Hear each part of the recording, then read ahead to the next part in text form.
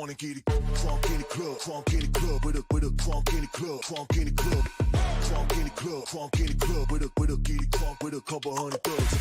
Crunk in the club, crunk in the club, with a crunk in the club, crunk in the club, crunk in the club, crunk in the club, with a get it crunk with a couple hundred thugs. Everybody round, everybody round, everybody round, everybody round here. Everybody round, everybody round here. Know we getting hype. Everybody round, everybody round, everybody round, everybody round, everybody round here. Know we getting hype.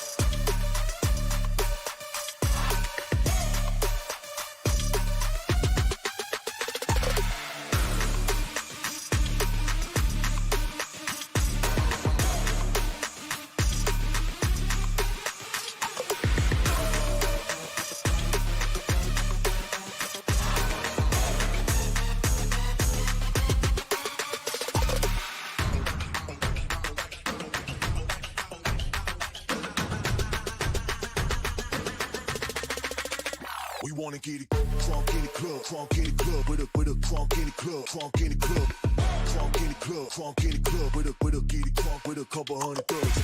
Crunk in the club, crunk in the club, with a crunk in the club, crunk in the club, crunk in the club, crunk in the club, with a get it crunk with a couple hundred thugs. Everybody round, everybody round, everybody round, everybody round here. Everybody round, everybody round here. Know we getting hype. Everybody round, everybody round, everybody round, everybody round, everybody round here. Know we getting hype.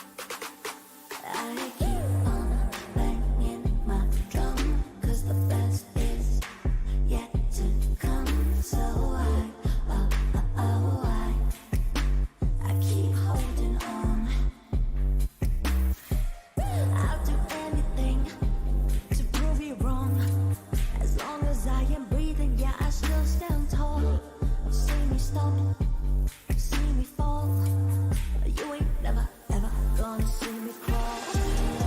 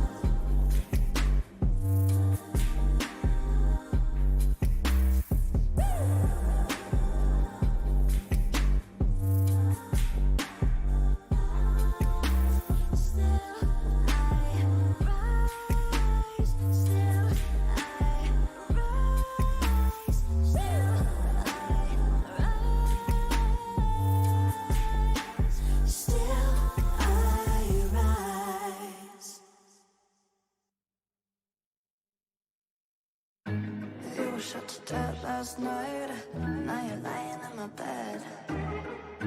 Must have been a dream last night, but I can hear what you're saying. You were shot to death last night. Where's my cup of coffee? I was dreaming something bad last night. Can't you hear what I'm saying? One gunshot, and I forgot to look at you, to look at you, to look at you, to look at you. Two gunshots, and my thoughts.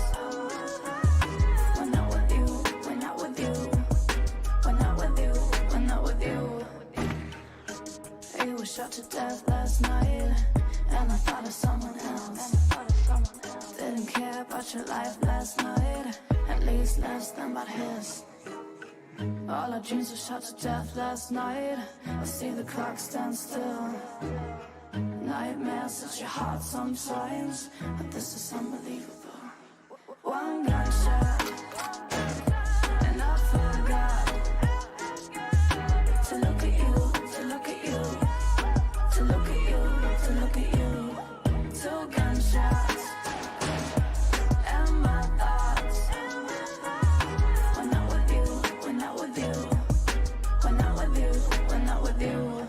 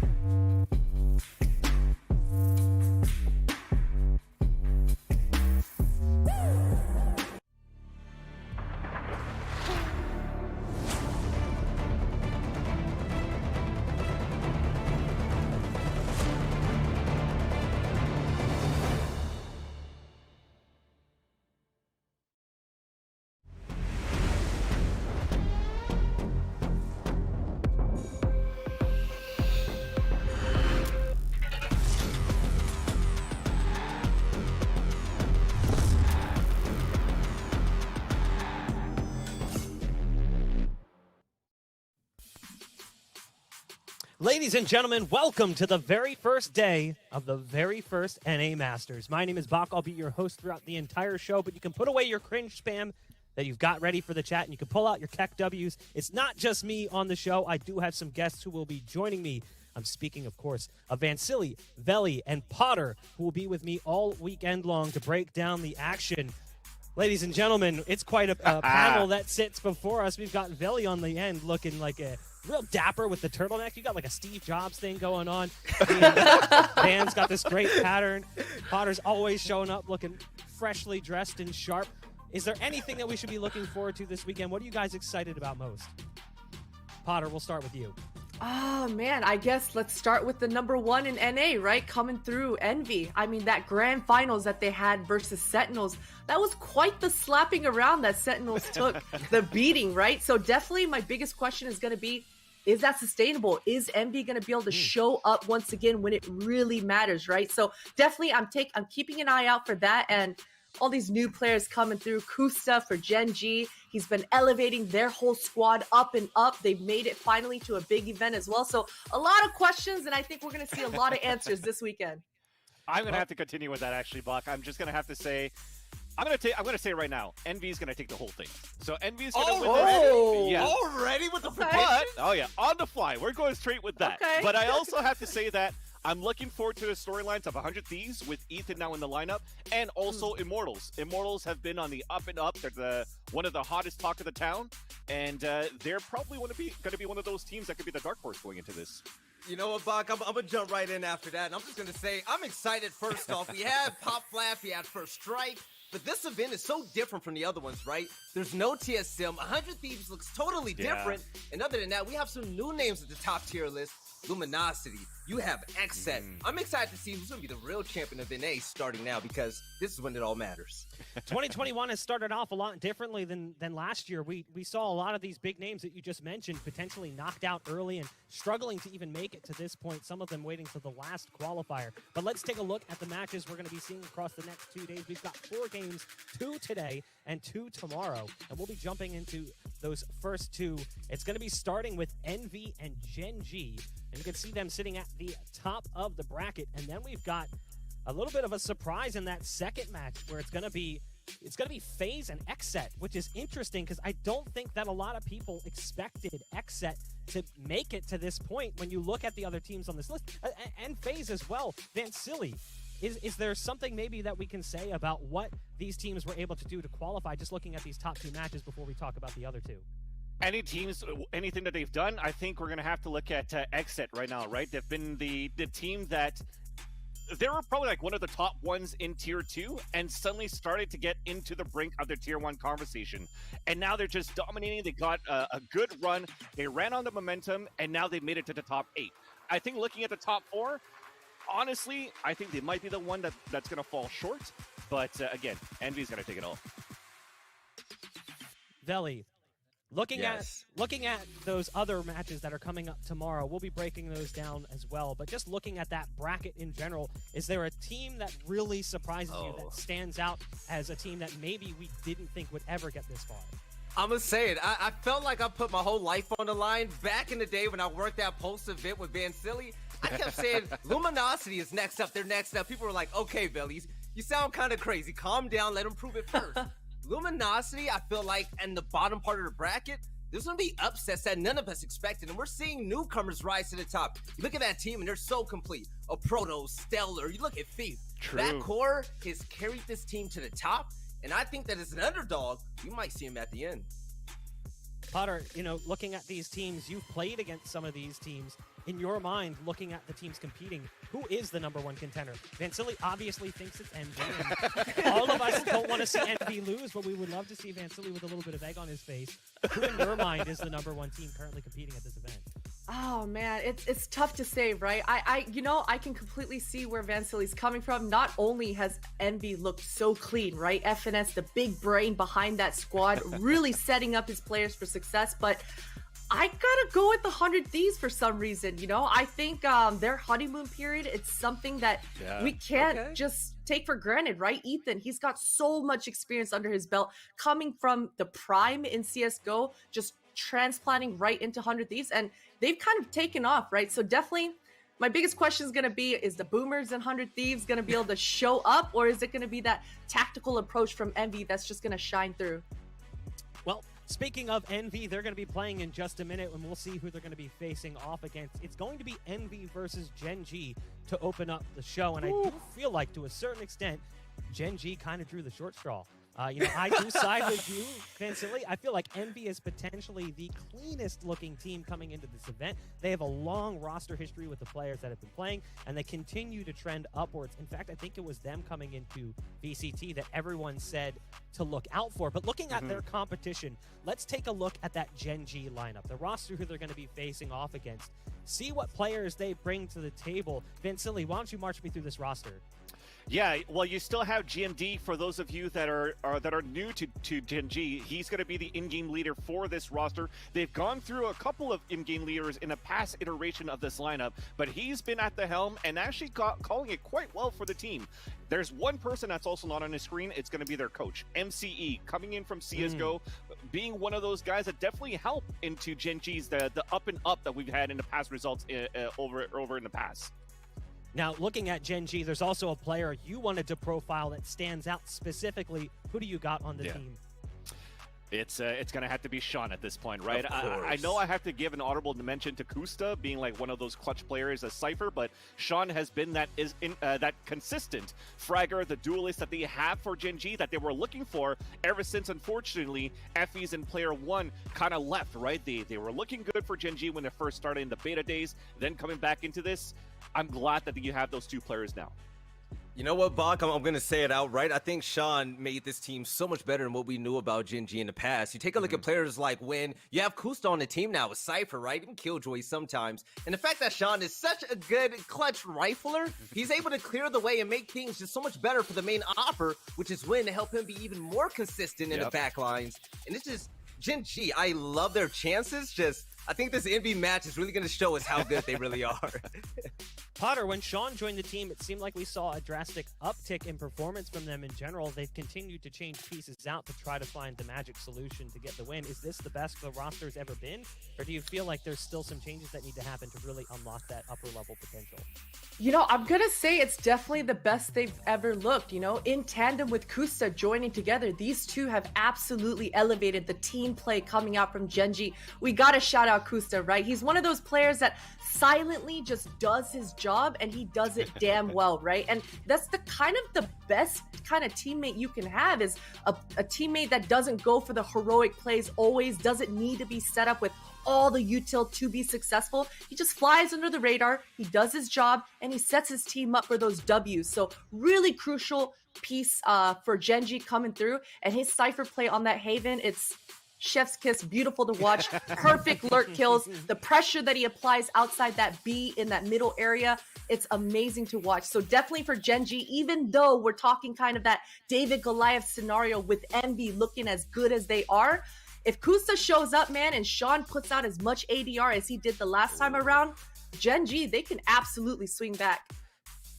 I personally love watching solid Cypher play on Haven, looking at a player like Kusta or a player like Steel. Everyone was nerding out over some of Steel's tripwire placements when they played during the last and final stage of the qualifiers. It's something that's always so enjoyable to watch. But looking at the opposition, the team that Gen G is going to be facing off against, Veli, march me through this Envy roster as we get prepared to see them come on screen, because that team has a lot of firepower and a lot of promise. There is definitely things to look out for with this Envy roster. Buck, let me take you down memory lane and tell you all about Envy, baby. And it all started, I'm being dead serious. This team has never been the same ever since they picked up Food and Crashies from T1. Ever since that change happened, they joined Caboose, and Caboose having another duelist able to bang out with them, they've been fantastic. Now, FNS, the leader of this roster, he's so smart. He's so passive in such a good way. You look at this team, and just their game planning, they look like the most well-prepared team whenever you see them on the board. So I'm really thinking that Envy, kind of like what Vansili says, I expect them to go to the finals, but they're going to have to prove it.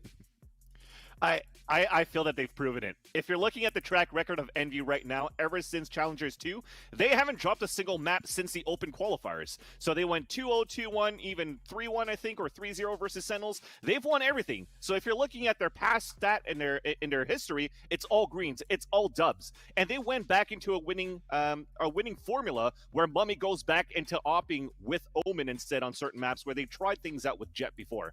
I just think that they go back to their winning ways, just like TSM kind of did when they tried to qualify, and it's working out beautifully versus all of their opposition. And I think that's such a good point that you bring up about Omen for Mame, right? Coming through. Yeah.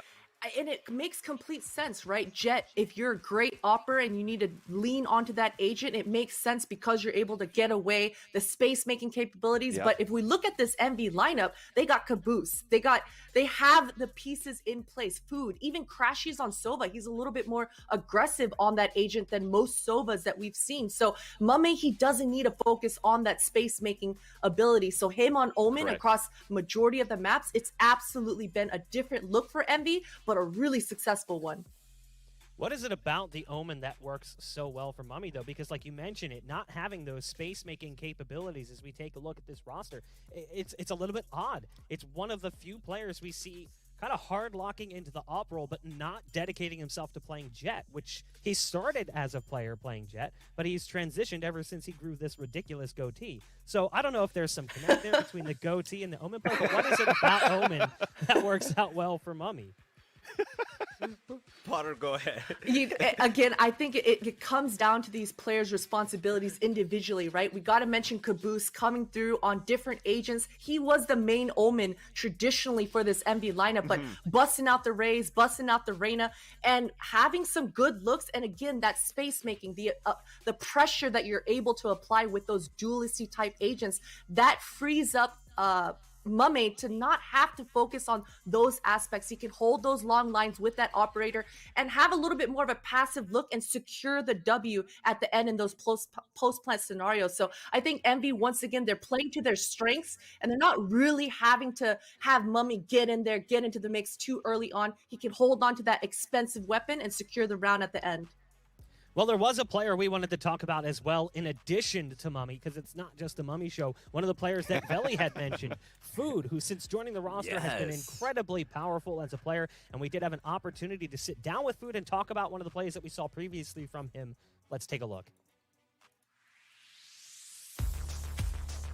It's 8-1 in the first map of the grand finals of Challengers against Sentinels. We're on defenders. We're up big. I'm feeling really confident because I feel like I'm playing really good. And Zoms walks past me in short A, and I just felt like I could win the round right there. My eyes grew big, and I pounced. This is, oh no, Sean. This could be everything here. He is on the mega trigger discipline as he creeps up looking for more. There's the first one, the second, the third on the transfer for Food. That patience paying dividends as Envy now only need to worry about one player, and well, he's history. Food with just such an insane round. For Food to make a play like this, to have that level of trigger discipline, it just shows why he's on Envy. It shows why he's one of the best players. Like, no one's gonna make this play in ranking. You're playing matchmaking, some dude walks by you. I mean, 9 times out of 10, you're just gonna shoot him back to the head. And to have the discipline to let, you know, another top player in the world walk right by you, onto site, smoke for his team, by the way, to hit the site, and then proceed to get a triple kill, and then flash the last guy, kill 4. Players know that that spot isn't that great of a spot because if they look at it, they can see you before you see them, and you're probably gonna die. But in my head, I was just so confident I didn't see it not working. Victor he's a very smart player, and he knows when he can get more value out of his plays. We're playing in a match in a finals, and Vic's able to kill 3 people from behind them when they think the site is clear. So you have to just think about how Sentinel's comms are in that moment. So they're all in the site, and they're all probably calming. They're playing retake. No one's in the site, and Vic's just behind enemy lines. He knew that he'll get Zoms, but he's also looking for more, and that's his mentality. When he's playing this game, Victor's always trying to get more. I just like to play aggressive. If they're there, sometimes I'd like to just aim battle them just because they're there, and My natural playstyle is a little more aggressive than passive, but in my head, all players should be able to do both when it's needed. Food has always had this sort of playmaking ability within himself, right? But he's kind of one of those mindlessly aggressive duelists that's always in your face. So he's not always in a position to make plays such as this, where it requires a bit more finesse, a bit more trigger discipline. Victor reads the situation really well. He'll understand what he needs to get done as his role on the team. He understands that if he has to stay alive, he understands if he should go in and get one, get two. Victor knew that this was the opportunity for him. He killed all 3 people, and he made the round much easier for us to win. Being able to pull off something like that in a tense moment, it requires a little bit more than just skill. It requires experience. It requires being in that position before and experiencing that yourself. Only the best of the best are able to make it look as good as Food did in that round. Zoms will probably check his left corner here for the next few months, no matter what. Goes in front of Zoms and then takes out Sick and Dapper. Oh my god, it looked like Sentinels finally found a way to get back into the map. Shut down immediately. I think just his experience in Counter-Strike and Valorant and his aim, his intelligence, he is a powerhouse. He puts people in uncomfortable positions, he hits shots, he's reliable. I think he's the best duelist in the game right now. I feel very confident going into Masters. Our whole team just riding a huge wave of momentum right now, and we all have superior confidence.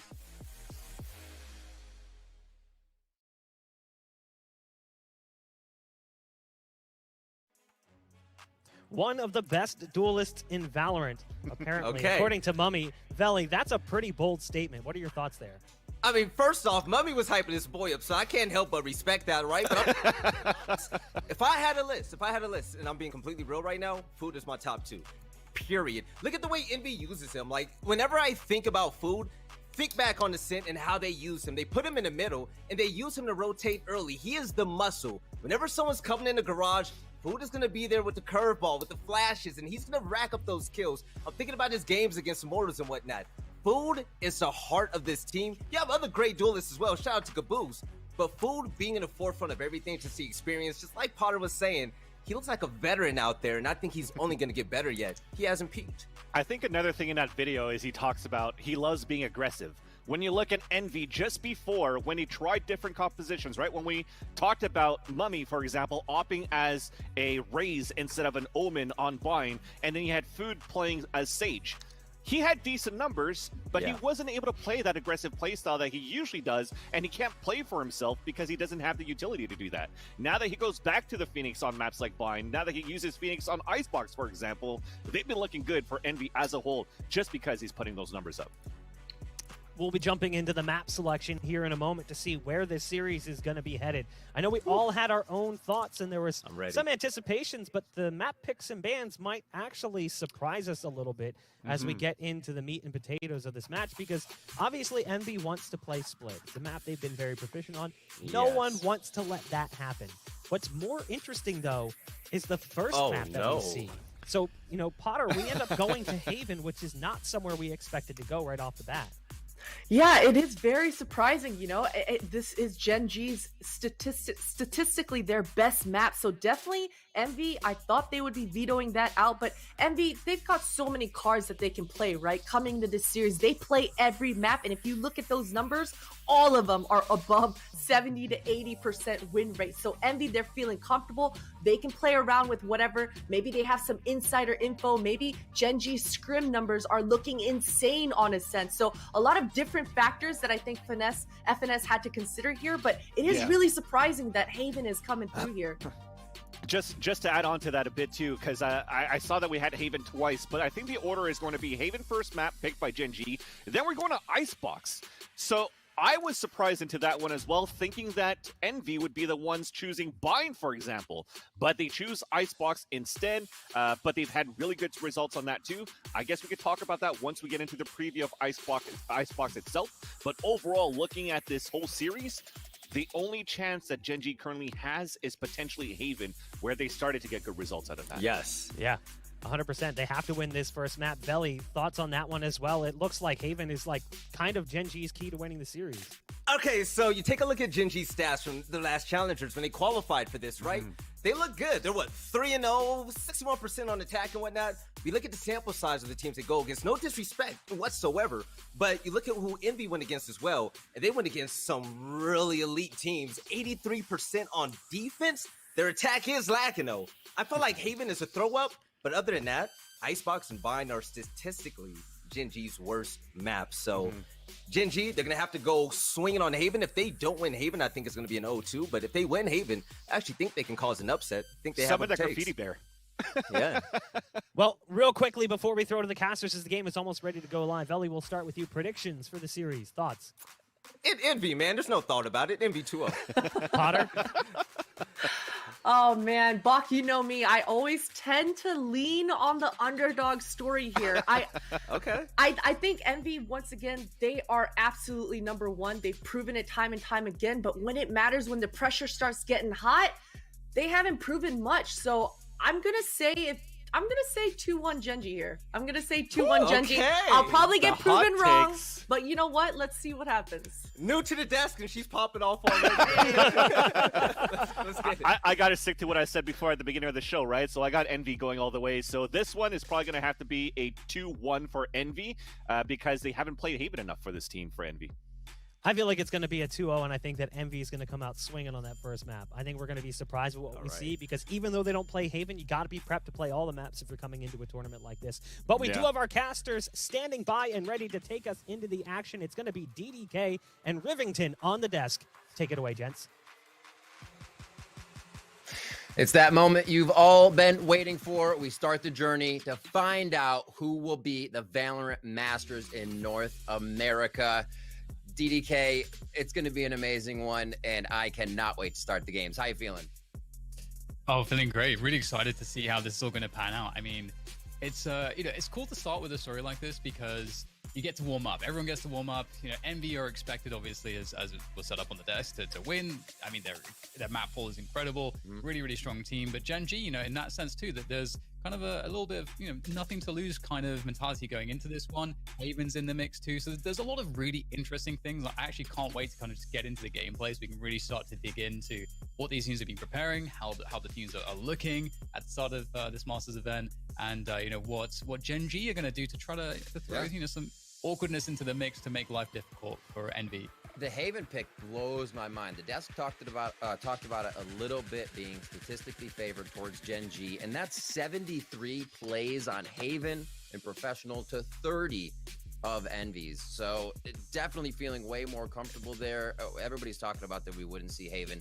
That's got to be the map that Gen G finds a win on. This is first 8th seed. From Challengers 1 to Challengers 2, we've seen Envy's defensive side on quite a few maps. I believe Bind and Split go up 20% in their win rate, and not a lot of teams are following that. Envy's 9-1 in their last 10 games. So I think you said it pretty good along the way there. But yeah, Gen G has the work cut out for them, but still very much a possibility. It's a team that's made changes, made moves, and they do have the mindset to be able to take down a team like Envy. Yeah, Envy's it's just such an interesting premise, a team like this, where they're so versatile. They're a team that's got so much in terms of, as you said, like their defense across the board has always been really good. So it's going to be scary, given that, we can assume also that their attack is going to, they know how to play Haven. Even though they don't have as many players as you said, as a team like, Gen G, they're going to know what they're doing on this map. So it's going to come down to the fact that Gen G have a lot of data out there for Envy to very easily. And it's like Envy, if they're floating Haven coming into this series, they're going to assume that Gen G are going to be picking that one up. And so if they've done any research at all against on Gen G's Haven, they're going to know a lot about what Gen G will be up to in terms of how they're playing their attacking defaults. So that's a scary prospect for Gen G, I would say. And the attacking default is kind of, we talked about it a little bit earlier. Gen G's very good at not setting a precedent with what they want to do. They'll have a few go mid if there's a mid lane on the current map they're playing, with a couple around the map, and then switch that default up. And you'll usually see GMD and Sean being quite a big cooperation couple there to be the one pushing forward, with Win looking for a side take and Mikhail also offering a bit of that initiation with his darts. So It'll be interesting to see how Gen G gets in here. Their defensive side on Haven is their strong point. That's where we see them racking up wins. I believe they have about a 75% win rate on rounds for defensive side. So picking up a lot here on attack is really going to benefit them. They need them. Yeah, and interestingly, you know, something to note as far as the Gen G attack is concerned is sort of their default tendencies. You know, I mentioned this previously. There is definitely data on them, but maybe no time to go into that, Riv, because we are straight into the pistol right now, and we'll already see a very fast hit coming in from Gen G with the spray going down on the A side. Envy with 3 coming into the site. Gen G just plows right through that one. We're going to be seeing if they can retake here. FNS looking to come around from behind, as you would expect the Cypher doing a bit of the lurk, but again, down. Crashies trades it out, but when he gets the retribution, trying to get the ghost. Getting a little greedy there for a few more guns and going to get himself taken out, but it seems like it's just going to be a quick take on a Gen G. Pulls the trigger immediately and does not let Envy get a chance on that round. Yeah, great stuff. Really good, obviously, to start off for Gen G. You know, you want to see the underdogs doing a good job in how they start things off. And one thing, obviously, I mean, it's not as bad as it was. We did have a really crazy meta for a while when the Stinger was, you know, a bit less expensive, a bit more consistent on the spray and the spread, and we saw people running and gunning with that, and as well as the frenzy, and it caused a lot of issues to stabilize after taking a pistol. But it seems like teams are doing a better job in playing these anti-ecos, so we'll take a note here as to how Gen G approach this. They can also use this round to kind of start to set the expectation as to how they want to default and how they want to, you know, put presence on the map at this early timing in the round.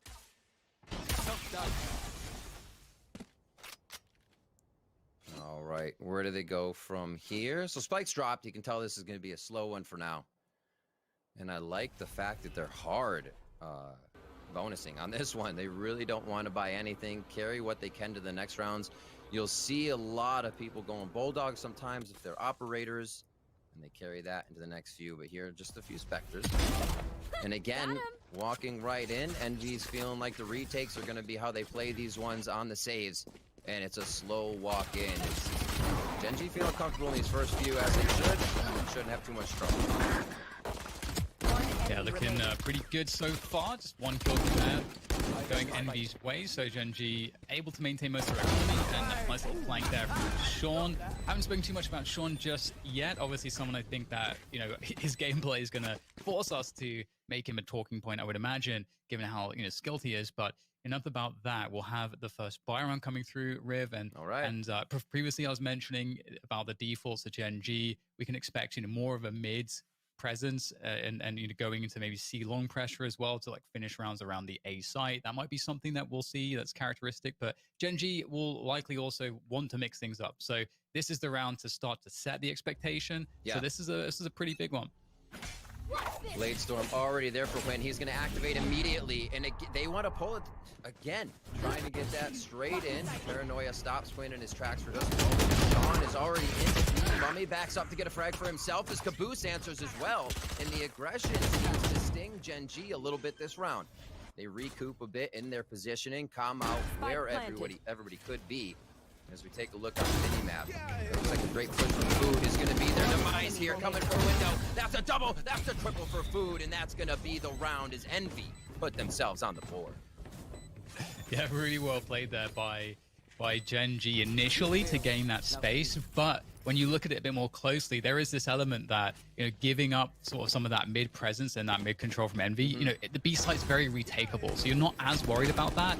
And because there was no defaulting, there was no presence or work done by Gen G towards the A lobby side of things, we see that clears so much space for Food to get a very quick flank, and we saw how dangerous that was. His teammates couldn't help him. They were dealing with the retake from two other sides of their own. It's just chaos. So I would expect Gen G to slow things down in some of the future rounds, but we're back into it. Looks like they want to go for some A lobby pressure to begin with. It actually looks like they are looking to send it on A, actually. You have the Phoenix ultimate on defense. Food should be able to make that work after an amazing round. Really able to shut down the dagger, the Blade Storm coming in from Win. And they're going to work A again. They worked for them the first few rounds. I think they feel comfortable with the angles as they move in. The cover for Cypher's traps on the back are great. And it's a full retake here from Envy. They feel that once again. We'll see if they can use their util to get back in here. Full retakes, I feel like, have a little bit of a benefit to them. Yes, you have to work against the spike. That's the truth. But I feel like there's better return on your utility. Where you're going to fire it towards the corner, there's more likely to be a person. And around that corner, it's going to be Hwin. And they lose a lot of that utility to get from Sova to get back into the site. It's almost imperative for a Haven A take. Yeah, you're totally right. That was such a valuable pick and some great space. Now you can see that Envy really are very concerned about this. They have to try to clear that out. Takes them some extra time. Starting to make the effort now forward, trying to push through from the window. Gen.G looking good on the defense so far. And Envy, they are looking to back away here. They've lost a lot. They haven't really gained much for it. And so they have to call it. The save is there. And looks like they should be able to get away with all of these rifles. And Gen.G, they've done a good job here. And this was all about the retake, just like you said, Riv. Envy realized what was possible. They kind of set up for it. They had the ability to have all of that utility early on. I think this is one point that we should make clear to people as well, is that when a team plays really fast into a site, if you as the defenders do just give it up and play retake, you have full utility at that point in the round. Nothing's been expended. So that usually will help massively on your chances for a retake. Yeah, it's okay to take it slow.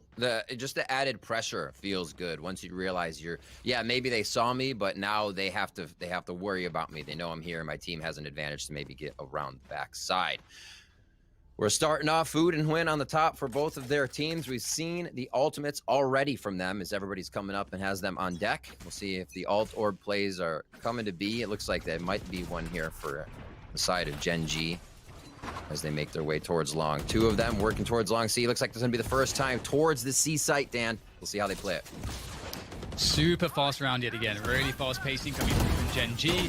And this time, Envy with more of a defense, trying to actually hold on to the backside of the site, behind the cage, behind the dark cover. It's working out so far. Mummy able to hold on to position. Now they're able to maybe push position. There's no space for the spike to get one. They have to fight their way out of this one. Mikhail is going to do just that, but not for too much longer. Caboose and Crash, he's still on the site, and they'll be able to lock things down. So, really good defense from Envy. They were not giving up the side for free this time, and it worked out.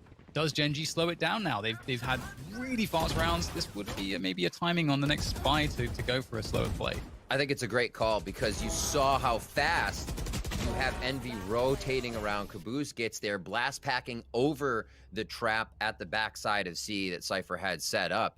And wait for that. Why not? Look for them to be always pushing forward, and you can take them out here again. I mean, we know Envy for doing that, right? They don't really have a defensive side. They just have offense. If they have blast packs as well, you'll see them going forward. Here, it's going to be a little bit onto B. Sean gets spammed down, or Sean spams Mummy down, rather, as Crassy's trades one back onto Hwin. It looks like B may be a touch-and-go thing here for Gen.G, as they just want to get the scatter on Envy to see if any of these sites are open, and I'm sure GMD is making that call right now. Yeah, this is really interesting. I think that Envy's doing a good job in reacting so far, using the drone to get that mid-round information on the A-long position. Actually, I don't think it spotted anything, and there's that lurk you were talking about from GMD creeping up. I think he got past the cam as well, and now it's going to create a lot of issues. He's going to be able to get himself using the alt TP all the way over to the A site, and in terms of a positional thing here, Gen.G have completely outplayed Envy because of that lurk from GMD. That really created a lot of issues, and we saw that Gen.G capitalized on some of that conditioning already. We saw, once again, that really fast pace. They were putting a lot of pressure towards B, so the sense of urgency is huge because you're expecting them to actually go for it. So that pulls a huge defender rotation, which allows GMD to creep up into C. Then you're wondering, okay, they're resetting, but what are they doing? We've just lost so much info because we had to give up A and C because we thought they were going to hit B, and then that gives the whole map for Gen.G to play with. So that's Gen.G's default and kind of attacking strategy. It's working out so far. And honestly, against Envy, when you know they're going to be aggressive, why not get them off their first angle or how hard they're pushing? Make them think a little bit different, because once they feel like they're in control, Envy will take over the game. So I love what you're saying. Gen.G's kind of trying to scatter Envy at the beginning of the round, and it's been working so far as we get around 7-4 to 2 here. Buys on both sides. And this is going to be a second round loss if it comes in for Envy. So they're going to look at 1,400 on their scoreboard on top of what they have now. So not really in a buy phase if they go through this one, maybe with light armor if they want to, if Envy loses this round. So things could be starting to get tight with economy as Gen.G starts to grab a hold. Yeah, I'm looking forward to seeing what Envy will try to do to adjust. Some early presence, just farming that ult orb there. Really important there for Sean. Get the run it back. Such a valuable ultimate. One of the most valuable ultimates. A 6 charger as well, so you can get it up pretty quickly. And this A lobby control is really important because this is an area that Envy could be pushing because they're expecting so much mid and C presence early in their timings. It's important that Gen G keep Envy honest and don't allow them to just push that for free, which they're doing a good job of so far. So right now, Envy don't know what's happening as Gen G kind of reset into what looks like more B pressure, but now they're finally walking A again. So really keeping things confusing as far as Envy are concerned. Revealing area. Slow play, just trying to get a quick reveal.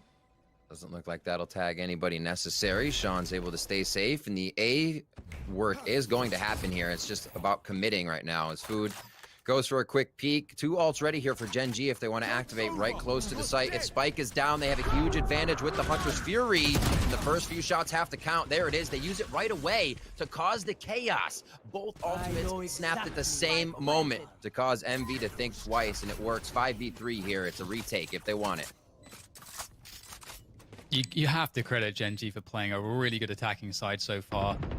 Again, we saw them setting the default, setting the early timings of the round, where they're going to be.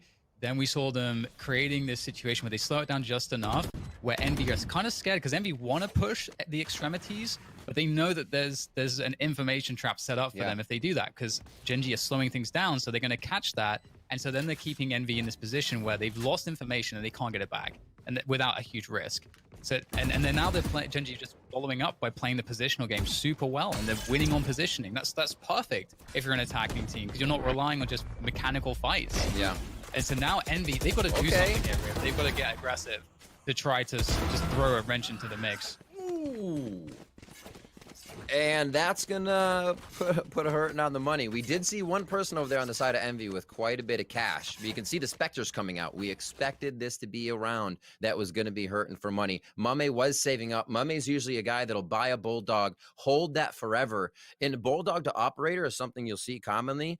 I love that combination. It feels like a very similar peaking pattern. Peak, get out, and the transition right there, if you need to drop to somebody or buy next round, just works out really well. You feel set up for it. He's going to try here from lower to see if that calibration is ready for himself.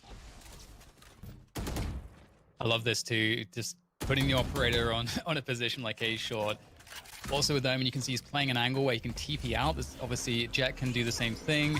Reyna, if she gets the kill, can dismiss. And there's Caboose around the corner using the showstopper, trying to find ways to get value. We talked about this sense of urgency for Envy to try to take control of something early on and just put the aggression on. And they're trying to do it around A lobby.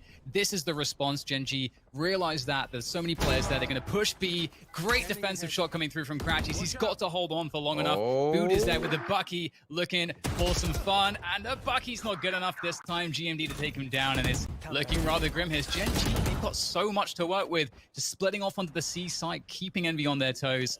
And now it's a 3 versus 2 off the plant scenario for Gen G. Imagine if that's a Phantom and not a Spectre off of being forced into somewhat of a half eco round. It's, oh, that shot there. You just feel jaded by the gun when you see that large spark come off his head, but that still means he's low. Doesn't matter. Mame's going to overkill on that one with the Operator. And Caboose, he's going in. He's got a blast pack. Blast pack with the Bucky. He's feeling confident right now. You can absolutely make a play here. Maybe right into the window. Makes a little bit of noise. Oh, the Trickster gets him. GMD goes down. Twin trades back onto Mummy, and it's just going to be a back and forth here. Taunt him out. Half defuse. Pros don't fake. Pros don't fake. Oh, he has to get off knowing the peaks are coming in from Win. Turns his head as Caboose tries to duck, but Win hits the brim of his cap and knocks it all off together. There it is, 6-2 now. I said that this was going to be a tough map for Envy, but also that Gen G usually grabs most of the rounds on defense. So this one seems all but wrapped up if they play to their statistics. Yeah, it's such a great attacking half. I can't really stress it enough. They're just doing such a good job controlling the information game. And then that allows them to win the positioning game. And then when they're making these moves on the fly, when these kills are getting traded, they're just making good decisions as a team. And we saw Envy trying to invest a lot on A lobby last round to get the initiative early working in their favor, but that didn't work out either. And so now they're kind of struggling. We get the early Hunter's Fury there from Crash. It's a great angle. Able to punish, and we can see that there's a reaction from Gen G trying to charge into the C site. Finesse able to defend there as well. And now, finally, Envy, coming off the better of these early exchanges, having to use an ultimate for it, but still, 3 versus 5 for Gen G, and they got to try to work the positions that they have here, Riv. What an interesting round. Envy is staying on their own side. I don't know if I've seen this before. That's working out for them, though. They're letting Gen G come to them. One of the benefits of being on the defending side, and Envy definitely do a little bit of a paradigm shift here in how they consider the approach. A little damage over. No, Kusa doesn't take anything on that. He will have a good bit of utility. 45 seconds left. Feels like the world if you know what you're doing. He has a lot of time. One to the right, grabs a bit of info, but they just surround him from everywhere. 3 for Crash, he's there. Envy's starting to feel good as they pull back. You got to be careful around these rounds when everybody starts getting their ultimates ready. They start stringing those together between teammates from round to round. It starts to really change how the game is flowing. Yeah, and I'm hoping to see that we'll see a play from Food here with a run it back, maybe some kind of a setup towards a lobby to try to once again take that early control. And actually it looks like he's gone back towards mid, which makes a lot of sense given the fact that Gen G's defaults often start with this early timing, heavy presence around the middle area of the map, and then they go back to A later on. But they're mixing things up a lot here on Envy, really keeping them guessing, charging towards the safe site, and Finesse sitting in the cage. The daggers come out. Oh, was actually going to whip the right click, allowing FNS to survive for longer. Push mid already. They can't deal with this position. They're stuck right now. They can't gain ground. Envy are defending very well, and there's just nothing left. What? Just like that. Open and shut. That was just a read and a half. There were 3 mid to start, instant transfer over to A once nothing was seen, and the team collapsed. You saw Caboose into the window 5 seconds into the round, blowing up the Cypher gate on the back. You had the call into sight because all the action was there, and if it didn't happen right away, Caboose was he was there on the end, being the Caboose, as he should be. Everybody you can see participating on the scoreboard there for Envy around the board to get this game back into their hands. And again, they'll do that little bit of a push down. Uh-oh. And there you go. It's going to work out beautifully well for Envy. You know that at these early timings of the round, it's going to be quite likely to find these Gen G players. I'm liking that Envy have the confidence to make some plays. You can see that they know how to coordinate around their utility to do so. Yeah. And Gen G, they don't have anything left here. The spike is down in grass. It's in no man's land. There's no real way to recover that without hitting some crazy shots. Cruz is going to work on that, but he's only good for the one right now. And GMD, all he can really do here is do some extra damage to the economy of Envy, but he won't be able to accomplish that. Okay, and this is what you're looking for. Gen G, they do a great job playing the information and position game. Then we get Envy having enough of that, using their confidence, and just tackling things head on at the start of the round. And how is the last round played? 3 strong towards A here. Nothing on B this time. So it looks like they actually are gonna get a flash down curveball towards long C. Maybe a quick push down. You see a Cypher trap on the site in a few spots. It feels like a retake. And Spike's getting work for Gen G towards that mid area. So it seems like it's just a slow default round for them. They won't Back decide to the push. basics. Yep.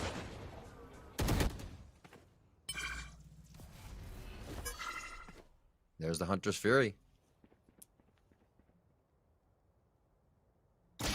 Caboose, oh dear, able to get that one. Sean, great entry from him. The run it back pops immediately straight towards C Link. Will get dropped, but there is control towards A Link here for Gen G. That's really important, getting extra post-spawn control here on this site.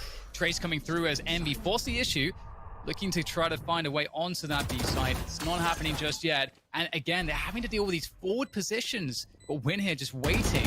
White Ailing is just wasting so much time, and he's still alive. That's allowing so many individual fights to go the way of Gen G here. And they're just picking them apart. They're not.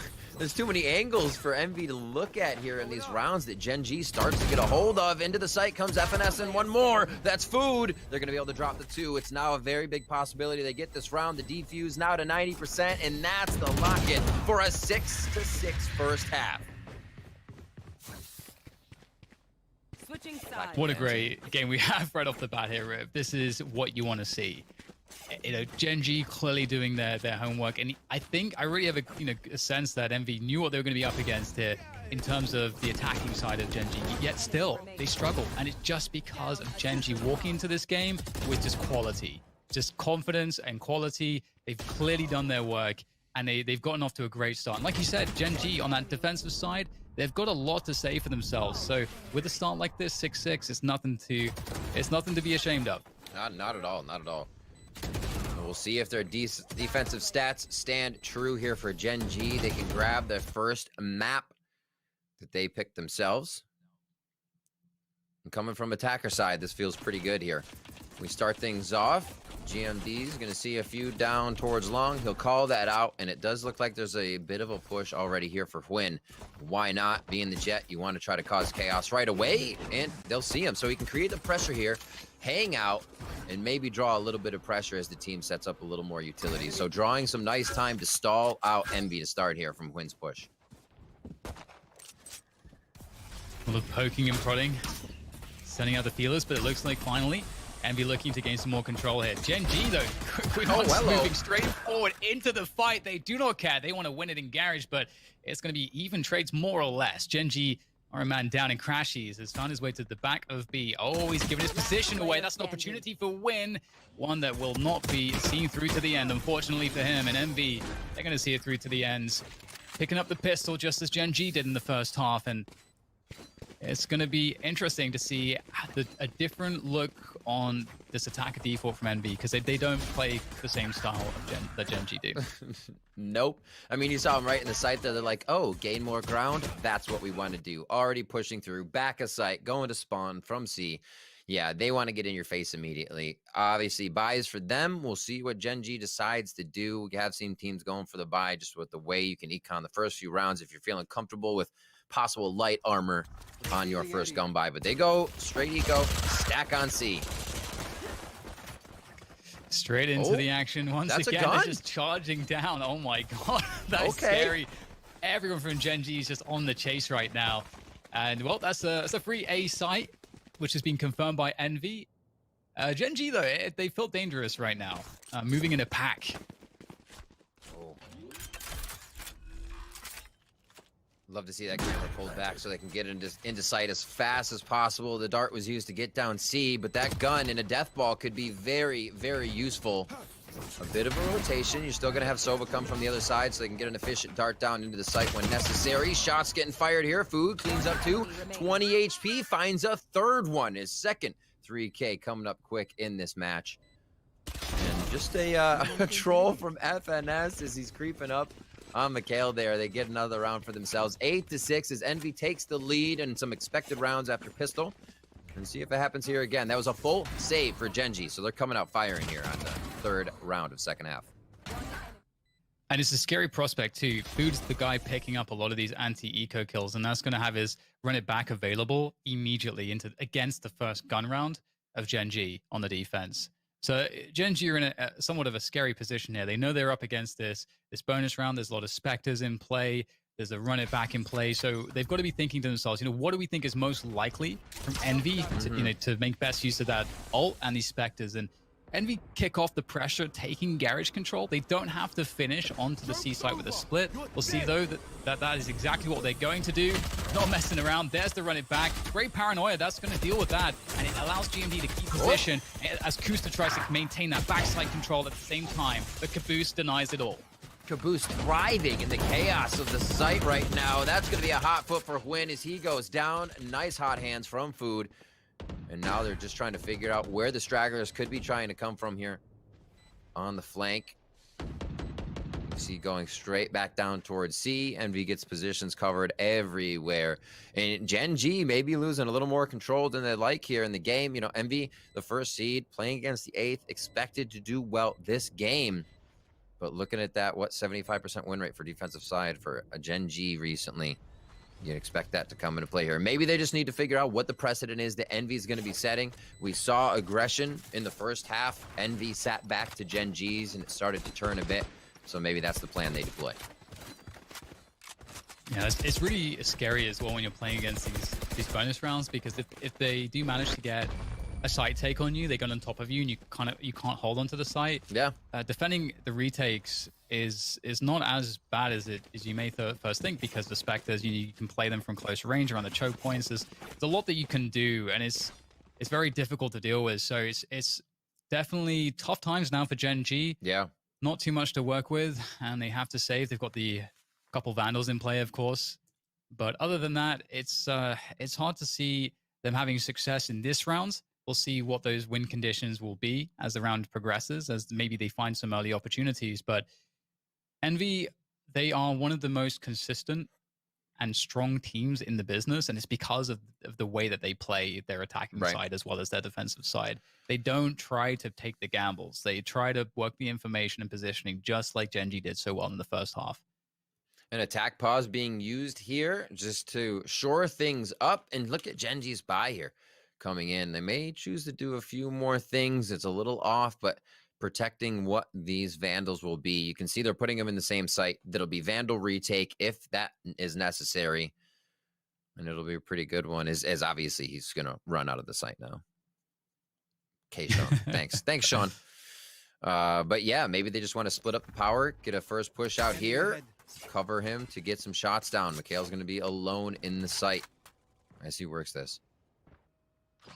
Yeah, you can see that they were looking to make a play, Gen G that is, on the defense with a couple Vandals in that mid position. They had the ability to split with the garage players, but you can see Envy are keeping it safe. They're watching for these pushes. They're using the drone, the boom boss. They're just using all of their utility to keep everything as safe as possible to prevent their opponents from surprising them. It's up to Gen G to be creative in a situation like this, and it's Win to replace this position that maybe Envy feel like is clear, but we'll see how diligent they are. Win jumps around the corner looking for Caboose, but Caboose is just a little bit too far away. I like it. I was kind of hoping they got a lot closer before, like, the Vandals surprise was, you know what I mean, shown. They haven't really shown that they do have those Vandals coming in for themselves here, but they are avoiding Gen G in that buy very accordingly on the side of Envy. Now getting themselves into C site. Showstoppers there if any trouble comes of this round. So it looks like another round here for Envy, and this is that buy for Gen G. 30 seconds left. With two Vandals on some, and they're just trying to squeak out whatever rounds they can here. They know once Envy gets a stranglehold on the game, it's very hard to get back in. Yeah, definitely. And it's one of those things, too, where we saw that Gen G were calling the shots. They had that good start, and they were able to really capitalize on sort of how they were conditioning the defense. And that's the same kind of situation that Gen G are in now. Then they're in this position where they're going to have to find a way to take the initiative, take the game away from Envy's default, and that's going to be very tough to do, and it is going to require some element of fortune and some element of somebody being creative and really finding just a great performance individually. And in terms of the ultimate economy, Caboose is sitting on a showstopper right now, and that's kind of a scary prospect. Sean is able to, if he's able to get hold of an orb, which he will be playing for that A long orb, can get a run it back, but it really does feel like Envy is set up quite well to do some early damage here again. It looks like they may focus on that garage control. I'd love to see this round pull out as much util as possible. A simple default, crash these plants. He also gets an ult on top of the showstopper you're talking about right there. And then they are really nicely set to just grab round 11 here and may not even have to use those ults depending on the shots fired. In Food, playing with his food right now, hops into sight with the curveball out. Makes a shot happen before it goes off. They're going to keep taking a little bit more control here over C. Already FNS on the flank trying to watch window. GMD takes him down though, feeling comfortable, but now 10 HP, has to call for the cavalry before he makes a move. And Mame knows that is a very low omen in the window, but he's looking at the wrong way. Timing occurs, and Dan, this could be a possible retake. 4v2, there's the showstopper. Nice by Caboose, not to overcommit. He's played it perfectly, and that's going to leave very little left in the tank for Gen G. In fact, just one man left standing. And although Mikhail is going to be able to get one kill, it's going to be a tough ask to find the remaining two with the time that he has. These, of course, are professional players. They're going to use the clock against him. In fact, Food, he's found his timing, and Food is pretty nuts. That first entry rip, I mean, sometimes people talk about aim, right? And they're thinking about moving the mouse around, but it's the elements of focus and pre-aim and visualization there that allows Food to not have to move his crosshair. You can see that it's positioned perfectly as he emerges onto the site, and he just is so fast, his reaction speed, because of how he understands how to visualize and anticipate and use his experience. So didn't even have to move the mouse. So good. Just like that hip fire, a little hip fire there. Oh, no, I don't want a curveball. I want the quick kill. I actually thought he threw the curveball at first, so I called that wrong. Just all happened so quick when that gate came up. Food being that fast. And a few ultimates around the board here. We do have that spike going down last round. When you will have crashes with that Sova ult now. Caboose just being a nuisance here. Trolling GMD as he pushes long. And they'll be able to get big info off of that. And you know, Gen.G has to do a few of these things, right? They need to get a bit more info. They can't just wait for Envy to be on their front doorstep each of these rounds. Sean's doing a good push here. Imagine if, you know, GMD still just gets the long C. They have every info that it's going garage or mid. So things like that pay off, but Envy's ready. They're definitely ready. They've played the pacing really well. We'll go back to that point in a moment because we can see that Gen.G are trying to throw some challenges in here. They're forcing the action. Very nice dodge from Win. He can't keep himself alive, however, as Envy have control of this mid position. They're able to rotate quickly, and they're looking to go for that C side. They understood exactly what Gen.G were doing, and so they know that the C side itself is open. Great play from Kusta, though, using the cage, using the trip to be able to hold onto backside. Key position to get his teammates to rotate through, to help him on this retake. Another trip connecting, and Envy is still finding a way to defend, but there's Sean in the 1v1. It's going to be a tough one, but we'll see if he can do it. Oh no, Caboose, of course, was waiting on the body. I didn't even recognize that in time. I was just so hopeful for Sean, but it's not going to be enough, and it's just a clean sweep so far in this half. It's going up in fire, Dan. Look at it. It's on fire. Yep. Uh-oh. Hopefully they've brought the water. They can get everything put out. There's still time. Ultimate's here to be used. They have to be able to follow somehow. Who's on deck? So 0 out of 6 and 3 out of 7. So not even on deck for Sean and Mikhail. They'll have to rely on the Blade Storm here. These ultimates may just be forced out. And it's Envy with the Sova ultimate still. So if the plant starts to go down, there's a way to deter that on the side of Envy. Diffuse, rather. And there's a way for Envy to just kind of play that safely.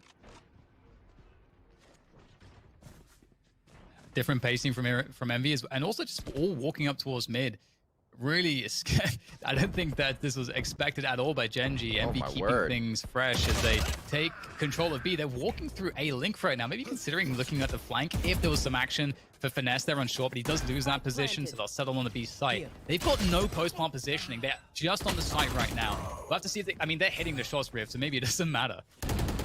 Envy goes B the first few rounds, leaves it up to the A and C for the rounds in between. And they're like, you know what? Let's just train this one into B real quick, and we'll take the win 13-6. It's about setting a precedent at other sites and then just throwing your opponents for a loop. Envy was able to find that all the time on T side, and a 6-6 first half set them up nicely for it, Dan. It really did. And it was so funny because there was a moment when you were saying, Riff, you know, Gen.G have to take some information, and that was the exact round that Envy decided to just wait. And they hadn't done that at all, but they slowed their pace down so much that they caught all the pushes, and they got that kill on, I forget who was pushing C long, and then there they just have a huge advantage to play with. So they just were in the heads of their opponent. They're reading the pace of the game super well, were Envy.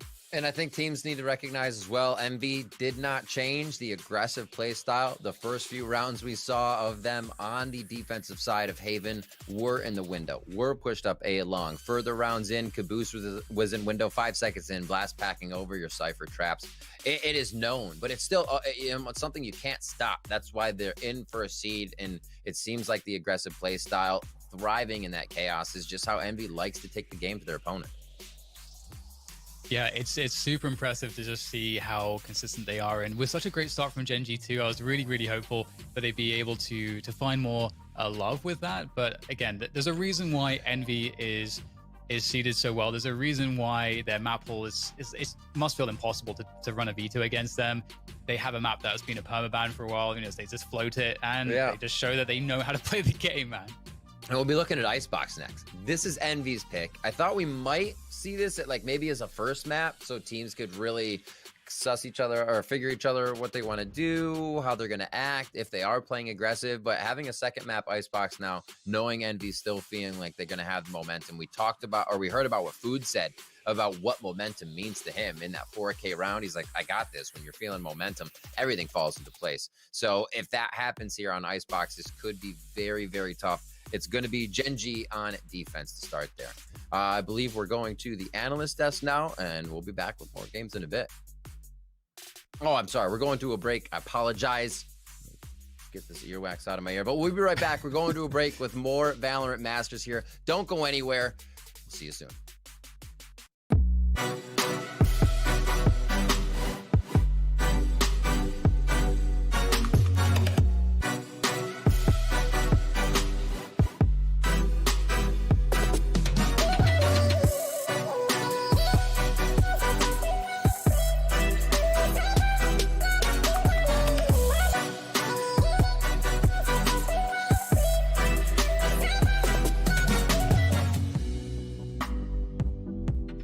Verizon believes everyone deserves the best. That's why we start with 5G from America's most reliable network. Verizon 5G is next level. Then give families plans to mix and match, so you only pay for what you need starting at $35. You get so much more than this, a great network. And offer the best in entertainment on select unlimited plans, like Disney Plus, Hulu, and ESPN Plus, as well as Discovery Plus, with a Galaxy S21 Plus 5G when you buy one. There's no reason to settle for less than the best. Only from Verizon.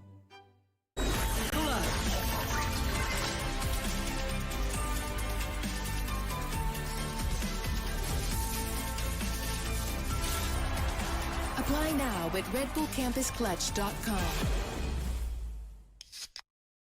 Enemy remaining.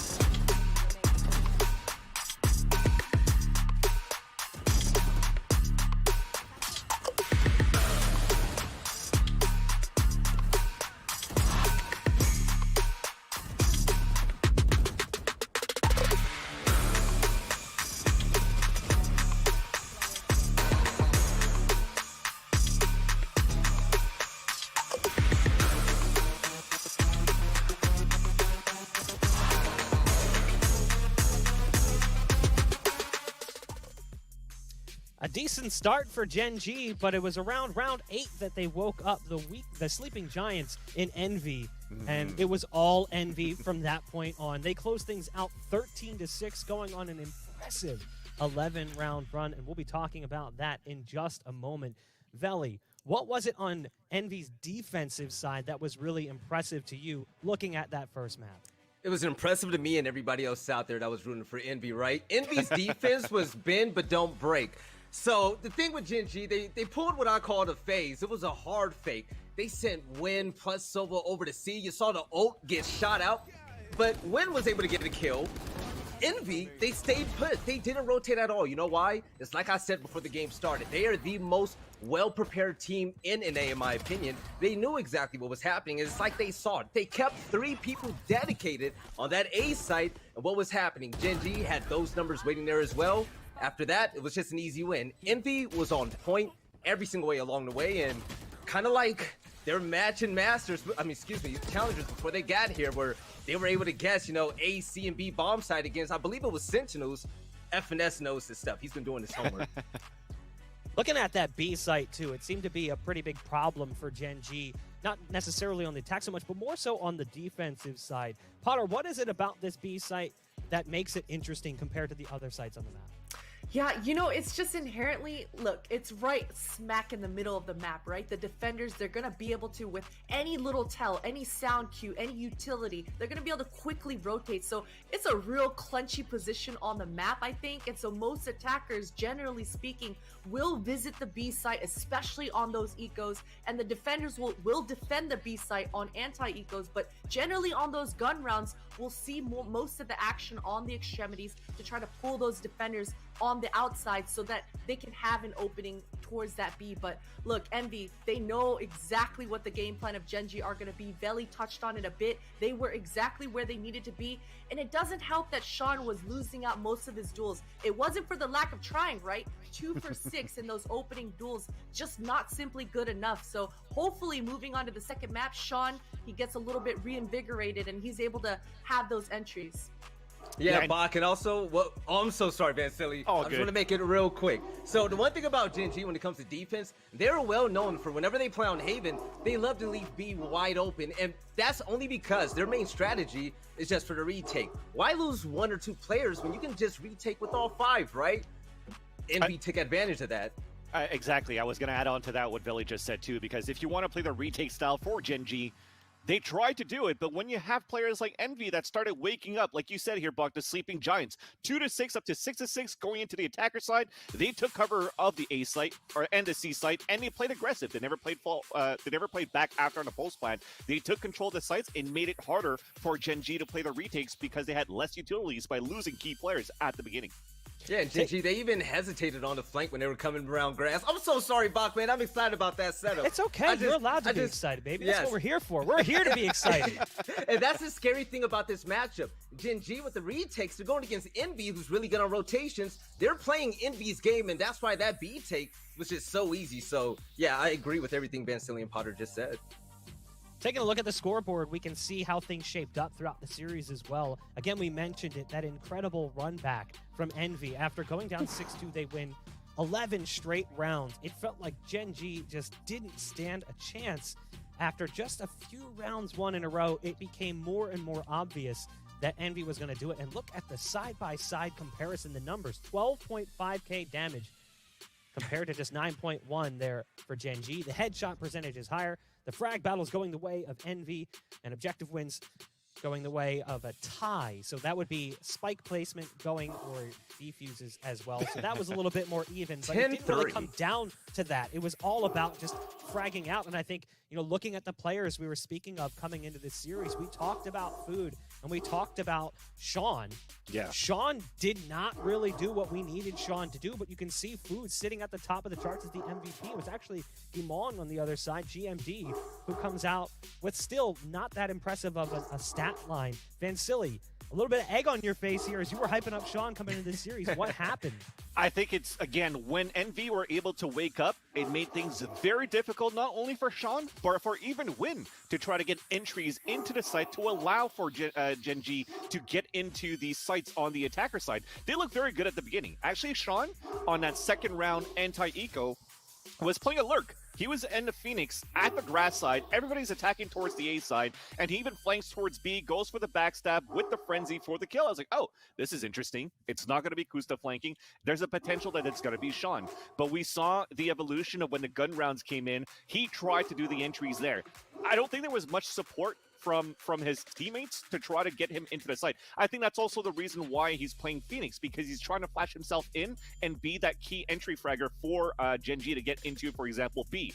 But when you see the positioning where Crashies was, right? The amount of headshots, the percentage that we had in total for Envy that's greater than Gen G, I'm pretty sure it's all Envy Crashies and Food on the defense and the attacker side, respectively.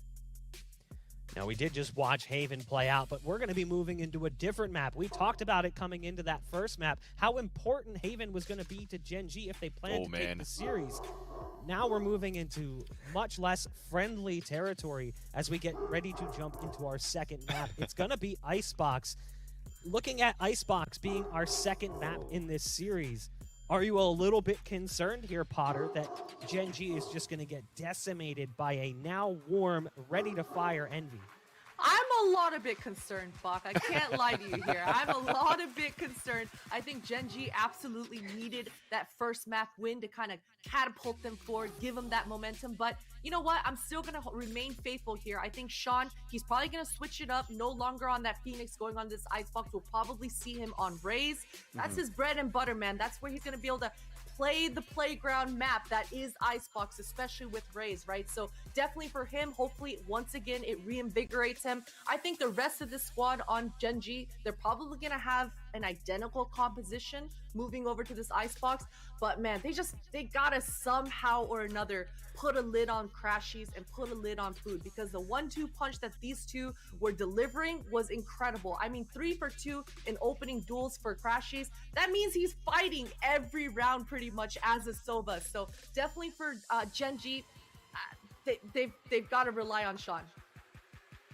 Yeah, I'm going to say straight up, Icebox is 0-2 for Gen G when it comes to challenges too. But you take a look at Envy, man. Envy is going to be way too unpredictable. They have so many pseudo fakes, you're not even going to know what's happening. Crashies with his owl drone, he's going to be the lead of a lot of confusion on the end of Gen G. So I'm going to be straight up. I still think this 2-0 is still going to happen, Bach. Big shout out to the Plat Chat boys, because I remember playing a game with Sideshow and it was telling me you should have a look at Envy, because they're one of the few teams, if not the only team, that plays a Phoenix on this map. So I had a look at the matches. I was looking at what they were doing with Food. They have Food forming that B orb. They have Food planning into the site as well. And for an agent composition that does not use a Sage. People think a meta right now is to use a Sage on the map. Food is the one that's going to push up towards B and curveball towards the double boxes on the green side to make sure that nobody's playing behind there, that it can't be wall bang, and when the coast is clear, that's when they plant. This is going to be the demise of Gen G. They also are a composition that don't use a Sage, where I think overall, Envy will take the advantage based on the playstyle and the agent composition. Well, you mentioned Phoenix. Phoenix brings the fire and Envy brings the heat. Yeah. But is it possible that Icebox will cool them down a bit and Gen G will be able to force things to a map number 3? We've got the casters standing by. Take it away. It is time for map 2. I'm super excited. Icebox has been one of my favorites to watch, to see what the min-max innovation has become for each team as we go throughout the tournaments. Both teams have played this map in tournaments 8 times. So maybe the 9th time's the charm, or the 10th if they can get 2 in a row, but we'll see if they have something new. Yeah, I think Vansili did a really good job in highlighting some of the key elements of this. I think the running the Phoenix, I completely agree. I think it's going to be absolutely key. I think it's going to be difficult with Gen G, because unlike Haven, I think this is a map where they're still finding their feet and finding the way in which they want to master that attack. So I don't know that we'll see quite as well a versed approach on their offense, but we will see a lot of action around mid on the defaults, which I think it's been really interesting to see that developing in the meta. Actually, a team that I really like in terms of that watching recently has been 100 Thieves, with the way that, you know, Steel will run the Killjoy and he has little setups where there'll be a dark cover planted in mid and he'll drop an alarm bot in there. There's a lot of teams trying to solve this early mid-round presence that can really cause a lot of problems on this map. And I feel like Envy going to be ready for that when that comes out from Gen G. So we'll see how that develops. And I think, yeah, so we've got Sean on the Sage there. So, you know, there's obviously the talk of Sage is a very common pick on this map. Is that going to be the case? We know that Envy don't like to run that. We're likely not going to see the Viper either. But there we go. There's that Sage on Sean. What do they decide? Yeah, it's all locked in, actually. I thought there's still a few hovers going in. They do the Sage, though. You're right. This is going to be quite interesting. So they'll have a little... I feel like it's almost... It makes B that much easier. Obviously, you can do quite a bit when you put a wall up at Pipe today, but having that for B kind of makes things feel a lot better. It's a difficult site to cover if you haven't done many post-run plants. You're either backed up by the boxes where you're entering, or you're kind of out in no man's land on yellow, and you're going to eat everyone's utility that starts coming around the corner. So I love seeing the Sage and how that's played. But and again, like I said, Dan, it's cool to see when teams aren't using the Sage, as Valley was pointing out before, and how that starts to be utilized now that things are changing.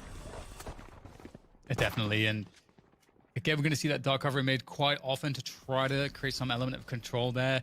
We have a movement from Envy, though, otherwise, just towards the Sage site. It's just a single Killjoy there for Gen G holding on to B.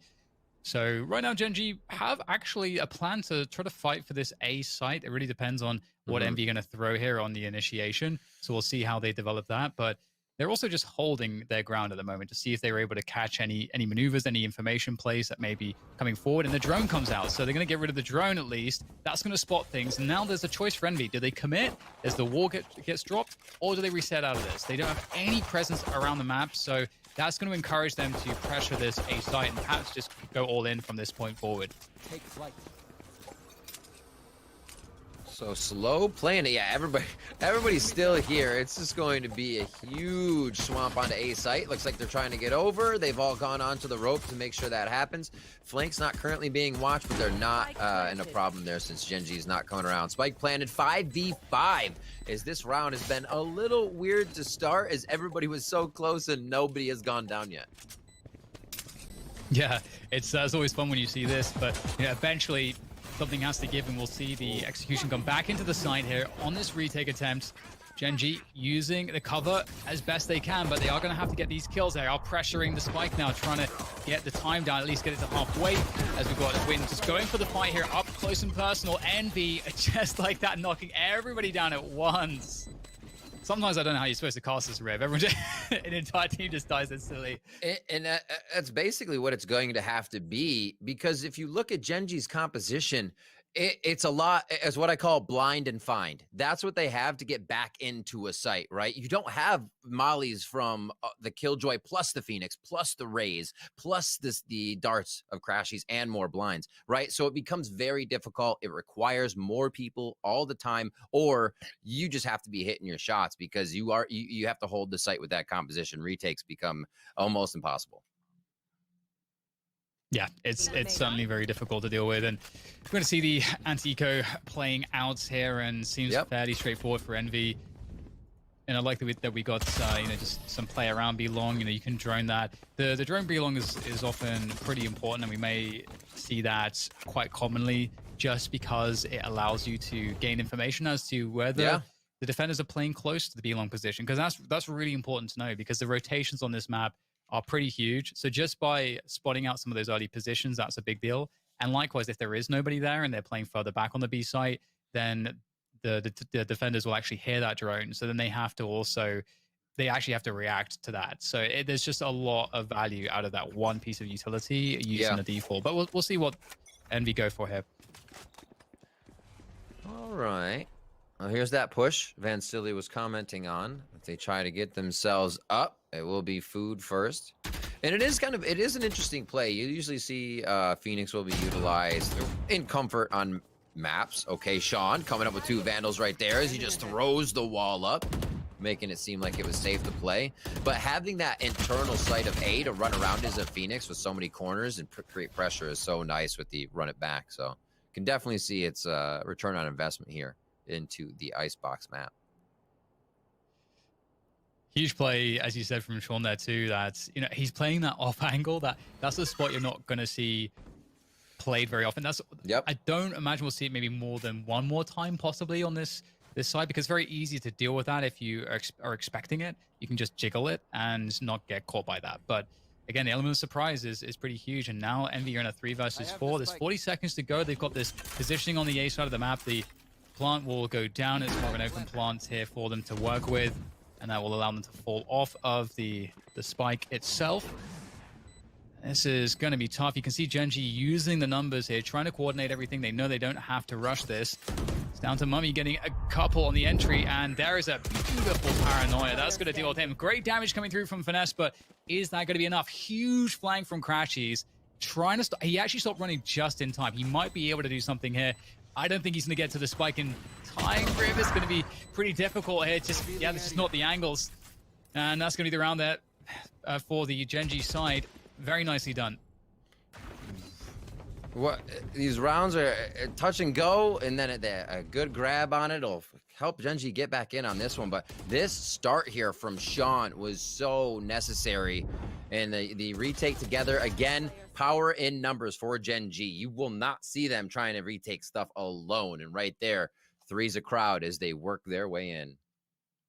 And one quick note for the viewers at home as well. That position that Sean was in, it is that you do get the distance advantage. You see the opponent's models first. But again, it's very easy to deal with if you just expect it, because jiggling that is that you're not going to be exposed to anything else when you're jiggling that. So they can deal with that now they know about it. So you can see Sean is changing his position, and he's going to pick off one.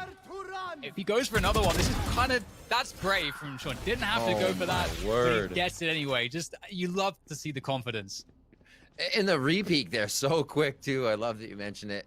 Just super, super confident. And that's what you need here against Envy, because they're going to be coming in just as confident. The left click isn't going to be enough.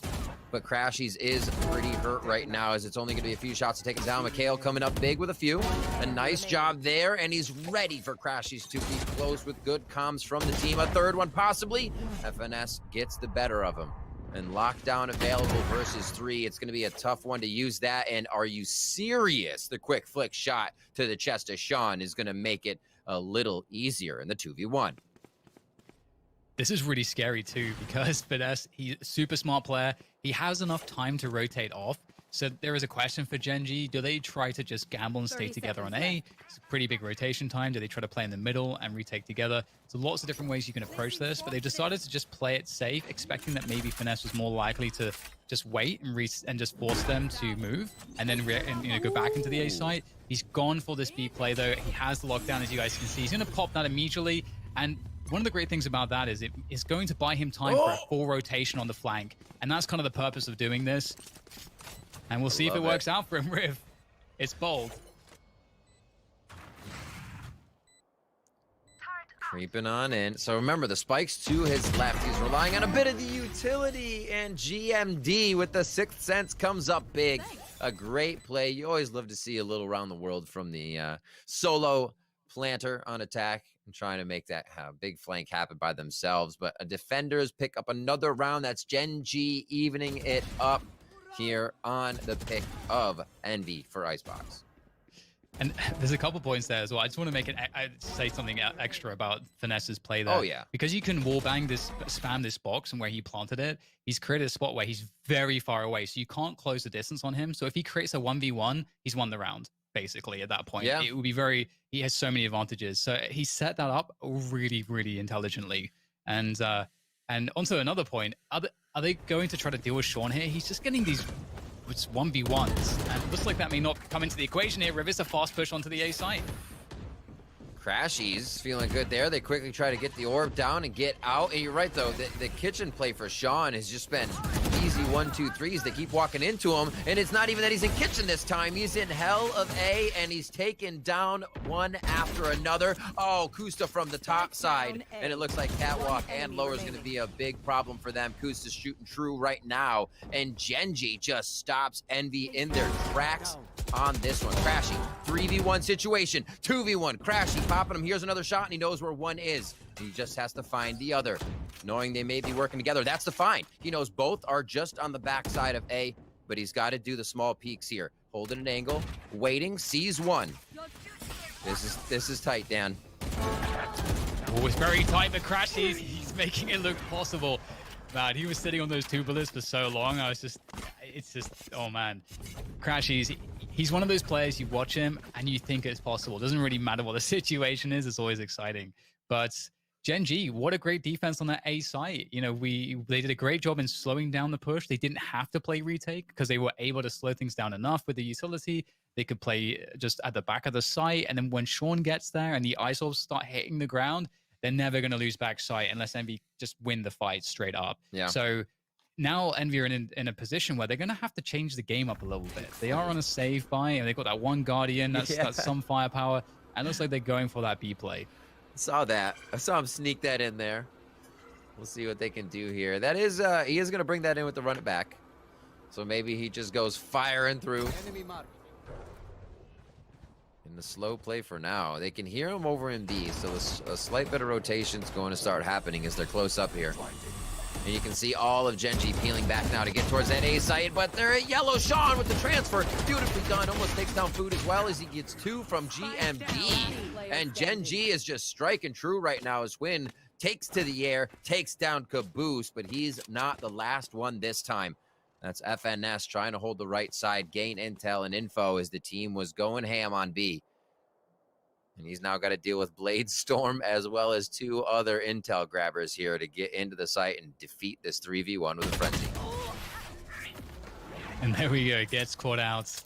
It's definitely, Finesse is definitely a dangerous player, you know, much like a lot of teams that run sort of a Killjoy lurk. There's a lot that you can really do with that. Again, you know, I have to give shout outs to 100 Thieves. You know, Steel's one of my favorite people to watch in terms of how you play that role on the Killjoy on offense and how you lurk with it and how you use the utility and how you play off of your team so that you give opportunities to your team with your lurk. You know, if they run into problems, you know, you're able to get a lot of information. They create pressure, which allows you to have free position. It's a great relationship, and you can see that Finesse is, you know, by himself towards A at the moment, and there's early presence here from Envy towards B long. They might just want to take this position, but that's going to be rather difficult. Win is there. The trade comes through, though, from Mummy. Good stuff from Envy so far. Pressuring GMD. He's got to try to pull away, just barely vanishes in time all the way to spawn. He's going to stay alive, but are they going to be able to find a way back into a retake? Because it looks like Envy are going to have this site. Yeah, again, not too much to be able to retake. Maybe the openness of B helps that Gen G squad with the Sentinel or the Initiator utility from Sova. The fact that you can get a few smokes out to make your own angles, but other than that, they don't have nades to throw around and stuff. So if it does go to A, it may be a little bit better favored here if they can play some off angles, but it's the scatter. Envy's done a great job of just pulling Gen G off original angles, and it was imperative that we see that dart hitting somebody and finding a little bit of info this deep into the round, because I feel like Gen G was up the river without a paddle, not knowing where Envy is. Plant in A, Dan, let's see what they got. Yeah, just again, that Killjoy lurk creates the opportunity for a huge rotation and to play off of this A site. Oh, a Killjoy lockdown coming through from Kusta. It's going to force the ultimate, the Hunter's Fury, which would have been nice to have post-plant, but that's going to be taken out of the equation. So there's 2 ults on another fight. Does Gen G look for this retake, but here is the lurk from Caboose right in the back. The rocket comes out just in cover in time to get the rocket off. Didn't look like he had the time for that, but Caboose finds it. Now down to the 1 versus 1. And GMD has a lot on his hands. The jump peek from Finesse to bait the shots. And there's going to be enough time for the defuse from GMD. Very well played there from Gen G. Oh, wow. That was a close one. That was super close. Also, Caboose playing with pixels there. I feel like that would have went off in his face, but he just squeaks it out. Awesome stuff to see this round. And yeah, Mummy coming up big there in the end to bring the team through. Whoop. Thank you very much. That's great. Oh, wow. So close. Sorry, GMD, not Mummy. I apologize. And then he gets another one on FNS, and they make it home 5-2 here as we come into the 8th round. Remember the first map to Envy, and what did it, you came to the conclusion that they won like 13 in a row, Dan, as we saw at the end there? 11 or something like that. 11 or something in a row, so it can happen again. It certainly can. And Envy looking to go for that B-long presence once again, get control here. We saw that worked out for them last time. Looking a little bit more committed. however, and so are Gen G. You see GMD is just standing in the middle of the site. He's got support from Win as well with that operator. So not too much to be done there for Envy. They have to reset out, and you can see Mikhail is waiting for that. However, I don't know that they're wise to this lurk from Mummy up the tube into Kitchen, but doesn't matter. Gen G are able to deal with every single situation, and they will close down the advantage 6-2. But again, you know, this is kind of what we saw, just as you mentioned, Riv, things turning around a little bit for Envy in the last map. So perhaps the story will repeat. We'll have to wait and see. All right, so what are we on now? That's 6 for Gen G. I mean, it's 3 until you're on full buy. So if we see Envy go down here, they have 1,900 going into the bank for a loss bonus. Add that to what they have, right? You're not sitting on a lot. So these rounds here could start to just fold on each other in favor of Gen G. If this one again goes down for Envy as a loss, we'll see here. Round 9 is what we're hitting, and B seems to be the flavor here for Envy right now.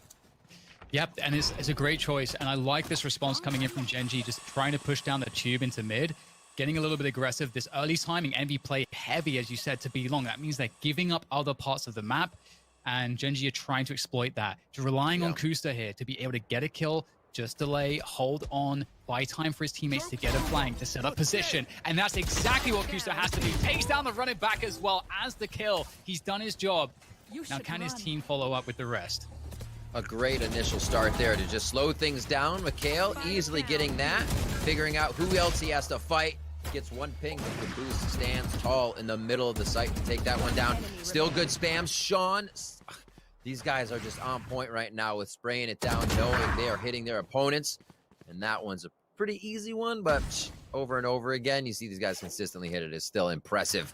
40 seconds left on this round. FNS loves to play the clock, and that's exactly what he's going to have to do here. One digital molly up, as I call him, and he's waiting 20 seconds on that turret for a little bit of HP here, or for a little bit of help, I should say.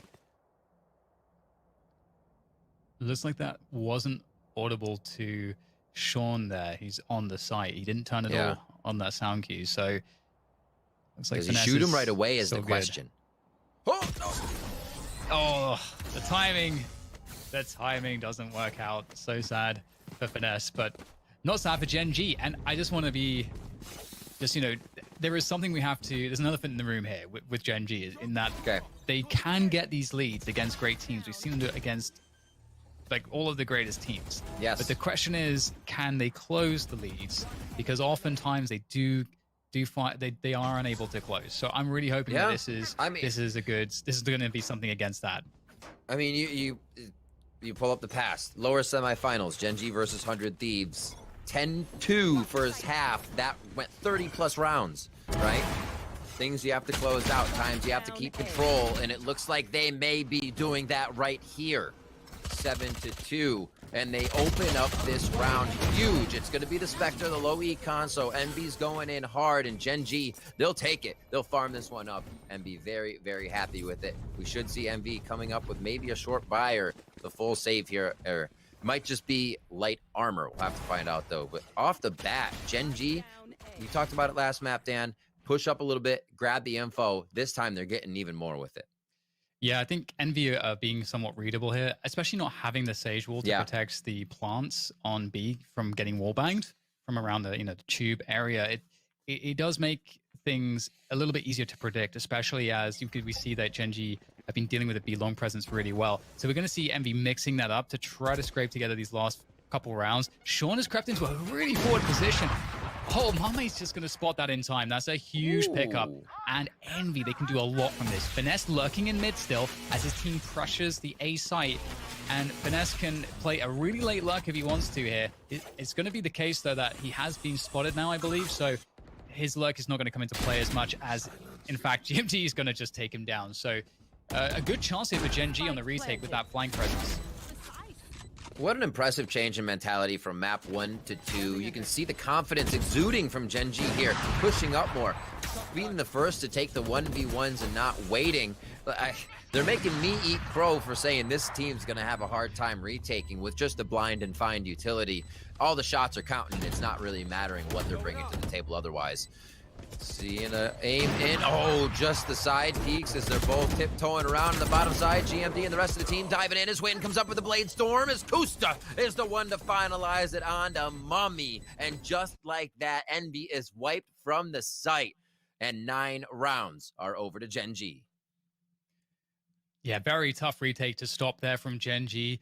There was no counter to the Killjoy lockdown that got planted. So at that point, you're just really feeling, if you're Envy, you're really feeling that sense of we're so far behind. We don't have any ults to counter this. We just don't have the the economy. We don't have the options. So that's just a huge advantage for Gen G to capitalize on. And 9-2 this is what you wanted to see if you're a Gen G fan. If you're a fan of having close series and getting more Valorant, which I think that kind of applies to everybody. This is definitely what you want to see. Bind is the last map if we do find ourselves there, so that would be a lot of fun. But until we get there, we'll have to see if Envy do find some form of recovery here as they really switch up the focus back to A. And it's been since that first gun round. Gen G's just like, yeah, give us the Vandals, give us the Phantoms, and we'll win every round out on this first half. I mean, they're pointing for the fences. Can they get it here with this last one? Just about a minute left in the round. Lots of time. And everybody's setting up in a different position here if they were seen before or out of those default shock spots. You see a good movement there as they push up into safety. Everybody, it's the play to not lose round, and GMD finds the first one, takes a bit of damage himself as the team is nicely set up here on the A site.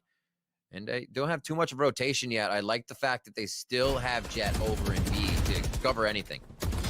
Sean is wrapping around 410. Oh my. Insane play from him. Able to get so much value and damage, removing all forward position from Envy. They are struggling now to get their way back in. Food, though, doing what he can to give them something to work off of, and they're going to push forward off of the back of that, looking to get this control of the A site. But Gen G, they don't want to give this up, and there's not too much for them to have to worry about. They can play off each other. You see some great positioning here from Gen G, that if Envy are to try to force the issue here, I mean, Food, we can see that he's walking into us. What on earth was that from Food? Able to find those 2 kills. As I was about to say, that setup looked like it was perfect to deal with him. And now just barely enough time to get the spike down. Is he able to hold on to this one? He's trying to hold it. There comes the dash for a win, and it's denied. 10-2 as Gen G against the clock, but it seems like they can do no wrong in this half rip. Dan, it just seems like a bunch of master plans being foiled each round. You're like, no way Food did that. Now they have it. He jumps off, cliffhanger leaps, grabs the spike, gets the sight, 4 seconds left to plant, and it's like Gen G had it planned all along. The dive right in, take out the last 2. Movie ends, credits roll. Now, not yet, but what a half here coming in from Gen G. Can they continue it is the question here. Will this be able to happen on the attacking side now, as Envy has a chance to put up that defense? Yeah, well, as it has been said so many times in tactical FPS commentary, it all starts with a pistol, and obviously there's so few rounds to work with. Envy can't afford to put a foot wrong. There's a lot to talk about if we do see Envy get this pistol and stabilize, and it's a lot to say about the way that Gen G are going to play their attacking side. But until we get there, it's going to be this, what looks like a heavy commit towards this A site. There are some options that are being left open by Gen G. They have GMD on the back there. It does seem like they're maybe actually rotating the spike out. You can see that Sean is also there with him, looking for any flanking players from Envy, but they're not going to see it off of their initial pressure, so it looks like they'll regroup. One of my favorite turrets to throw up there. That or the other side wall for defensive Killjoy, where the Owl drone was looking just now. Good coverage to start the site. A bit of utility used quite early there. Doesn't seem like too much return on investment, and Win, wait a minute, still alive. He put himself in the front of 3 people. Does not deserve that, but he goes up with a kill. Beautifully played, and now the rest of Gen G is unloading as they try to get into the site. Kusta coming up with 3 there. The ghost strikes true, and wow, what a dance that Win did there. Dead to rights comes up with 1 for himself, and Gen G is being the one causing all the chaos this game. Very much an Envy style of play that they're bringing right to him. Hell yeah. It's hard not to be happy about Gen G finding some success. Definitely a team that's the underdog in this series, and they have, just as you said, Riv, previously, there's been a lot of big leads against teams that they have sort of given up, and that seems to be something that plagues them. So if we're able to see them get over that hump in this series, what it says in the greater scheme of things is that they're going to be ready to, they're going to be poised to win against Envy, and they're going to that third map. And we'll see if they can get there. They're going to be in a great position here. Once again, they are slowing things down. They start off that initial A pressure, looking to see if there's any reaction, any pushes coming from B long, any pushes coming from mid, and they're actually rotating out as well. Last round, they did this, and then they went back to A, but this time, they're actually going to commit towards B. But I think all that stepping is going to be heard by Envy, by Finesse. I like the choice though, right? Because it's an eco round, and you have to figure what Envy is going to try to do on that.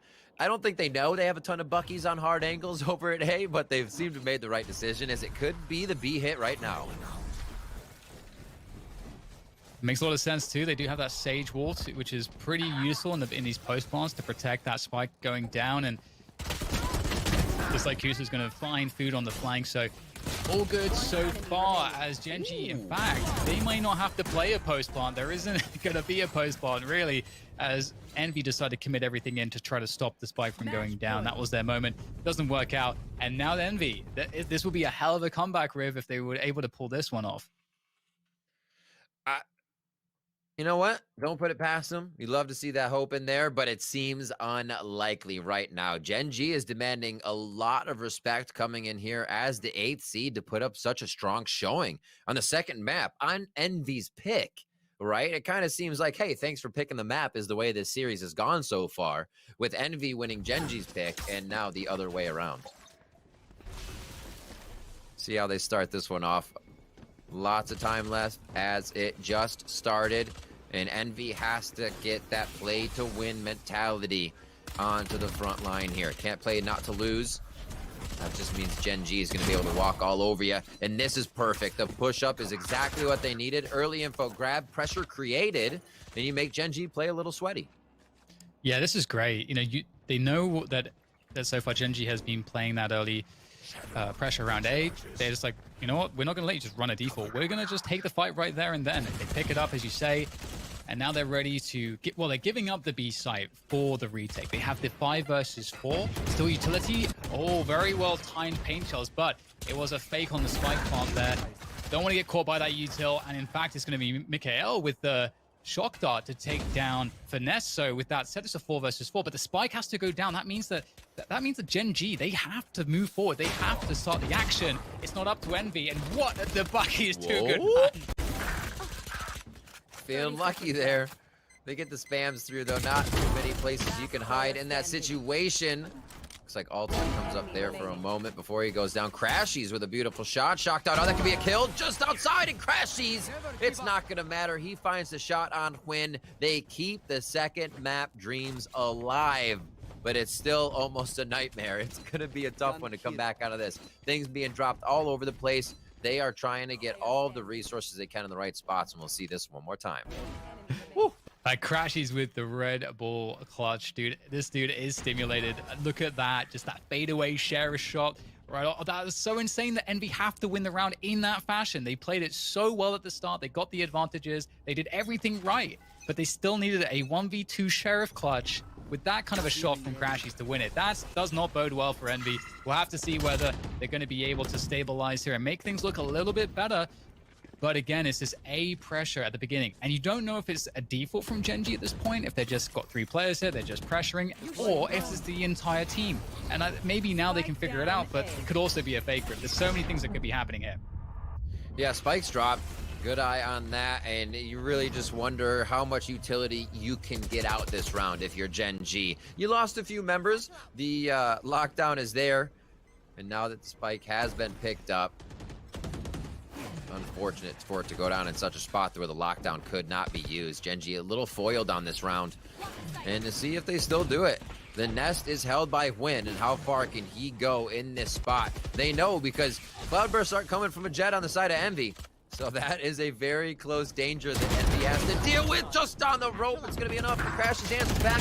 Quick shot towards the bounce line. What a transfer! The team comes in at the same time to play every angle possible. The damage is dealt, and Envy is still alive. Oh my god. That's so insane, Caboose, man. He's just like painting a picture, a beautiful picture there with that, where he's moving his mouse. Word. That's just crazy. Just the level of stress I had just watching, just Win sitting in these smokes with a judge. I'm just like almost tearing my hair out for Envy. I just like, that's just going to be so shocking. But they managed to trade that one out really quick. So yep, they're walking on a razor's edge, Envy, but they're doing it and they're making it look just really stable at this point. And they've got to keep it going. And this is the danger point for Gen G. This is where we have seen, and we've been discussing it, Gen G needs to show us that they can close these huge leads against big teams and not let them back in. And now they've been rocked. They've been thrown onto an eco, and Envy can start building their economy. Obviously, they can't lose a single round, so that doesn't matter a huge amount as long as they can get full buys. But it matters insofar as if they're getting clean rounds in terms of like the emotional, psychological advantage, they're going to start feeling more confident and they're going to start Honestly, playing a bit more aggressive. I wish we kind of had like a percentage meter factor, like if it was a poker hand, because if you look at what Envy has coming in on this one, they have a few ults up right now in the Phoenix and the Omen. They have the Raze and the Sova ult almost coming up. So the way they can be capitalized on round to round is how Envy could stay in this game. And it looks like they're not even going to have to use a few of those to get back in. Good shots from Food and the rest of the team as Sean answers back here. And it looks like one more round will be possible. How many after that is the question. GMD trying to make it work with the Sheriff here in sight by himself. It's 3v2 right now, and they got the work cut out for him. His Food has quite the round and the 3K. Yeah, that was pretty chaotic. That looked a little bit scary for a moment there for Envy, but stabilizing nicely indeed.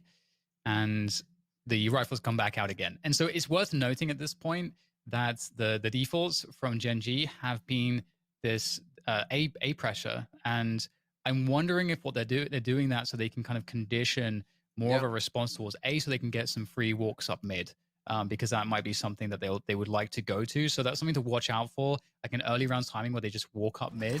But it may not be the case just yet. They have a lot of rounds to play with. They can continue to set expectation as to what they're doing with this A presence, and that seems to be a similar story in terms of pace and where they're placing their players. Little play to get the intel and flank out. Getting the flank for getting a Killjoy's turret always feels bad for her, so it's nice when you can find it right away and take it out. You always have to look a few more times. Alarm bot's there, so that prevents them from having to do that this time around. But we do see 5 ultimates almost ready for the side of Envy. They've stacked up the possibility here to string a few rounds together and add that utility of the ultimate if they really need to get that round in their favor. Mikhail moving up now from B. If the plant goes down, they could do as much as lockdown here, and that's what the position of Envy is taking up right in the middle of B. Site's going to be taken. It's going to be slow. Gen G wants this one, and they're going to play it patiently. This is really difficult, too, because, as you mentioned, there's a lot of ultimates at play here, and Gen G... Yeah, indeed. The lockdown comes through. Like, what is Gen G's response here? They don't have too much in the way of ultimates here. They're going to burn them. The Hunter's Fury comes through from Mikhail. He's going to destroy the lockdown.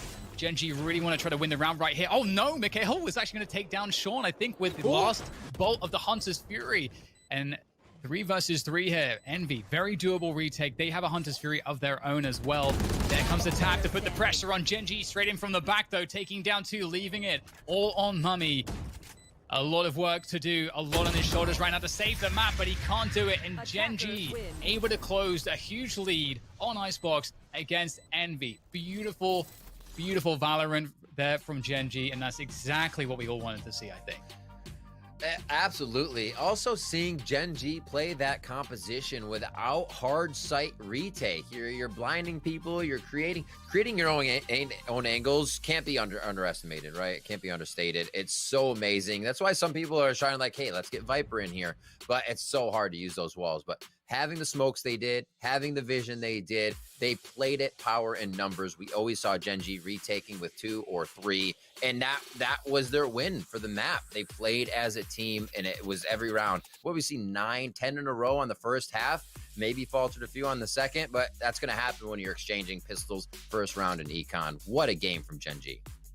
Yeah, and I definitely wasn't thinking nearly as much of their gameplay on Icebox as I would for Haven. And I felt like Haven, they showed so much that I was like, oh, I'm going to be struggling to see them replicating some of that on the attack. But such a great defense, got off to such a great start.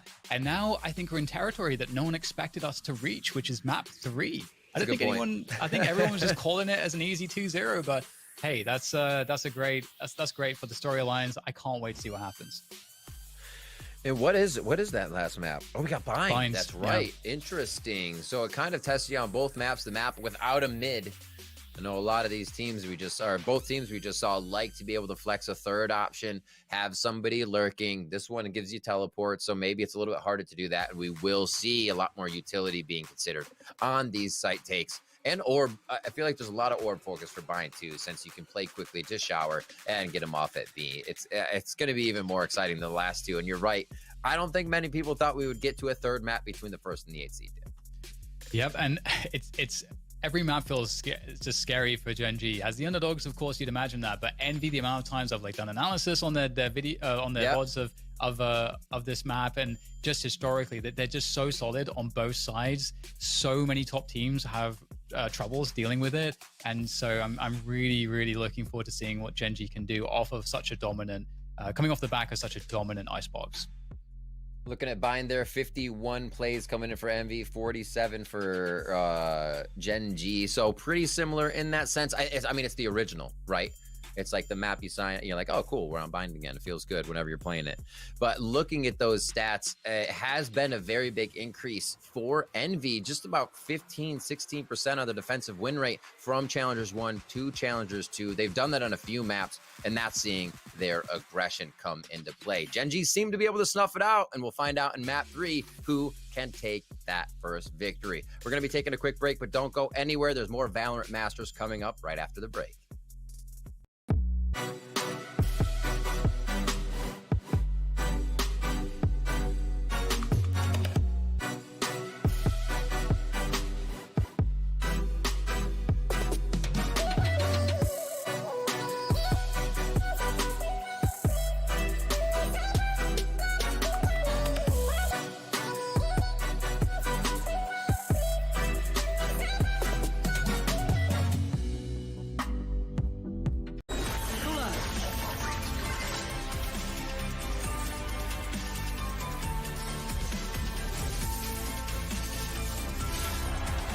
Apply now at RedBullCampusClutch.com.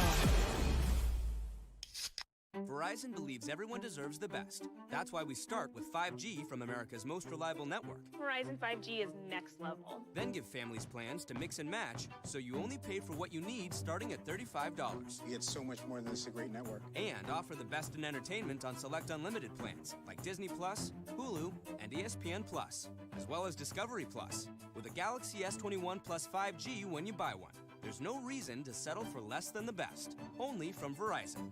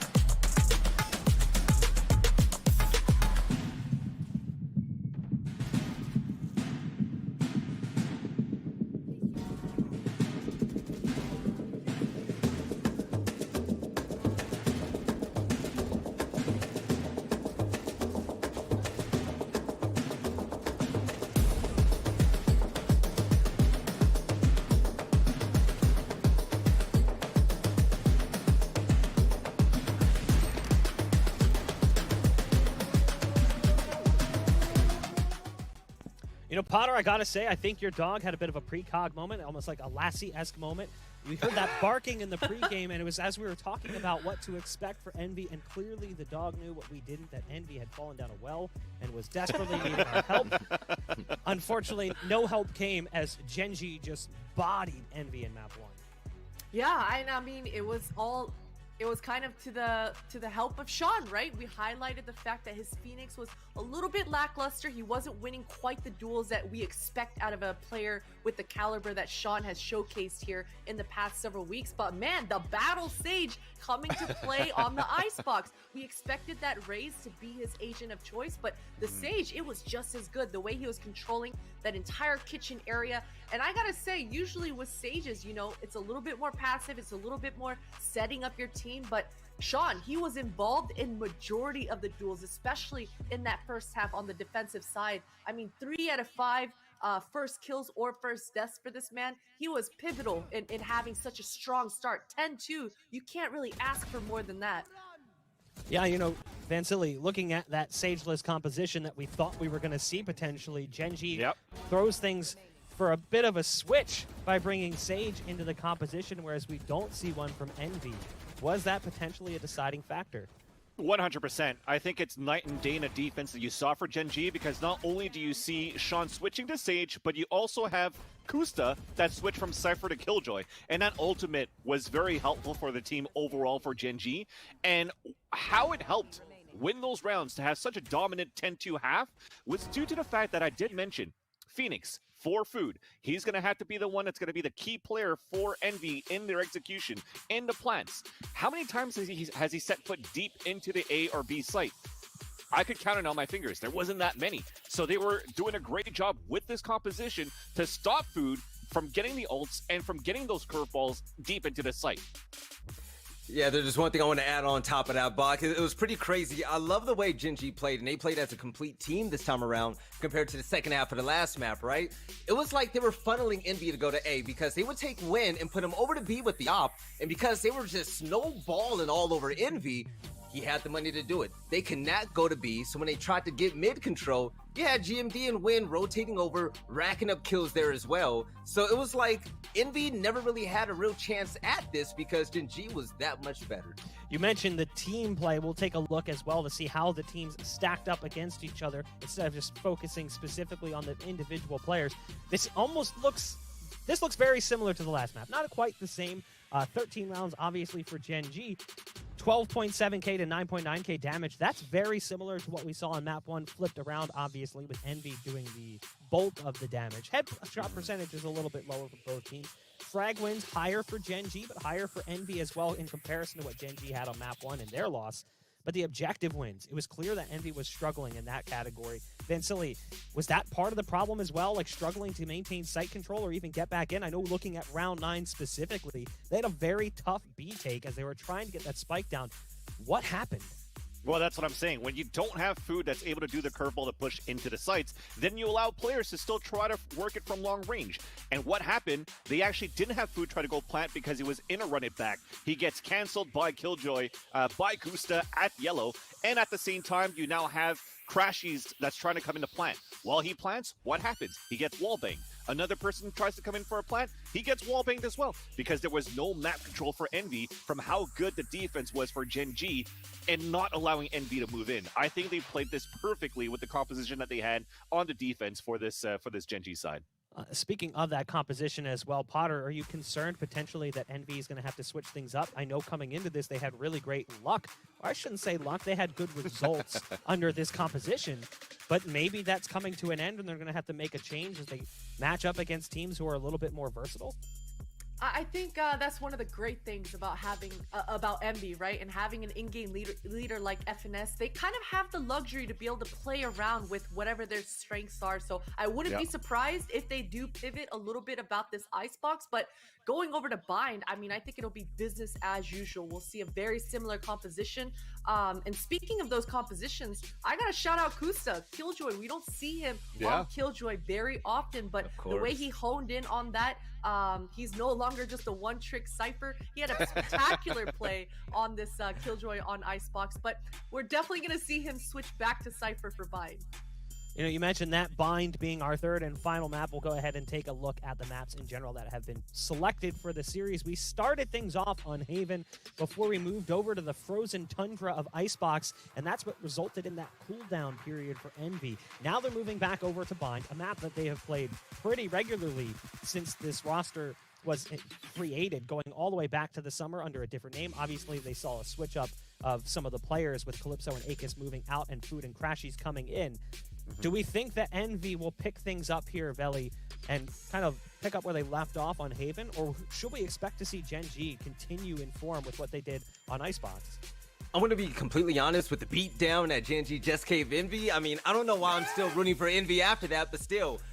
I like how Envy plays Bind. They have a 3-man setup on B that's just absolutely dangerous. They get Food and Crashies together all around this map, actually. And this is really where you're going to see Food and Crashies shine as a duo since back at their T1 days. So coming into this map, I want to see Gen G continue to play as a team. As long as Win is consistent with that op play, I think that he's going to be able to overpower Mummy and make this a good game for Gen G. One thing to add real quick, though, Gen G only has a 37% attack win rate on this map. So they haven't been that strong on the attack with the compositions that they've tried things out. And what changed the most was Mikael. They were trying him on Sova. They tried him on Sky. There was rounds where him playing there, it wasn't working out. I think Envy still has this. Well, we do have the casters standing by. We'll see if you guys are right, if Envy's going to end up taking this third final map and forcing it to a 2-1 victory for their side. Let's take a look. Take it away. It is time for map 3. Myself and DDK ready to bring you the action. Dan, how you feeling about map 3? You already said you didn't think we'd be here. What are you feeling about how things might start off? It's tough, man. It's definitely tough. I mean, we've been saying this all the time. It's a tough matchup. They're underdogs. We know that Envy are on paper looking fantastic. Bind has been one where, as I mentioned right before we cut to break, I felt like Envy have always been really good on this map. And it's very hard to find openings against their defense. And they are a team that likes to control the entire map when it comes to actually playing their offense as well. So they're very difficult to read compared to some teams. And on that side of things, with Gen G, maybe to the point that Vincili was making in terms of the attack, as we see a Sky? Okay. In terms of the attack here, it tends to be a bit more dominant on one side of the map and leaving Kushta kind of lurking by himself. And that's something that is a lot more readable, a lot more exploitable. So Envy, it just feels like there's a lot more strings to their bow in this one. And for Gen G, they're going to need to show new things to be able to take this one against Envy. There has to be something new because what they've been doing on paper shouldn't work out. Yeah, very true. Looks like we're about to get onto the map right soon. Bind is going to be your third and final here for your first of the VALORANT Masters matchups. And Gen G obviously putting up such a great showing already. I think there were 2 or 3 fraggers on Icebox with 15 frags last game for Gen G. So they were feeling it. Everybody participating in this. It wasn't just somebody carrying. And that's what you love to see. One thing we didn't mention actually as well is that we're seeing that Win is on Sage. And so, and there is a universe as well where we would maybe have seen Sky instead of Sova for Mikael as well. So there's definitely some things that have been happening. So in terms of seeing something new, really curious with the composition, what exactly Gen G will be up to. But as we go into this pistol, we can see off the bat already super aggressive play up short A here. And you can see them, they're not going too deep just yet. There's 3 of them, but they want to make sure that they don't run into a setup, and they know it's going to be B, and they've got position. Everyone knows what's going on right now, Rick. Yeah, the retake cam is already there. Envy getting the slight push up, but then the teleport in as Kusta's just waiting there near Spices, and he's able to take one down. So now Envy realizes we were behind them, but now we're being pinched on defense, so we got to get back to our own side. I like the push up here coming in as well, though, from Envy. We do see that Caboose could make a big impact on this round if they decide to come back over to the B or A site. If nothing goes down here, a lot of patience here. Probably going to be hitting that 25-second site take.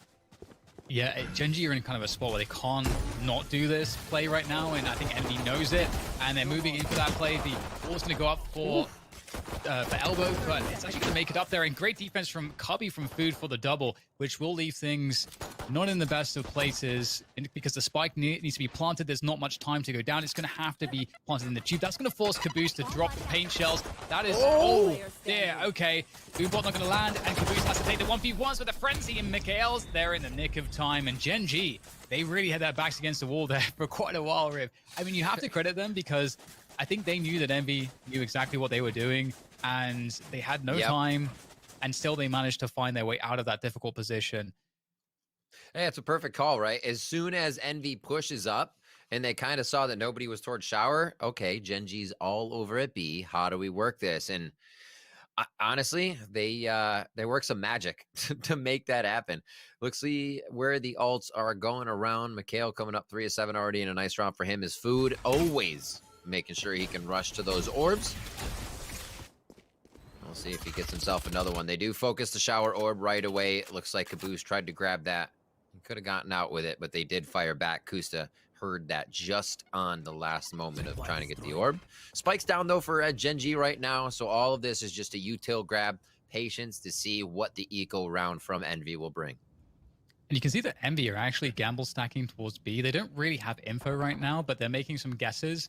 And it might be because they figured out that there was Kusta playing the A side of the map, which again, characteristic of Gen G's attack. Kusta's going to be the lurk by himself. So that's going to telegraph quite a lot. And so Envy are right with this stack. However, the teleporter play could be in order possibly here, depending on how well this entry goes. And it is some trays off the bat, but they have to back away. They didn't get the ground. They may have to reset this.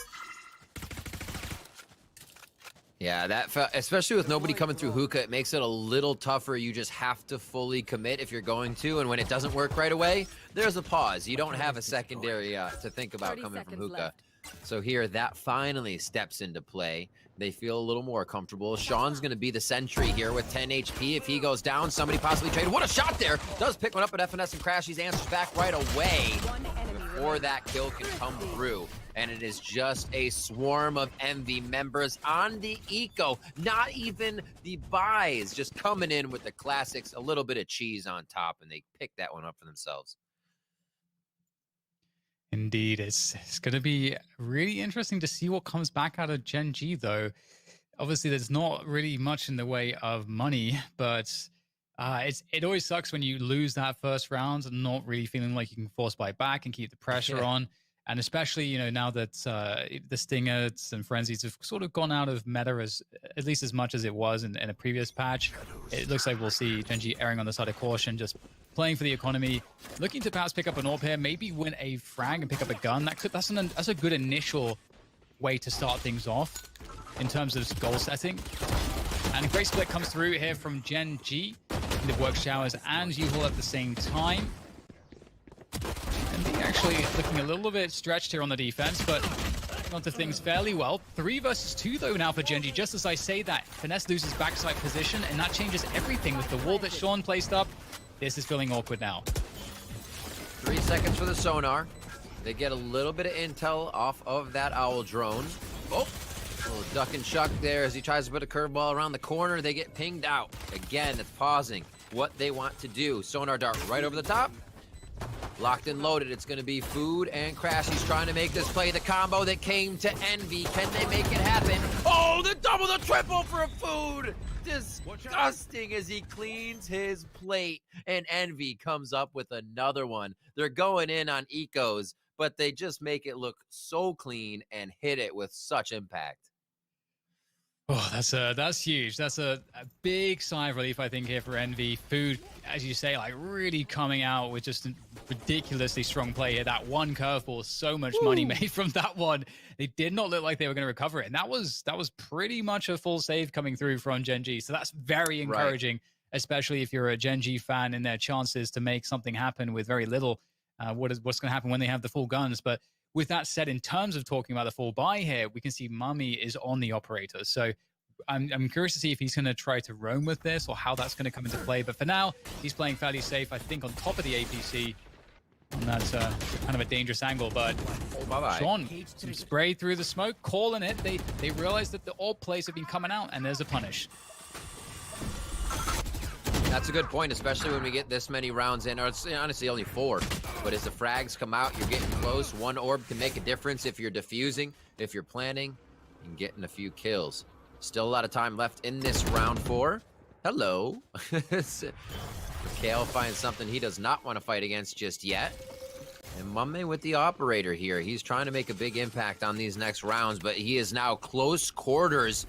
Doesn't mean he's going down. It just becomes a little tougher if he can get the pick down. There's one, takes a shot to the back, and it's just the angle Food has that he is, GMD has that he's able to take one down.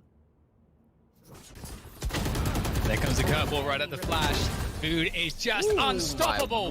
Beautiful series of kills yet again coming out massive for Envy. Just in the moment when they need him most, he's there and he's getting every kill that is needed.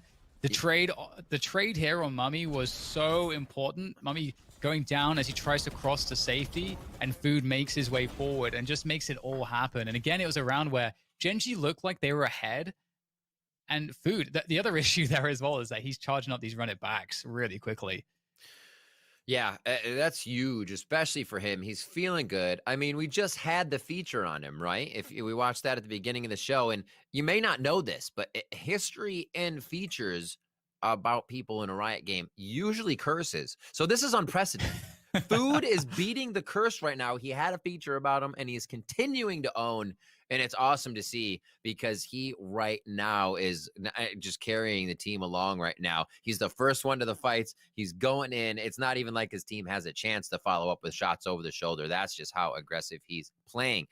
The tack pause here as Gen G figures a few things out. It will be a save for them, it seems, coming in with a few guns in their hands to see if they can at least drop some of that money out of the hands of Envy.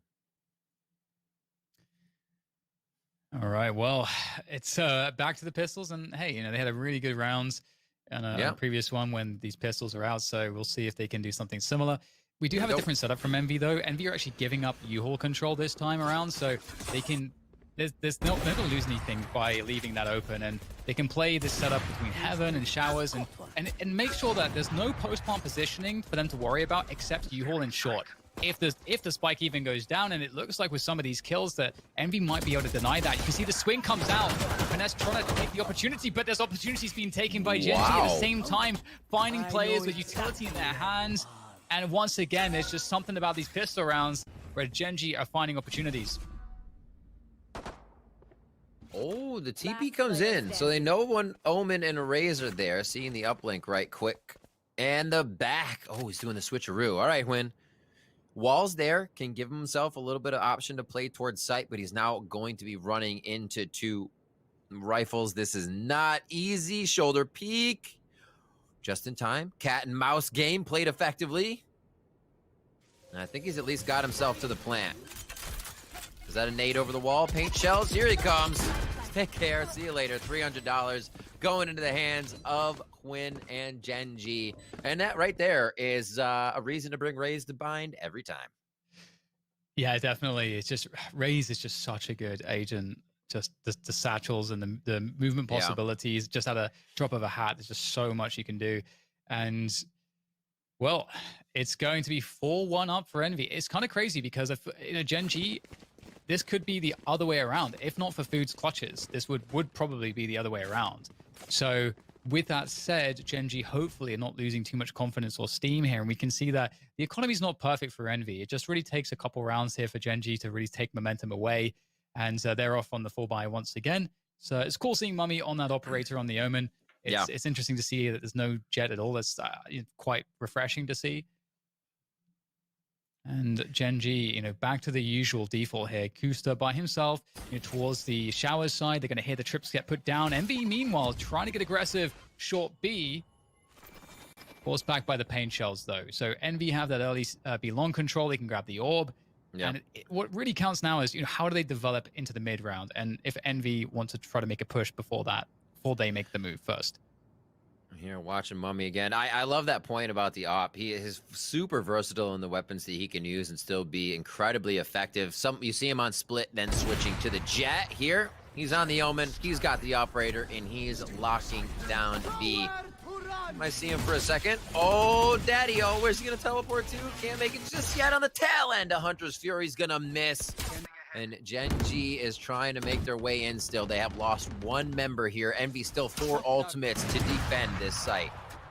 Kusta lurking back up short B here. Might catch the player out of the TP, and indeed, Crashies goes down. That's Hookah control once again in the hands of Gen G. Looking fairly good. If they can get the spike planted, they'll be good to go. But it's just about finding the time to do it. And you can see Food lurking around Garden's going to be able to deal with Sean. So now, if it was difficult before, it's even more difficult now. Maybe even starting to feel impossible. Spike may have to be planted in the tube here. Kusta's having to come out of Hookah so he can assist his teammate. That's not a good sign. Here's the TP as well, so there's additional pressure on the flank. There's so much to worry about here for Gen G. So somehow though, Kusta able to take down Food as the challenge comes through. There's the showstopper out from Caboose, out from Hookah. It's taken down. My God!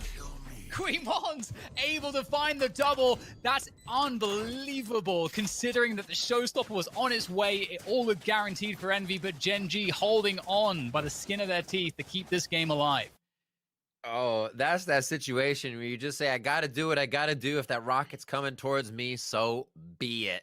Kind of just choosing the moment to fire. And yeah, you're right. The double kill there coming out. Everybody cleaning up what they needed to on that. And Gen G, a very much needed round in what would have been a really hard third buy on maybe 2,400. Now they're able to have a bit for themselves. They come into round 7 with a bit more confidence. Sean rocking the showstopper as he throws out the default Roomba to clear Hookah. Looks a little bit of push here. It's a good sign too, Riv, because that round was perhaps the most standard a Gen G default round will look. So that's a good thing that they can somehow make that successful. But look at the space that Caboose has taken here. He's moved up A short, knowing that there's very rarely any presence here. He can get up there for free. So there's a bait setup with a mummy there and possible paranoia. He's going to create lots of problems here. Great setup that the paint shells come out as well. And no way. Taking down Win. There's no trade possible. Falling back with the boombot sent out to cover his tracks. There is no way to trade these kills for Gen G, and they are in a dire position. I love that point out, the bait you called, because as soon as you hear an op, it instantly draws focus. Oh, we got to take that out first, and nobody remembers to check the corner.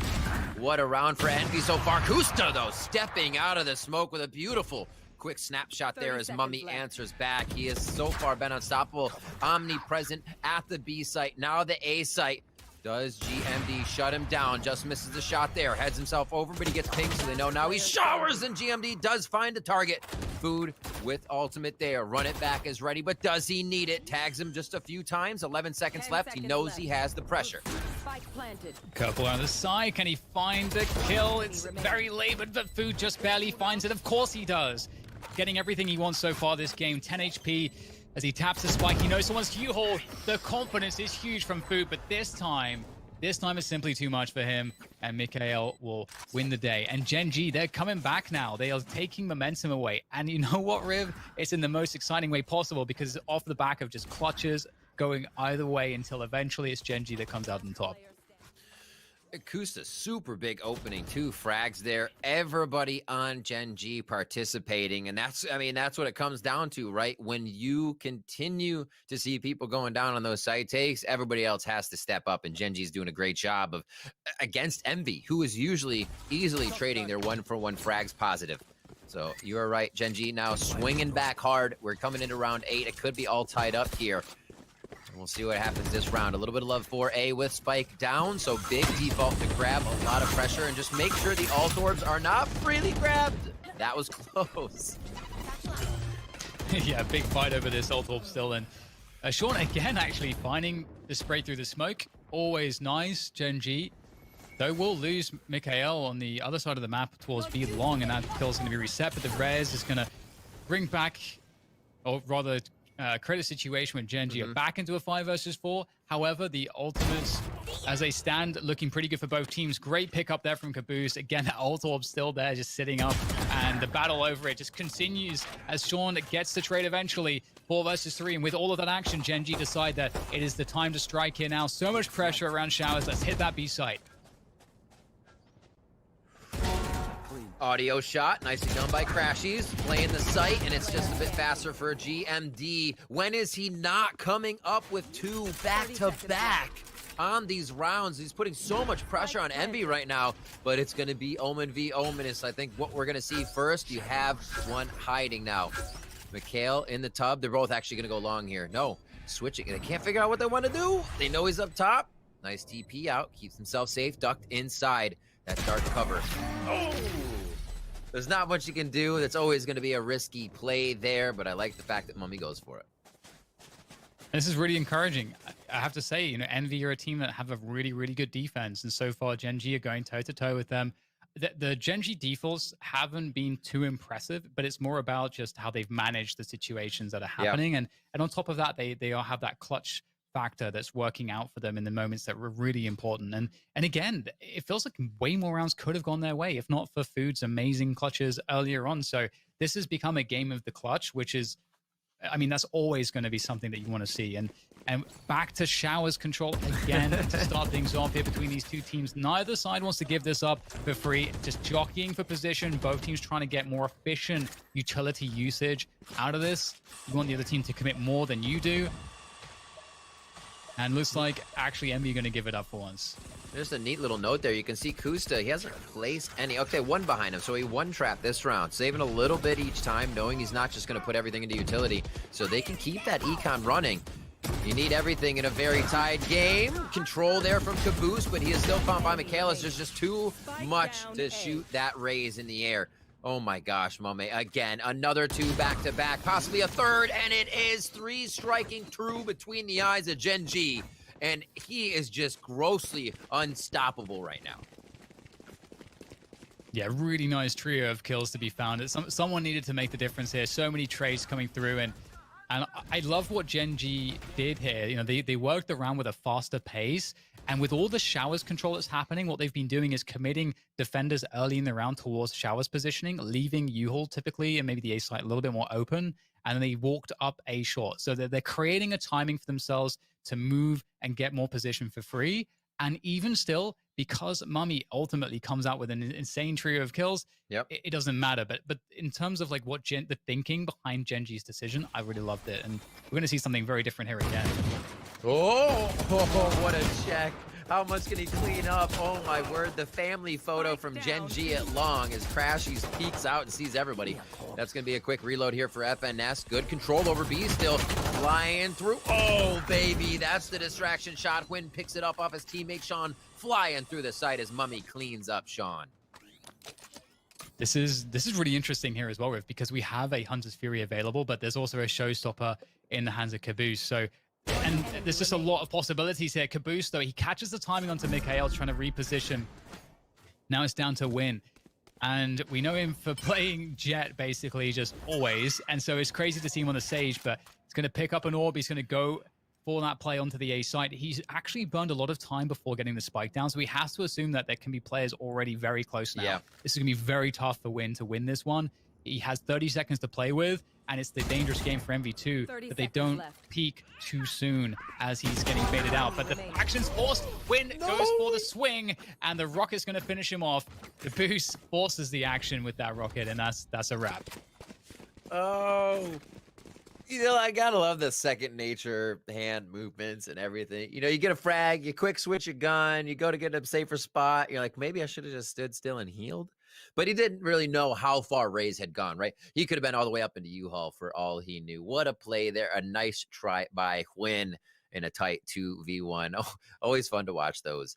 We're 10 in as we hit round 11, 6-4. Envy is starting to pull away just a little bit here and give themselves some padding. And in Envy true form, they're going to be pushing mid immediately. And come on, another twofer to start the round. That's a great punish. Really nice positioning. Envy, again, trying to capitalize on the fact that short A is often clear at that timing of the round, but not this time. Envy, though, they still have Mummy in position. Will get dealt with, and it's going to be very difficult to gain ground back. You can see it's a desperate effort from Crashies.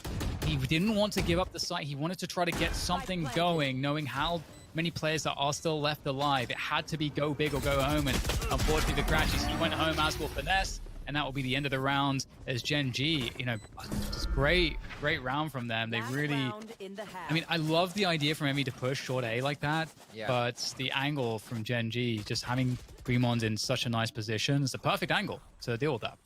Yeah, and it's kind of been their setup, right? They drop the spike over by Spices or Market, they wait a little bit, and then they'll move up. And it's like, hey, one of these rounds, Envy's gonna be Envy. Let's wait for that and take them out. 6-6, a very big possibility here. Again, good fraggers on both teams. No one really being left behind too much. Sean missing out on some ults for sure, being that low on the scoreboard, could be focusing a bit more, and we'll see if he continues to have a good series like he has been here. His team obviously fragging in front of him, and that's sometimes hard to pick it up if it's not coming to your site. 120 left onto this one, Dan. Lots to happen still, and another just spike drop. Play it out and see where the water's warmest. Much slower pace here from both teams. Envy not really challenging too hard for showers, kind of giving it up. Gen G taking control there, a little bit suspicious perhaps as well. GMD asking questions of short A, not seeing anything there either. So we will get a drone coming through from Gen G up B long to gain info around Garden. So seeing nothing in Garden may suggest that it is a hookah setup. We'll have to see exactly how that information is interpreted. But we'll get pressure up A short here, looking for a reaction. Not very committed from Gen G just yet. Slowly working their way forward, seeing if they can find a pick. And the action might be forced here. Caboose is going to hold on to this position. This is very dangerous right now, Riv, for Gen G. They're just kind of stuck behind these choke points. They're taking it very tentatively. Great little satchel up from Caboose to keep himself alive. That was a very touch and go fight to showers. HP is just being dropped everywhere. Sean still finds a shot. That's what he's been looking for. And a big entry into the A site. Peeks towards vent. They can't see anything towards that CT or that spawn entry for defenders. 10 seconds on the plant. And he's going to easily get that down. A bit of utility to be used. 2 more ultimates here if they could get a res somewhere around the map. And a nice shot by Crashies to open it up. They have full health coming in with 3. This looks very possible for Envy. Yeah, recon dart available as well. There comes the TV from Mummy as well. Get some extra info. Sean with a nice peek and finds a second head as well. And Gen G, beautiful hold right at the end. And you know what? I have to say, there was something that happened on the map. I think it was GMD that TP'd. Oh, no, sorry. There was a TP back B which kept the defenders there, and that bought so much time to just take the A site, and it forced the defenders to play retake. It forced Emmy just go for the retake here, and that bought so much time to set up in the 3v3 that it allowed Gen G just better fights. So really well done to just keep the rotation at bay for as long as possible by Gen G. And depending on how you're playing it, right, there's that period of time in the last few rounds when, especially in a game this tight, when you get a faster rotation. The other team's saying, oh, okay, they're going there. Quick, we got to get there. And that's, as you're saying, you play that little fake that you haven't been doing or setting a precedent to. 6-6. That's what we've been wanting out of this game. And again, Gen G showing they do belong here in the top 8 of VALORANT Masters North America as they take on #1 seed Envy in our first best-of-3 series. We're on map 3, and we're on second half. Frenzies, ghosts alike across the board, and it looks like it is going to be a tentative B for now with a quick audible being called here. Oh, they're just going for runaway step sound, seeing if anybody's close enough. That's exactly what that play was, and they're still going to keep it here towards B. Yeah, it's always good to just cut the noise because it does create a situation where the opponents might try to do something. They are starved of info, so they might go get it, but here comes the play straight through. Challenges in through Garden, and it's looking pretty good to start things off with for Gen G, getting some of those key opening kills, and it's not looking like any ground is going here to Envy as they try to take control of the site. They are getting gunned down left, right, and center. No trades at all, and Gen G going from strength to strength. Again, it's kind of blowing my mind right now, Rip, the fact that the first half could have been way more rounds for Gen G, if not for Foods having 2 insane clutches, and yet still Gen G 7-6 up going into the second half. Once again, we start to wonder, you know, that whole story about Gen G. Are they a team that can close these games? Because it would be an insane upset for them to get off the bat in Masters 1 if they were able to do that. Absolutely. And the confidence it would give them moving forward to say all the practice we've put in, everything we've trained against Envy, against these teams, is a success, right? That gives us the advantage, and you know you can work off of that. That's kind of one of the best wins that you learn from. They say you learn from the loss, but when you get a win this big, it solidifies a lot for the team and the organization. Gen G looking great here as we start off round 2 of the second half, feeling good with Spectres, and they don't want to give up any free angles to a quick classic headshot here. So they're playing it safe with util until Envy presents themselves.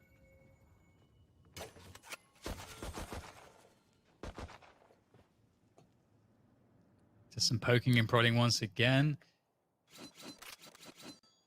And we're seeing if anything will be given, but Gen G2 experience to allow for that to happen, and just playing the size, playing default positions, just forcing Envy to have to come to them. And given that the weaponry advantage is with Gen G, the only way that disadvantage can be mitigated for Envy is by using the numbers and swarming the site and using that speed of approach. We're pushing the Navi strat here, Dan. Bring it down to 15 seconds. Maybe it'll work out, though, because they are managing to get forward onto the side here. Miguel, can he stop the plant? He can. That's a big move, but still, Food is left alive. He can only do so much, though, with that help in the frenzy. And Gen G convert the anti-eco. So into the first buy round now, and this is where the some of the questions, the big questions, will be answered.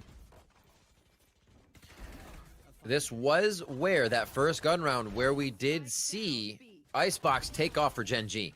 They were able to figure out what the deal was. They brought it 10-2, and this time they have the first 2. So more power to them. They're riding that momentum, and it looks like they're coming into this one big on bonus. Ares, Spectre, a few buckies. They're feeling nice and lucky as they come into this round 15. And where's it going to be? Win wants to get up close. An early wall so they don't have to worry about too much. I like doing that. Take a few things off your plate. Allow your focus to be with someone else. Power in numbers, as I always say. And a quick wall allow you to do that to start things off. And Envy, we talked about previously, they're a team that that can pressure everything, and that's something that they will go to sometimes. And it does make things a little bit scary, because it means that there's a lot more options that they can go to. So you never quite, it's hard to place them on something. And so everything carries risk. Any information play you might make, if you're pushing the extremities of defenders, you never know what's going to be happening there. So we'll see now in the mid round that Envy are coming into this A split. And the majority of the defense here for Gen G is around short. So we'll see if they can hold on to this against what is about to come their way. The preparation comms are out. There was a nice dart from Gen G down B long, so they know a lot of this hit's coming towards A, but how ready is that aim? Envy coming up big. Shots from Gen G. GMD comes up, and he says, yeah, there's 2 here. I'm staying safe. Please come to give the assistance. They push him right out of there. You have to take control of the U-Haul area if you're going to make that work for yourself. And a quick TP causes a little chaos this round, Dan. The 2v2, Phoenix Sova versus Sova Cypher. Yeah, and Food has run it back available, so that there is definitely a lot of scary things. Oh. Well, you know what, Crashies, he might just make this very anticlimactic. That's a very strong showing right off the bat. He's not done. He's going to take down Mikhail as well. I was about to get things up for a 2v2. We got the run it back. We got that post-pump positioning, but you know what? If you can just win it with a couple quick headshots, so be it. Crashies wins the day. Yeah, a little disrespectful to run across there without any consideration, really. Kind of just like a duck carnival game. Hey, took them right out. I feel like they could have played that a little better, at least smoked themselves off to get across it. Or they had more time, They did get into the site fast, keeping one watching that spawn area. So, more power to Envy. They're figuring out how to get these rounds back here once they got weapons in hand. And a nice little dart. Oh, a different spot for GMD. Wasn't able to get a quick shot off there, so they do figure out that love for showers is still continuing. And it looks like it may be the play in. Orb's going to get grabbed as they keep it going. The Hunter's Fury is there for Envy. Actually, both sides, so we'll see how this affects the round. Yeah, I really like the opening defensive setup from Gen G. We'll talk more about that later on. The Hunter's Fury is going to come out, and for both teams, it's all over the place. Just who is on top after this? Okay. Either way, and Food is going to use that space to go forward to get another kill off the run it back, and that's going to create a very, very strong scenario here for Envy. This is a difficult one. They'll have to find something, Gen G, early on to make an argument for this, but that was the opportunity. If Sean picks something up there, I think they can really consider committing here. And I think saving wouldn't be a bad decision in this spot. But you can see Gen G are confident. They're seeing if they can get another quick kill. But the longer it takes to get that first kill, the less time you have and the harder it becomes. And a great two-man setup there in U-Haul, that's going to completely shut this down. And there might be a potential that they were going for this Rift because Win had the res available. But at the same time, it's that was always going to be extremely difficult. Yeah, especially with they kept getting separated on the entry, like you're costing a few seconds here, so it just keeps dwindling. Then you can't res because everybody dies so deep in the site. And it comes up for another round for Envy. Now, I said this for Gen G. That's what they did the last map. They lost 2 and then won the next 10 on the round, or the half. Is Envy about to put that up now? They are going to be up against Eco of Gen G, so this should be a decently slow round. We're watching the corners here for Envy. Once they know exactly where Gen G is, then they execute hard. There's one. FNS finds a kill. He's going to see 2, and Mikhail going to pick himself up a Phantom. We'll see how this continues to work for Gen G if they can get that gun over to B. Yeah, the delay here with the wall could actually be quite a problem. Right now, Envy, they actually need to move very quickly with whatever they do because the rotation's coming. And although the guns aren't great here for Gen G, this is a problem. Really nice setup, though. The Frenzy not quite hitting as they needed it to. And so it looks like the danger has been averted for now for Envy, and the spike will go down. So should be good to go. But Mikhail looking to cause some problems. We'll try to do some damage here. Oh, that's tough, isn't it? Never like to see that, especially how wall bangable the walls are around this position. It's pretty impossible here for Mikhail. Looking to find out 1 kill. Everything of his just getting destroyed immediately. They're not letting him even blink or breathe out of the hookah area. Already smoked out in that situation, so just biding his time, may be able to hit a muzzle flash as it comes towards him. Oh, that's gonna do it. Soon, I like that planning. He's like, what do you think your smoke's gonna drop? Right about now? All right, Dart. Yeah, exactly. There he is. So it looks like Envy are really coming into their own now, finally, but back into another gun round, and this is where they need to be able to prove that's going to be the case here. Is Gen G have an opportunity now to really switch something up? This is kind of where when you would expect them to maybe try something else. If they have any particular defensive setups. And already on the defensive setup, they're opting to play 3B and 2 showers, which I think is a really good approach, using the Cypher trips to kind of look after the short A position. But instead now they've got, once again, GMD in the U-Haul position, and they're fighting for showers. So Gen G starting off the round pretty active.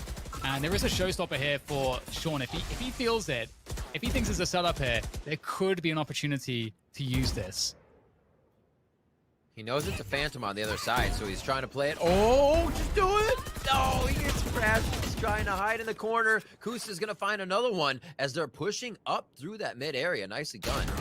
And will they be able to get a little bit more off of this? Mummy, always good for one to answer back. He's been getting quite a few doubles throughout the rounds. Caboose is in, tagged up by the tripwire. And a nice little stack here coming out of showers is going to try to give Gen G the advantage. But things have now slowed down with members dropping everywhere.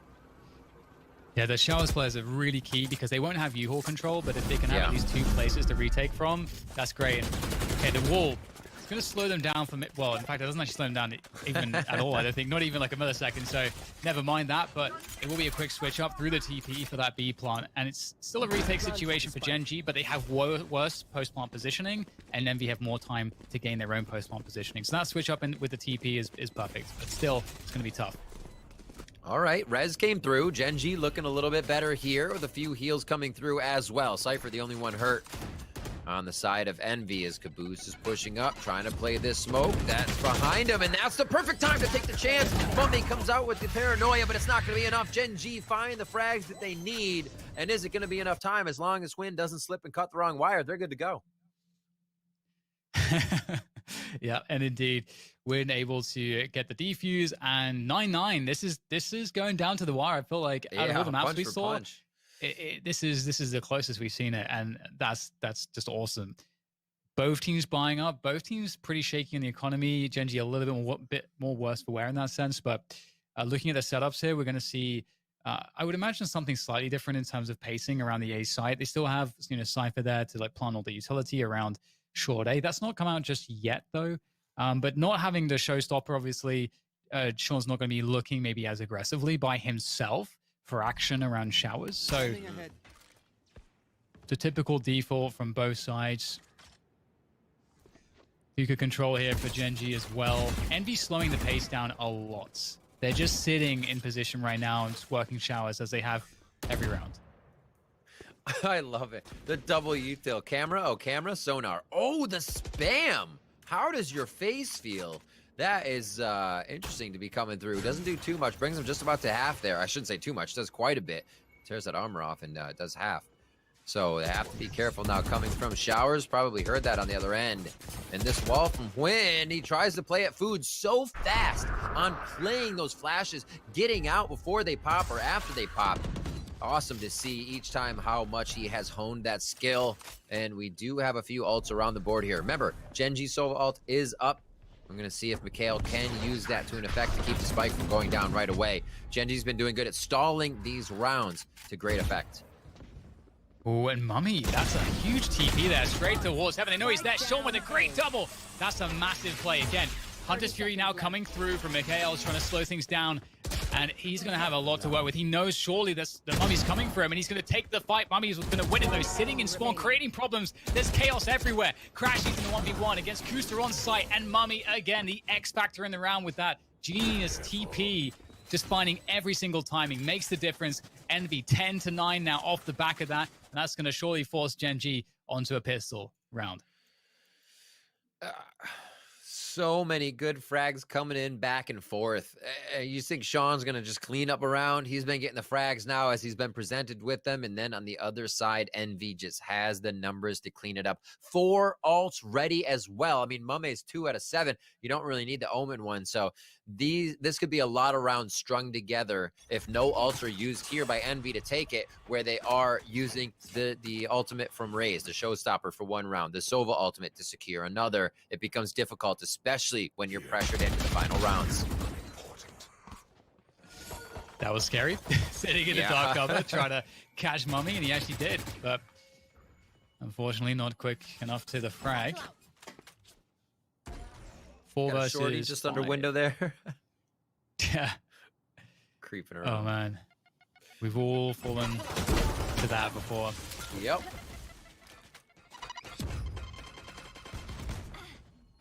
It's good from Envy to just take it slow as they are, because you can see they are slowly but surely wasting time, getting information. They're getting utility exhausted by the opponents as well by just pressuring things. And now finally they arrive onto the A site, looking good for the plant. Close. FNS able to take down Sean there. A lot of util coming in the correct spot. Showstopper is up for Caboose, but he's going to make it work. Like I said, if they don't have to use too many ults here, it feels pretty good. Caboose does fall. Not a problem as Hwin with the shorty. Transferring over from B Hookah here to see what he can get on any exits. And you don't see too many people exiting here unless you're hunting. I don't think any hunting needs to be done. They're looking to keep all the weapons in their hands here. So Envy coming on to bind, feeling warmed up.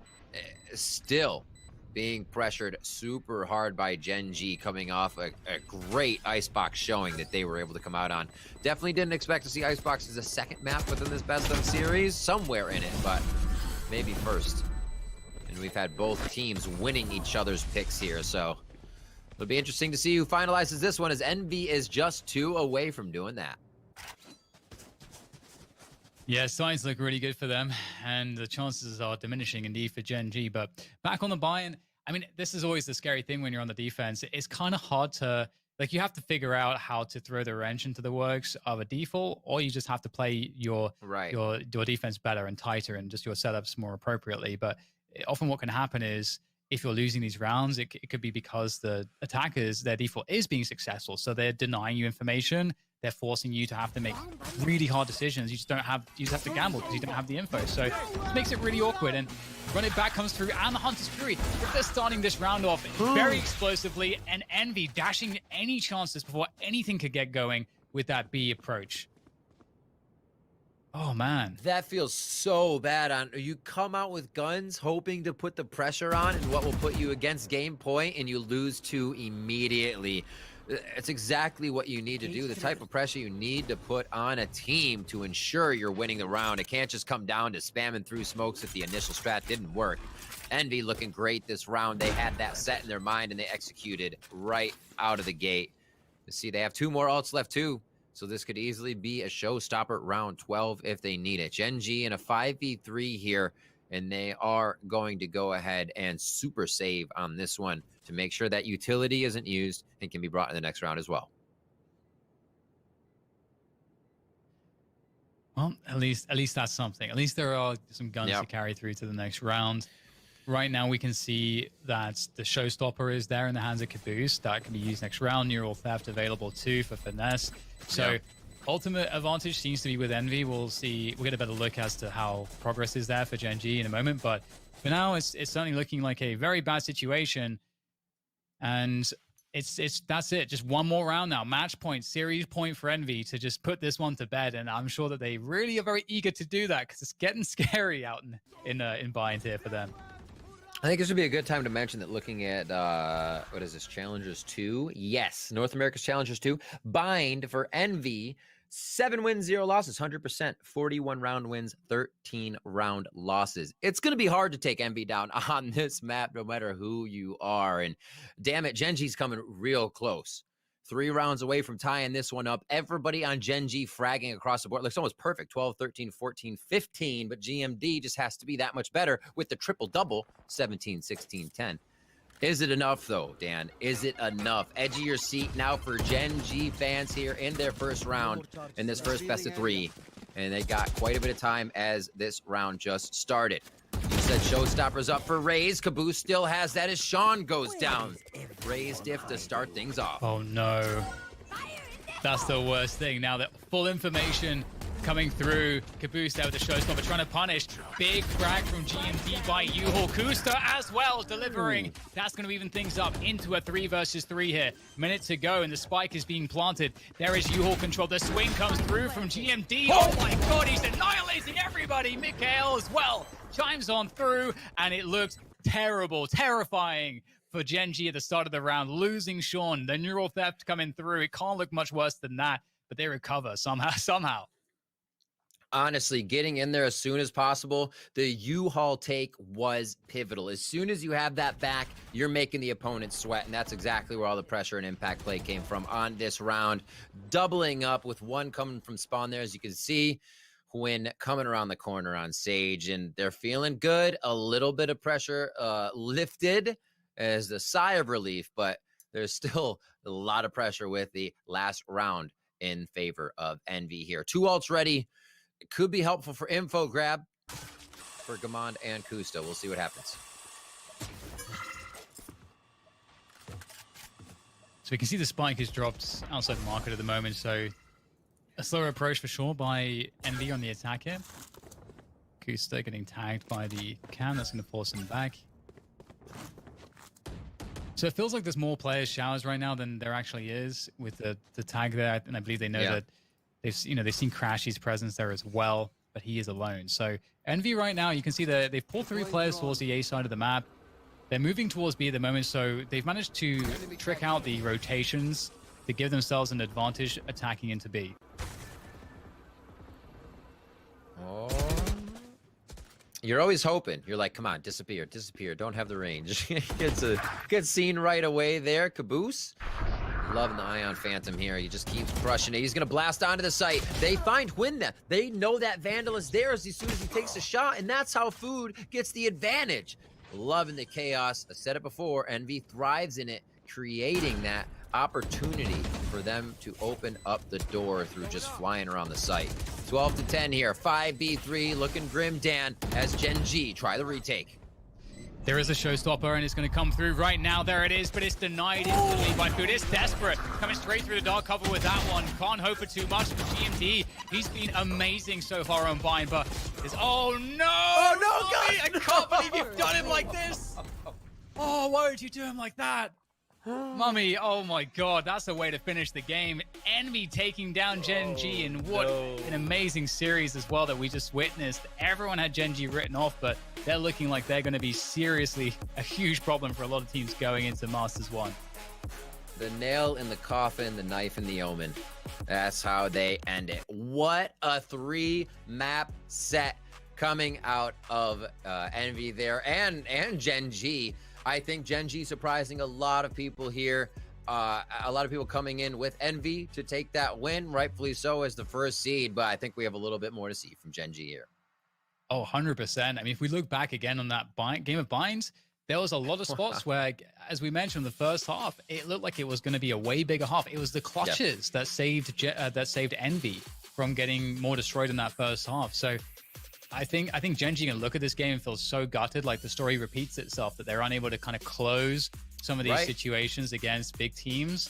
But with that said, they are looking like they're going from strength to strength. Gen G's definitely a team that's improving right now, and it's really great to see. And it was awesome to see them be able to, I'd say they played their own game, but also play to the level of their opponent at times. You recognize what's happening and you say, yeah, we can replicate that. And whenever that happens, you have to do it a little bit better so you can come out on top. We saw that happen from Gen G. Innovation through all 3 maps was something they were able to work on. And GMD stepping up for the team huge across the board. He's saying his name almost all the time. I think we got a lot of love out of the Omens today and their play. It was some spectacular games to see, and this is just the start of VALORANT Masters. Yeah, definitely. There's so much to talk about, and there's a bunch of smart people ready to talk about it. So we'll throw to a break for now. There's more VALORANT action to come, and then you'll be... Oh, actually, it's going straight to the analysts. I misspoke. So I hope you guys have fun with them. There's always a lot... I mean, there's too much to talk about. What do you guys think? Chat, first of all, let me apologize. You get to go from 2 beautiful men, DDK and Riv, to me. I can't help it. That's just DNA. Thank God you just said yourself, because you wasn't going to say that about us. No. Exactly, I mean, honestly, they put me next to you guys, and it's like not even fair. I'm trying my best out here. I get the mustache curls going on. I can only do so much, you know. Genetics, at least you can grow a mustache, man. This has been 3 weeks for me. That's 3 weeks? No, I'm just kidding. I was about to say, I was legit concerned for you for a second. Are you kidding though, Vansili? Are you kidding? Okay. We'll leave that for another day, for another conversation.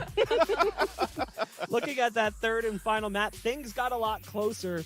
It started out decent, at least. Like we saw Gen G pick up the pistol win, and we're like, okay, maybe Gen G is going to keep doing what they did in that last map, and then Envy comes right on back, wins the eco round, starts chaining some rounds together, but they kept it close throughout the half. It ended up being a pretty close game in general, but then we switch over to the other side, and things kind of flipped around in general.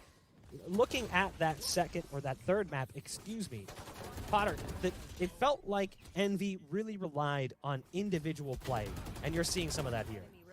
Yeah, no, you're absolutely spot on. And even in this clip right in your screen here, Food, man, this guy cannot be stopped. We've seen it all series long across all 3 maps, right? The curveballs, the space making, the confidence, right? Because in these clenchy moments, especially when you're down numbers, it's not easy always to just be the initiator, be in the forefront, and be in your opponent's faces. But that was Food. He never let go. He never took his foot off the gas pedal, and he absolutely saved Envy in a lot of these crucial moments. I think, just to add on to it, sorry, Bach, on the other end of the spectrum for Gen G, I've been calling this team out throughout this whole series in pre-games, in post-games. I'm like, oh, I don't think they have it. I still have to commend them. I think they were able to summon the tactical bear, and they put up a very good fight versus Gen G overall, and their preparation has been very good. For our team on Bind, as I mentioned before, throughout the VCTs, that only has a 37% win rate on the attack on Bind, to still get 6 rounds because of key players in key moments and clutches of GMD, Mikael, and Kusta, they definitely brought it up here for Gen G to make this a closer game than what I would have expected. Sorry, on Bind. You were talking about that win rate. You know, Gen G just looks better on the attacking side. What was it that was working so well for them on the attacking side, Vansili? Actually, it's the opposite. They weren't doing so well because they only had 37% on the attacker in terms of win rate, so they weren't doing that well. And I think the reason why is the agent composition again. I think Gen G, I got to commend them for that too. The way that they changed their composition on every single map and brought in something new that we weren't ready for, and we've seen improvements for it, right? So Quinn, for example, somebody that always plays a Jet on Vine, switched over to a Sage, and that did help for the trade abilities, the healing, the reses actually helped a lot too for Gen G to make this a close game on Vine. I think the biggest part about this, Bach, is, all right, so there's this saying when it comes to shooting games, and I feel like if you want to be a professional player, you got to know your ABCs. You always have, you always be cross, and there you go, almost messed up. But the thing is, Kusta and the rest of them, how many clutches did they actually have? And, you know, you have Potter going crazy in the background because every time it seems like GMD was popping off. Potter, I'm going to call out. She actually said, you know, what if, you know, Food wasn't getting all those big plays? Like, can you imagine what this match would be? It'd be so close. And me and Vans were like, yo, look at what GMD is doing, actually, all the way back on the Icebox. It seems like a 3K quietly everywhere, right? I feel like even though they lost this game, shout out to them. I know they're going to bring it back in that next game against whether it's XSET or FAZE, but there's one player I really want to see pick it up. And I'm going to call him out because I believe in him. I want to set the stage for that. Sean, the moment he joined Gen G, Sean was a god. Sean was a standout, okay? It seemed like nobody could stop him. We remember those events. But Sean today was a bit lackluster. You know, we all have off games, but this is Masters now. Sean's going to have to pick it up. I don't expect to see him with an 8-15 scoreline again. I want to see him on top of the leaderboard. I know Gen G is better than this. Well, speaking of those leaderboards, we can see how the teams stacked up against each other in that third and final map of the series that Envy was able to take in the end, besting Gen G and sending them down to the lower bracket and continuing their run in the upper bracket here. It was a 13-10 victory for Envy. The damage much closer here, headshot percentage favoring Gen G, but you can see just how close this was. And one of the things we watched across the first two maps was less objective wins, almost none, for the team that was losing. Here we have a much more closer affair. Still, though, Gen G is dragging behind as it did come down to a bit of a brawl with 8 of their round wins coming off the back of just absolute frag outs and picking off the members of Envy. And then looking at the players in general and their performances across the map, you were talking about Sean. You can see where Sean ends up finishing, not really doing all that well. Sure, 185, but that finishes just above Win, who is playing as Sage, which is, again, more of a recent change-up compared to what we've seen Win play on this map in the past. Whereas on the flip side, the player we profiled coming into this series for Envy was Food, and he steps up huge. Vansili, I feel like we hit the nail on the head with Food there. 271 combat score, 21 kills coming into this third and final map. For sure, and just to add on to Sean a bit, I think that I would like to give him a little bit more credit onto Barn here because, yes, maybe he's not that key fragger that we wanted from Sean, but what was he doing on the attacker side? He was satchel charging so many times into these sites where Food or Crashies, depending on their position, had to like flick every single time to try to take him down, and what does that do? It allows Quinn to move in, it allows GMD to move in and get those trades and to also take control of the map. As Christine mentioned while we were watching these games, Gen G looked a lot better in these trades. Why? Because Sean not being able to get kills still created a lot of space by forcing himself as Raze with these double satchel charges into the site. So in terms of team play for this team, Gen G looked really good too. Yeah, Gen G did look strong, but at the same point in time, it just felt like things weren't connecting. Potter, are you sold on Win as Sage, or do you want to see things change a little bit again? You know, that's a tough question. I think I'm sold on it as long as, see, when we mention a team like Envy, we mentioned that Crashies kind of picks up the slack when there's not enough duelists out on the field. Because that is their sole purpose, right? Is to be able to buy that sort of map space, that real estate across the map. But when you're on Sage, there's so many different things you have to consider. Veli mentioned it, the heals, the reses. Your kit kind of inherently makes you play a little bit more passive. So although I'm not fully sold on Quinn, I think it makes sense. The fact that Jet, she's just not as optimal on bind as other agents are. So I think Gen G, they still need to go back to the drawing board and figure out exactly how they want to tackle it, but really positive signs coming out from this squad. You mentioned the players sitting at the top. It was Food who we profiled coming into the series, and then you said the backup there could sometimes be Crashies as the alternate option that can kind of pick up the slack. He ended up finishing with 258 ACS, 51 kills, 33 deaths, 21 assists. Slightly better than Food outside of the kill category. Food finished at 53 kills, but we do have Smix standing by and ready with an interview. Take it away, Sue.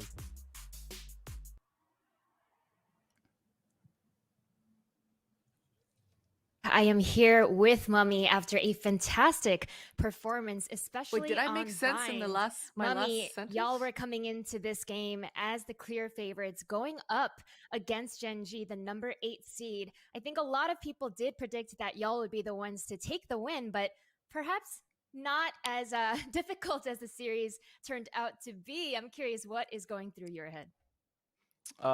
Yeah, I mean, we expected to give a nice clean 2-0. We played Haven, which is Gen G's strongest map. We won it, so we were very confident. We figured our icebox was pretty strong, but they played really well, and they figured out some holes in our attacking side. We didn't really get to defend too much, so it was kind of rough. And then on Bind, we know it's our strong map, and we knew that if we just played our game, we'd be able to take them down. So that's what we did. We played really well and beat them out. It's a great game. Yeah, you mentioned it yourself. Haven was their map pick. Gen G obviously loves that map. And conversely, I noticed Haven is the map y'all have played the least since Opens, only twice compared to the other maps. So I'm curious, even though both times you played, you won, were there any nerves about going up against them, or did you have a good idea of what they had planned for y'all? Yeah, I mean, we played Haven the least, but it's it's our sleeper map, man. Everyone's gonna be careful for that. So we were prepared for them, and we had a great strategy on Haven. We knew what they were gonna do. We knew our game was still strong, even though we played it the least. So we threw it out there, and it worked out for us. Indeed, and you sort of hinted at it already about Icebox. I'm curious, what was the chat like after that map wrapped up ahead of Bind, knowing that Gen G wasn't going to make this easy for you guys at all? It's kind of like we thought our Icebox was going to be much better than that, but they played well. So it's like we can't really knock ourselves. They played well. Nothing really worked out for us. We didn't really have much depth in the round for us. There was not much working on either side of the map, and you just got to attribute it to them playing well and us not having as many strengths in we didn't have many answers to them. So we just were like, all right, listen, even after getting destroyed on our attacking side, let's just pull it together, try to make it competitive. We brought it back on our defending side. We didn't get as far as we'd like, but we made a run for it, and then we just wrapped it up and we're like, all right, this is our map. We're starting out defending on Bind. Let's just take it to the grave, and that's what we did. Yeah, you mentioned playing well. Us as viewers got such a treat. That map on Bind, it was so much fun to watch from both of y'all. GMD right. just popping off, and you yourself top fragging with so many important impact plays. Walk us through, because it looked like, well, by far it was the closest map, but also it was going back and forth. What was it like for you to go through it? I didn't really play well the first two maps. It was kind of just more a spotlight on the duelist side, and I didn't really have much impact. So I was like, you know what? I'm just gonna wash my hands. Let me come back to the desk. Let me step it up. So that's what I did. I know it's the third map. It's do or die, and I love the pressure. So I performed well, and I know my team was always gonna perform well. So we all just knew that this is it, and we just performed as good as we can perform in that scenario, and that's it. Awesome. And now with this victory, you are going to be playing either the winner of FAZE or XSET. FAZE is a team you haven't played since December, which means you haven't been playing this new and sort of revamped FAZE that we've seen recently with a little bit more sophisticated aggression. And on the flip side, XSET, you have played in both Challengers 1 and 2. So I'm curious, what are your thoughts on the potential outcome of that series and your thoughts on playing whoever that winner is? I think FAZE has improved tremendously since we last played them, and since the inception of the roster. I think adding a new coach or whatever they've been doing, they've been playing really well. Baby Beige definitely going to be smeaging on the opposition, so make sure you look for that. I think XSET also, they perform well, and they've improved a lot since we played them, so it's going to be an interesting match. I think FaZe's aggressive style might be able to disrupt XSET's more passive style and kind of disrupt their pops and disrupt their defaults.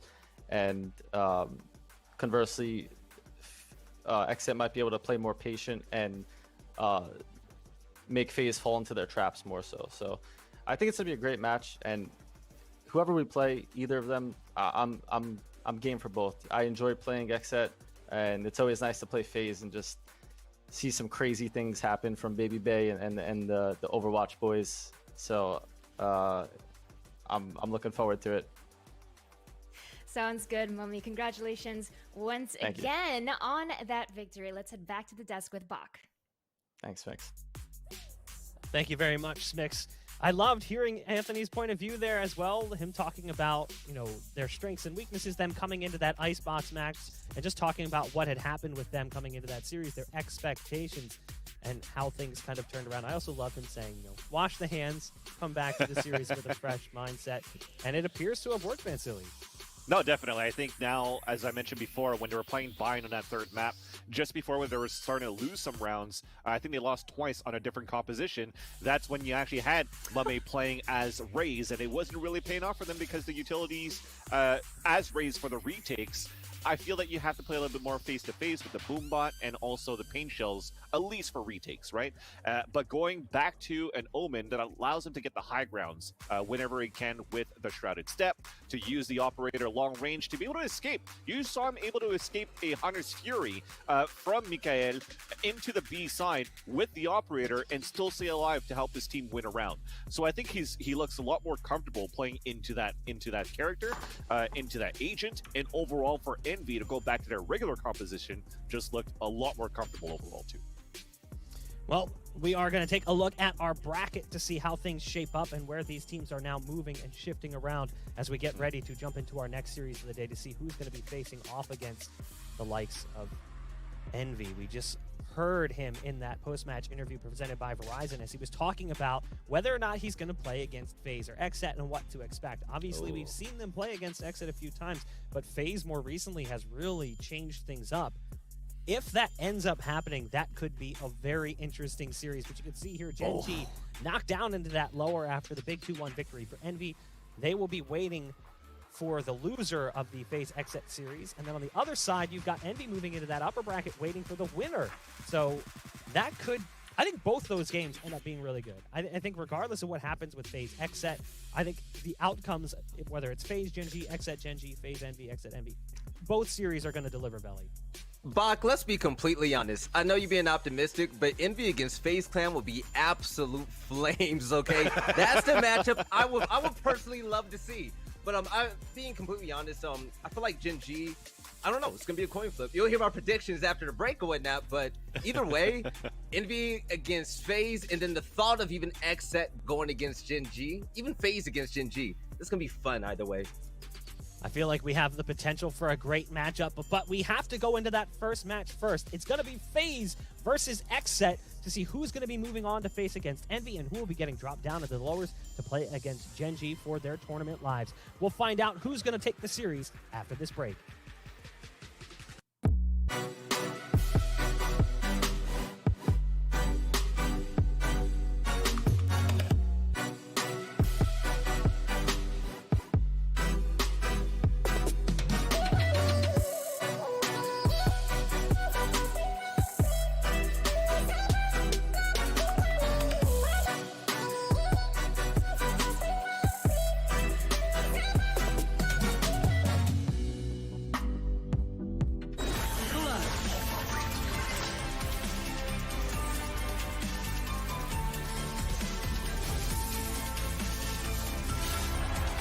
Apply now at redbullcampusclutch.com. Verizon believes everyone deserves the best. That's why we start with 5G from America's most reliable network. Verizon 5G is next level. Then give families plans to mix and match, so you only pay for what you need starting at $35. You get so much more than this, a great network. And offer the best in entertainment on select unlimited plans, like Disney Plus, Hulu, and ESPN Plus, as well as Discovery Plus, with a Galaxy S21 plus 5G when you buy one. There's no reason to settle for less than the best. Only from Verizon.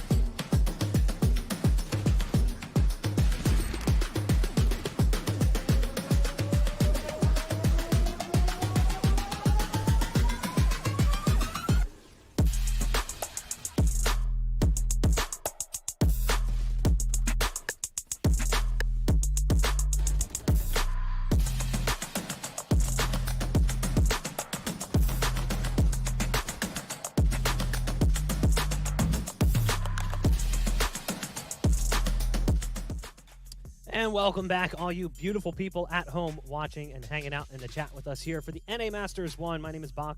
I'll be your host throughout the show. Joining me on the desk, Vansili, Veli, and Potter. We just watched Envy move further into the bracket as Gen G got knocked down into the lowers.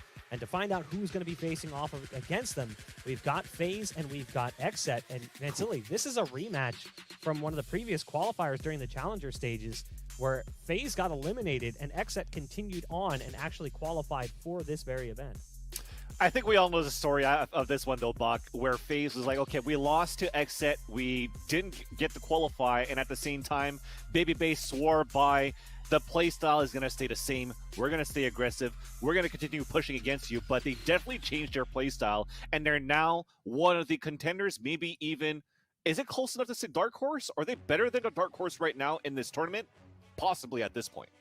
I don't know. It's kind of tough, right? Like, Veli, we watched them play during the last Challenger stage, and they completely threw us for a loop with the way that they played. Very, very aggressive. Totally different than what we expect to see from teams.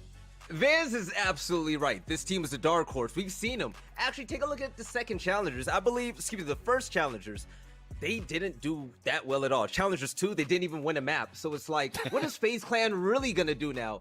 They made some role changes, and now you have players on different ages. You have Marv currently, he switched off of Brimstone. Zachary was on Breach. You even have Baby Bay on Breach. Now, they're in more comfortable roles that allows them to be as aggressive as possible. You can go on Haven. You can catch them running 3 down the lane now. This team is fearless, and they have the utility to back them up with it now. Well, let's take a look at the teams we're going to see in just a second as FaZe and XSET get ready to duke it out. Either it's going to be FaZe up or rep the set. I'm not sure which one. I don't know. Does XSET have like a hand thing? Because FaZe has one and I can't do it. My boomer hands don't bend that way. But I'm wondering. I think it's like the Bronx. Is it like you just like? Okay, yeah, there you go. That's Generation X. It's not that one. That's wrestling. Yeah. You don't do that one. I didn't go all the way down. I didn't go all the way down. That's Triple H. I had to keep it above waist. Come on, we're trying to stay PG here, so it's a little bit of a high X. I don't know what it is. I'm making it up, by the way. Well, it would be nice if they have one. If they take that from you now, you can charge royalties. So XSET, you can contact him on his business email. I'm sure you can find it on his Twitter. Nah, they're the homies. They can have it. I already turned that into an NFT as well, so it's going to cost a lot. Oh, God. Let's not even get started onto that stuff. Looking at the XSET roster, we'll take a peek to see the 5 players we're going to see in server in just a moment. And we'll also talk about the one player we really want to talk about when we look at this matchup, which is going to be Pure. But Christine, walk me through this lineup here for XSET, as maybe some of these names are a little bit unfamiliar for some of the people at home.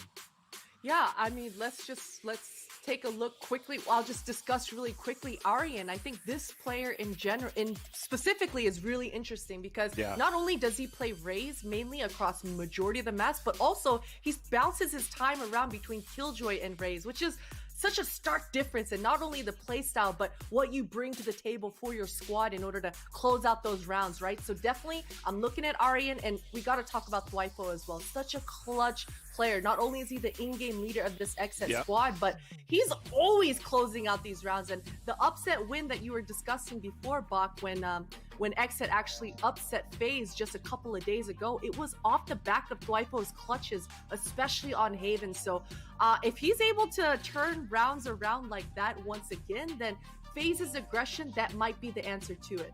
Yeah, I just wanted to add on to that. I think Dwipo as an IGL is also one of those good players that could also lurk as that Cypher. And watching their playstyle for XSET, there's been multiple rounds where he was the one that's able to get entry kills on lurks, which switches the whole rotation of XSET on the execution towards any of the sites on the maps that they play. So I think overall, for players that come from so many different games, right? We're talking about Fortnite, Apex, Battalion 1944 for BCJ with Apex as well. They come from so many different games, and they are able to come together to be such a full lineup that reps a set. They're running through momentum right now, and Pure is one of those players that is at the helm as a duelist jet. Bryce Aroni, Pure, you know, I've been watching his play for years, seeing him come to local lands, playing in CS, and now seeing him step up big for the squad. He was a huge piece of what was that XSET attacking side and defense. When he gets the AWP in his hands, he can be quite scary. He's one of the few players that still really wants to dedi op. We're noticing that it's starting to decay a little bit, that dedicated op role. And we'll talk about someone else who fits into that role in just a second as we transition our thoughts over to FaZe, and we start talking about Baby Bay Valley. Yeah, Baby Bay, the pretty boy of the team. He is a standout highlight player. Now, I'm really glad you guys pointed out Pure, right? Because it's Jet against Jet, Jet on Jet action. I expect Pure to really bring his A game because from what we've been seeing with Baby Bay lately, he is the disruptor. Not only does Baby Bay just an absolute beast with the op, just look at him. The man is perfect, right? It is his pseudo fakes that is just gonna destroy teams. We saw Baby Bay on Ascent just run up with the knives, and he just kills everyone on site by himself. That's not his job. He's supposed to go in there and get information, but when you're that good, man, you just can't help it. Baby Bay, I expect him to be a standout. FaZe is going to rely on his op play, and I expect to see him in the front lines because he's a big part of the game plan. Actually, when I was watching XSET for the first time, when they first started coming out and getting to the conversation of like this tier 1 team potentially, Pure was one of those guys too that would dash into a site and bring into your face Jet playstyle. And what I find very similar into both of these playstyles today for Baby Bay and Pure head-to-head is that on the attack, we're seeing a lot more rifling from these two players as well, when back then they swore by the op on the attack too. So I think the playstyle is very similar, but overall for the chemistry, FaZe definitely adds that extra notch to say we could play even more aggressive and more in your face than XSET could maybe do. Baby Bay is just crazy at the end of the day. He's wild. Well, I mean, we watched that finals in the last challenger stage, Alex, where Baby Bay basically just ran at his opponent every single round. On the defensive side, he would charge upper on that A site on Icebox. It was somewhat ludicrous that it worked out as many times as it did, but it effectively neutralized the duelist on the other side. So we'll be curious to see if that continues, but who knows if we'll even see Icebox. Let's go ahead and take a look at the map pool, see where we're going to be heading with this series and how things are going to kick off. So right off the bat, it looks like we're going to be jumping into Haven. That's selected by FaZe. Bind coming in for XSET, and then at the end it will be Ascent. So no split and no Icebox. Thoughts, Potter? That's interesting. I'm glad to see that Icebox is out of the way because, as you mentioned, those highlight clips coming out from Baby Bay, and not to mention the 100% win rate over since January coming out for FaZe Clan on that Icebox. So certainly, definitely don't want to test the waters on that one. Haven should be very interesting. You know, we talked about Pure being that Jet diff opper. On the other side, Baby Bay as well. Last time around, Pure, it was a bit of a struggle fest for him individually, especially towards that B bomb site. He just wasn't able to hold down the fort, and B is kind of like that. It can be very hectic, so much util coming your way. So I hope that for XSET's sake, they have a different look, especially defending B. Exactly. I think real quick before we throw it to the casters too, it's the composition, right? As Veli mentioned before. Now in this rematch, you're going to have Zachary on a breach playing on Haven too. And Icebox is a map that's always banned by XSET, knowing that Viper is usually in the rotation here for the team. So I find that interesting that XSET's always been banning it, but they have to be ready for the new composition here for FaZe. And before we throw it to the beautiful casters, I have to throw it out there. Outside of Baby Bay, one of the most exciting people to watch on FaZe, and it's so annoying. Keep your eye out on Corey. Of course. Those long lurks and those long rotation of flanks makes all the difference in the world. But that's all I wanted to throw out there, man. Keep your eye out. Real quick, before we throw to the casters, let's get quick predictions. Veli, go for it. I'm going FaZe Clan 2-1. 2-1. This is gonna be a good one. Potter. I'm gonna go XSET 2-1. Ooh. This is FaZe 2-0 for me. I think I'm with Veli on this one. I think it's going to be FaZe 2-1. But we do have our casters standing by, and it's a bit of a switch up. We've got the wonderful Esports Doug, also known as Doug Cortez, and Sean Garris standing by to bring us into the action. Take it away, gents. Shout. Thank you, Bach. Can you feel it? Sean, do you feel it? There's something in the air. Ooh. Baby, I'm fired up and ready to go. It's the Smeagin. We smell the Smeag coming. You know, we smell the Smeag, and it's coming. Baby Bay is going to be top site on Haven B site. Time and time again. This guy is wild. I think the analyst did a great job of setting the scene right now for the viewers. This FaZe team, as someone that, you know, studies this game pretty deeply, along with the analysts, like, they are wild. They are wild. We can't predict what they're going to do. they probably don't even know what they're going to do, right? We were talking about the Plat Chat interview with Baby Bay. This guy is literally using Caesar quotes from Planet of the Apes. Like we can't predict what this team's gonna do. They're insane. They're insane, but they're so fun to watch. I cannot wait. They are indeed a lot of fun to watch. We're gonna hop over to Agent Select, and there's so much we can talk about regarding FaZe and their play style. I think when we last saw these two teams match up, Sean, it was whole W for FaZe. Right? And for XSET, it was how do you handle that aggression? And XSET handled it very well in the second closed qualifiers. But we've seen since then a bit of a turn of the page, if you will, for FaZe. I think you and I talked about this off broadcast. It's almost like sophisticated Smeeg at this point. It's far more calculated. Yeah, Baby Bay described it as they're like evolving. I wasn't joking. He actually uses Planet of the Apes quotes to describe his team. And it's so epic. But he's right. They're now working together a lot more than they previously were. When you see their attack sides, they're more prone to, work in packs and not just full send it. Not full rush into the sites, just, barging in. They're capable of getting map control, regrouping, and hitting a site now.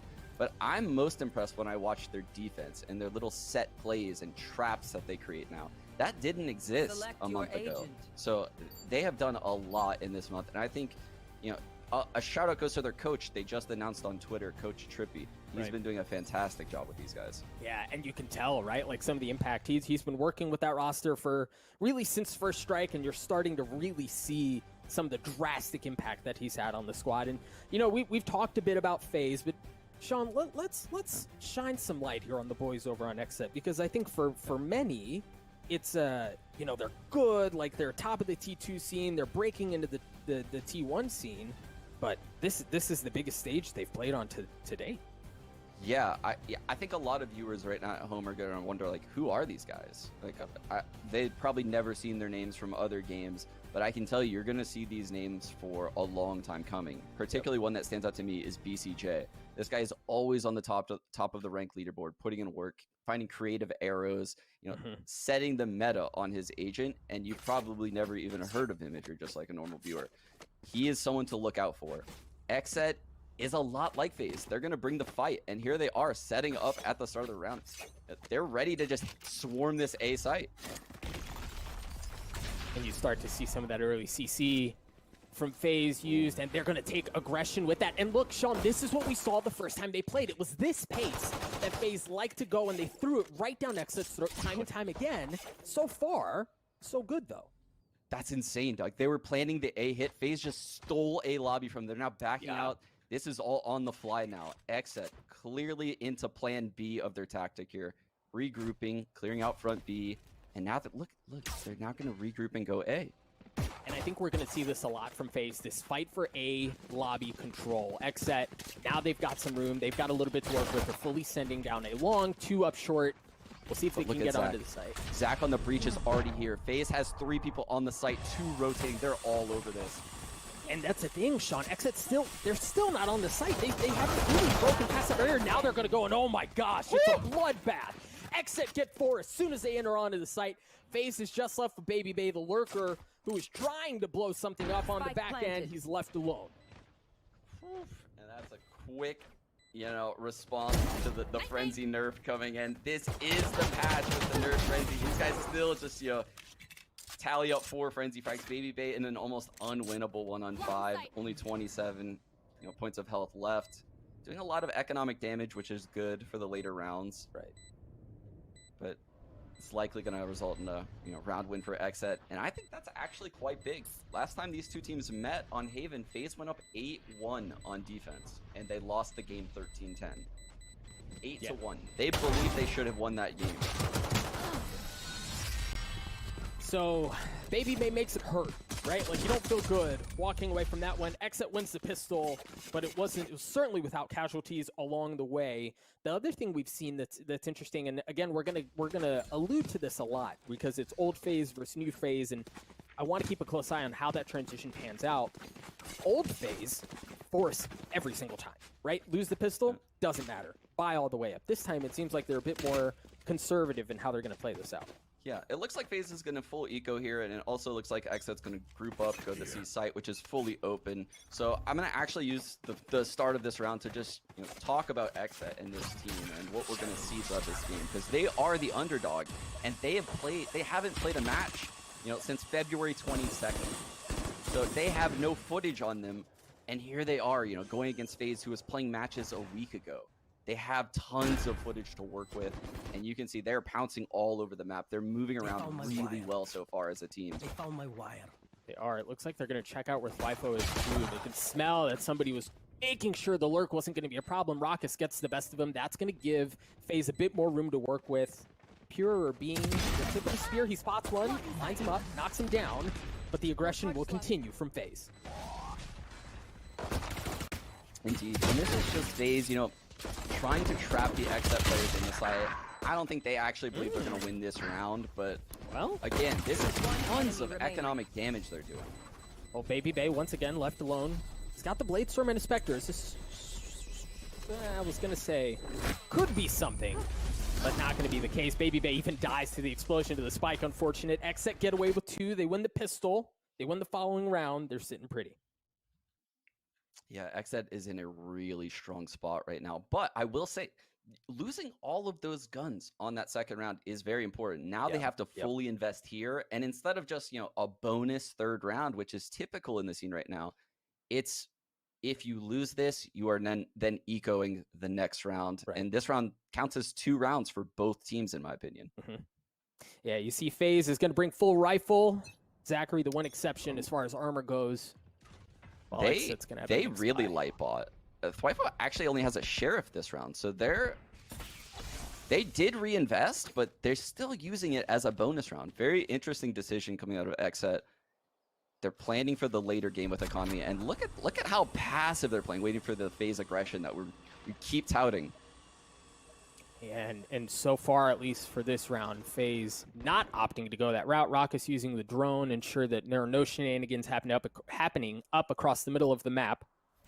But for now, it's a whole lot of hurry up and wait, Sean. And this is so smart coming out of XSET. They know FaZe is hyper aggressive. So what do? They cam all of middle. You can see Thwifo sitting on that cam. They have We Did holding the C push from the top of the box, which is the cheesiest angle I've ever seen. And then the other 3 just wait outside of A lobby and then drone clear it. So now that they know that FaZe hasn't pushed anything and have no control, they realize, okay, 2 people have to be playing A, someone has to be playing B, and 2 people, have to be by garage and C because they have no cipher. So they're now regrouping for the hit.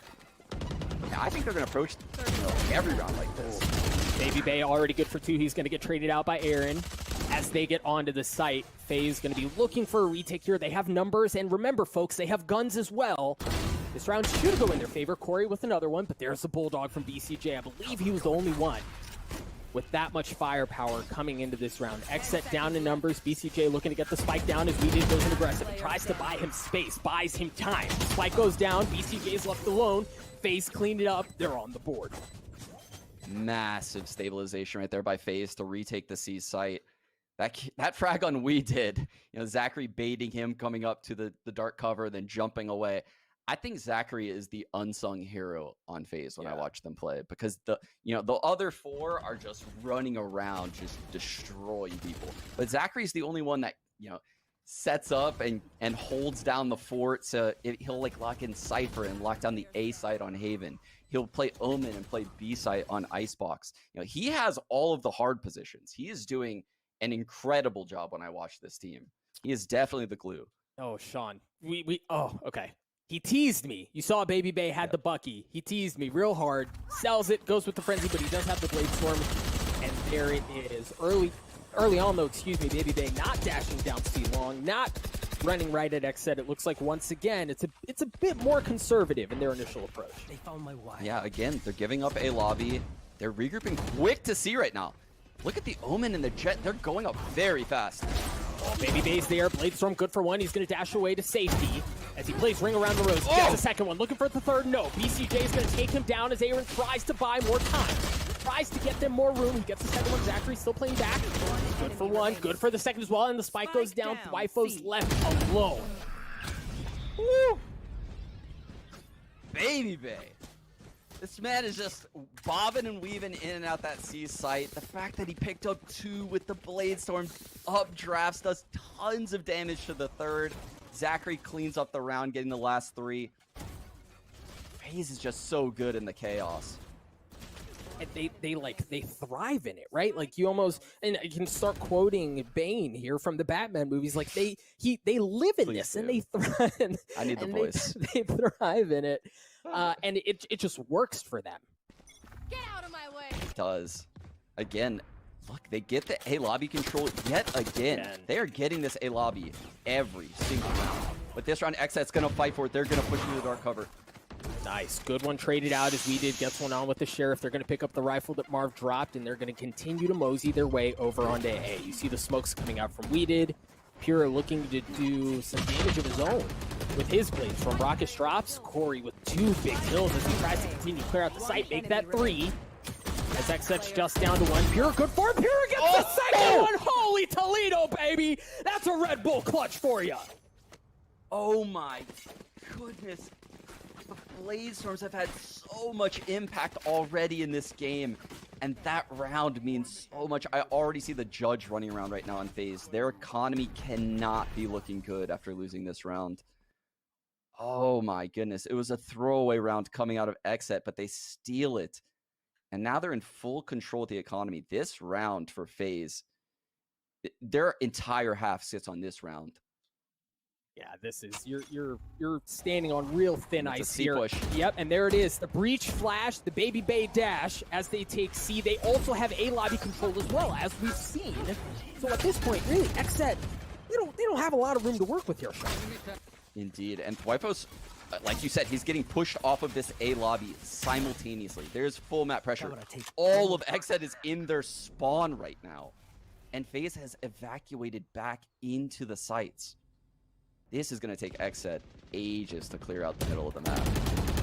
I believe, my dear friends, this is what they refer to as full smeeg, right? Right? They take the map away.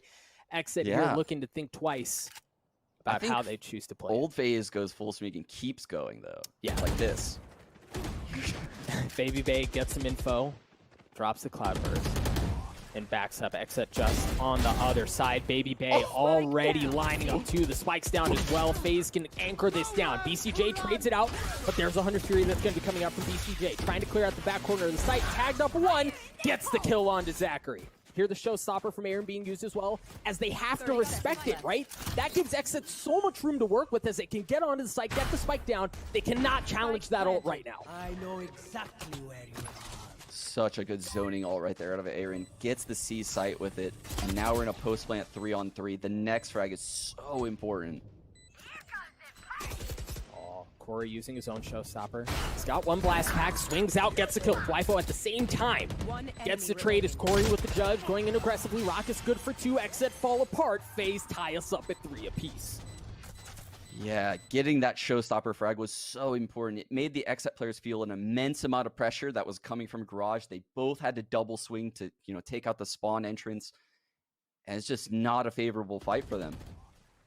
FaZe, though. Baby Bay. I think any sane human, the Cloudburst, they back out to the site. Baby Bay stays, holds it down, gets 2, and the early info.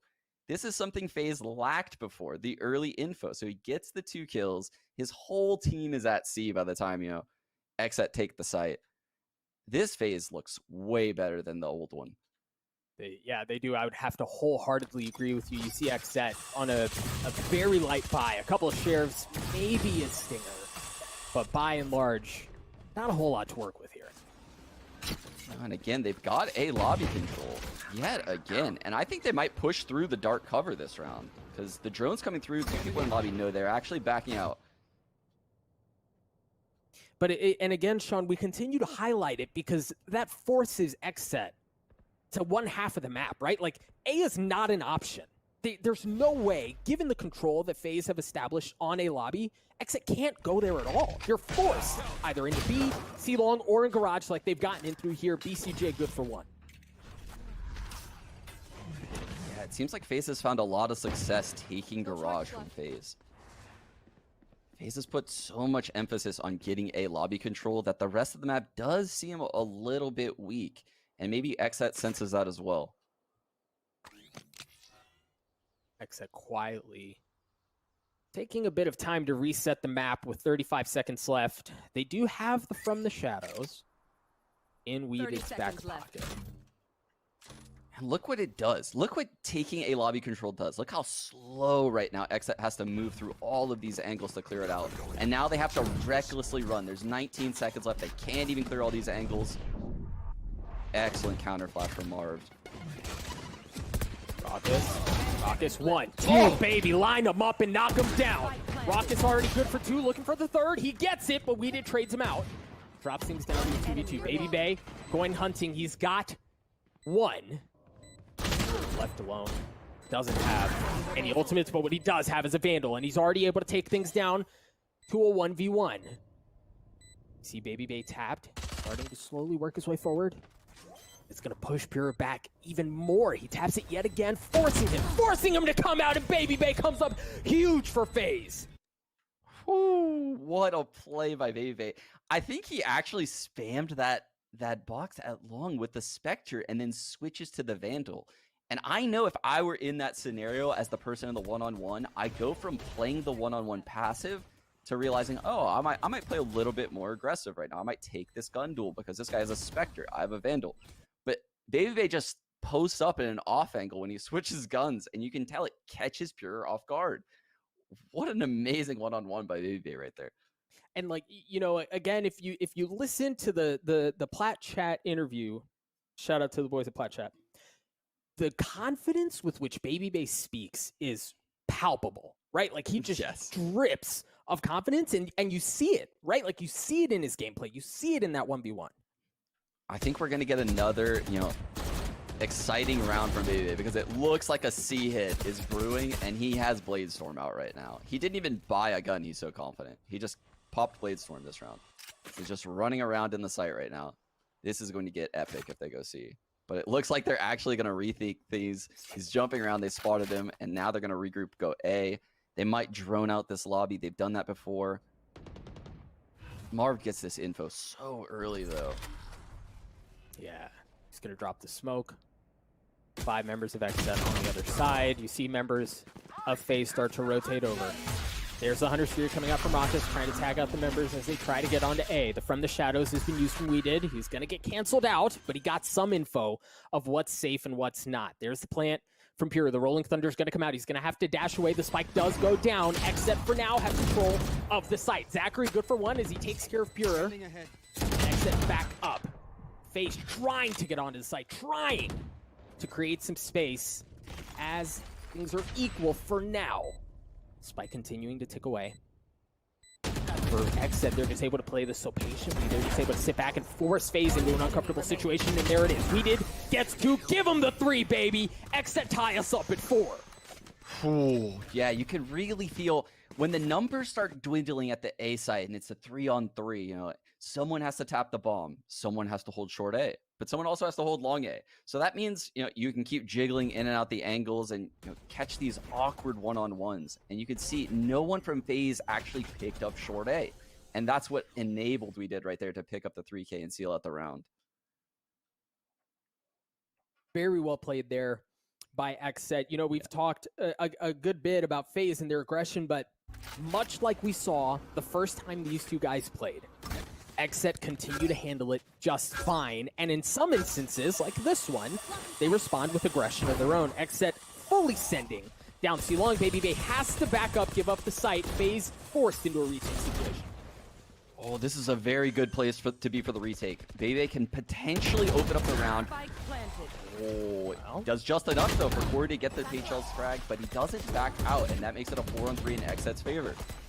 Aaron taking care of him. Pure looking for a couple as well. Takes care of Zachary, but Marv with the classic of all things trades that out. XSET still with the numbers advantage. They're in pretty good post-plant positions as well, as it's just down to Raucus. And he's got a Bucky. If you've been watching Valorant at all in the last couple of weeks, you know just how devastating that weapon can be. So it's really hard to count him out here, but as every second ticks away, the window of opportunity just continues to be smaller.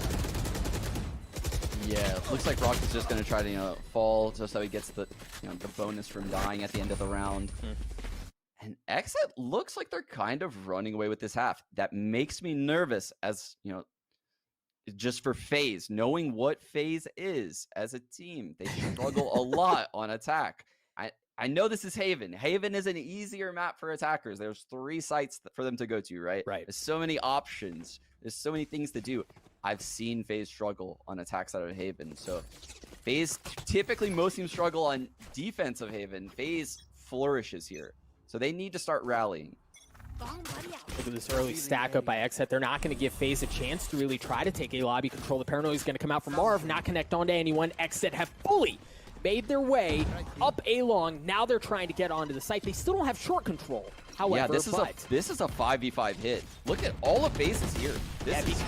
And watch out for Baby Bay. Watch out for Baby Bay. He's on the flank. There he is. He takes care of BCJ. The Hunter's Fury is going to be used. The spike does not drop as FaZe are picking XSET apart, but we did able to equalize things at least a bit with the kill of his own. FaZe still with numbers advantage. The spike has not made its way onto A. Fortunately for XSET, it's still in the hands of Pure. Things slow down again in one of these 3-on-3 scenarios. This match is just chock full of these scenarios. These 3-on-3s where things slow down.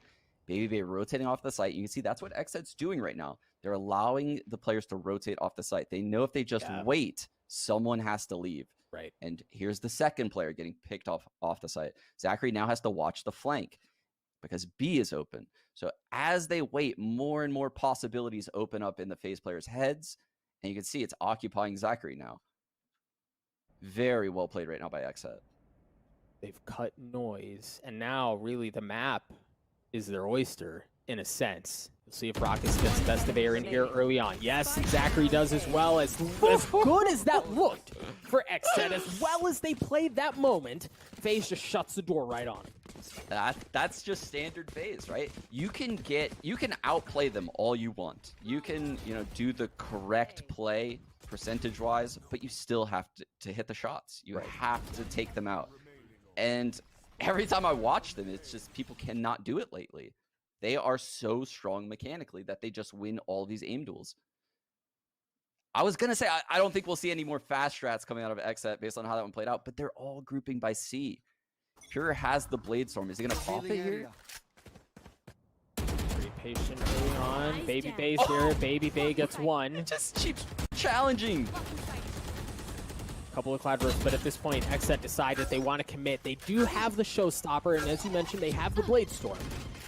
But FaZe have a couple of ultimates of their own. But it looks like for XSET, if they can stay alive long enough to flip the map, that doesn't seem to be the case at all, as they've been pinched in, and BCJ's left alone with no health to work with. A 3K for Baby Bay. FaZe take the lead again. Last round. I said FaZe needed to step up, and they have done just that. They have done just that, especially Baby Bay, seeing they're 17-7. 17-7, Doug. If I told you he was 17-7, 11 rounds in, you would probably say FaZe is winning like 9-3. Yeah, absolutely. This is a standout performance from Baby Bay. He is carrying his team through right now. And that's tons of impact. And that's like, again, FaZe live and die by some of these standout performances, but XSET refuse to go away. They have 4 ultimates of their own. Pure is going to use that Blade Storm early on. Weeded's using... No! Marv waits it out! He catches Weeded with his proverbial pants down. He gets taken out. FaZe are in comfortable position here. Oh my goodness, Doug. We just witnessed a very large Omen diff. I know exactly where you are. The Marv ult into spawn, but look at that. The neural diff comes in. They know. Oh my god, Marv weasels away. He's now C. They have no idea. Alright, there's a Showstopper. It's gonna connect. As Dwifo's left alone in a 1v4. Things went from real pretty for XSET early on to absolutely sideways. FaZe make a statement on the last round to take the half 7-5 on Haven. Oh my goodness. What did the Zoomies say, Doug? Something about ice in the veins and in their head and stuff? Something like this that. This guy predicted the Omen ult into heaven, waited around the corner, let it come into form, swings out, takes him down. and then ults into the attacker's spawn. Like, what an insane round coming out of Marved. Both Omen ults. He won the battle though. Full send. And now, and I think the interesting thing is you watch FaZe and you watch plays like that and you think, whoa. 1 second, Doug. Look at this. They're grouping by A. That Sova is lining up a recon right now. This is going to be so fast. Yep, you called it. There's the dart. They're going to funnel their way into short. As XSET are starting to scramble to try to get back onto the site to control it. Baby Bay goes in aggressive. There's the frenzy. Takes care of BCJ from the top row. But XSET seem to be holding it off just fine. As FaZe are left down to 2, it's going to equalize as XSET drops down to Flyfo. Baby Bay with 3. The frenzy continues to pop off. Flyfo swings a 4K for Baby Bay. The dude continues to pop off. Oh my goodness. I don't know what? I don't know if I would ever have the instinct to dash up draft with my frenzy and come down on a Sova's head like that. He is a different human than me. I just think so differently. He is so special and so impactful when I watch this team play. Dog, he's 23-8. Like, what do you do with that? That was a gorgeous round. He uses Jet so well to create space and just be so annoying. And now, think about this. He's 2 points away from the Blade Storm. Easily can get that online if he has a round that's half as good as it was in the previous round. But now we see FaZe show him something a bit spicy, right? Something a little bit different. After the aggression that they showed in the last round, they've taken some space, but they're not fully committing to anything yet.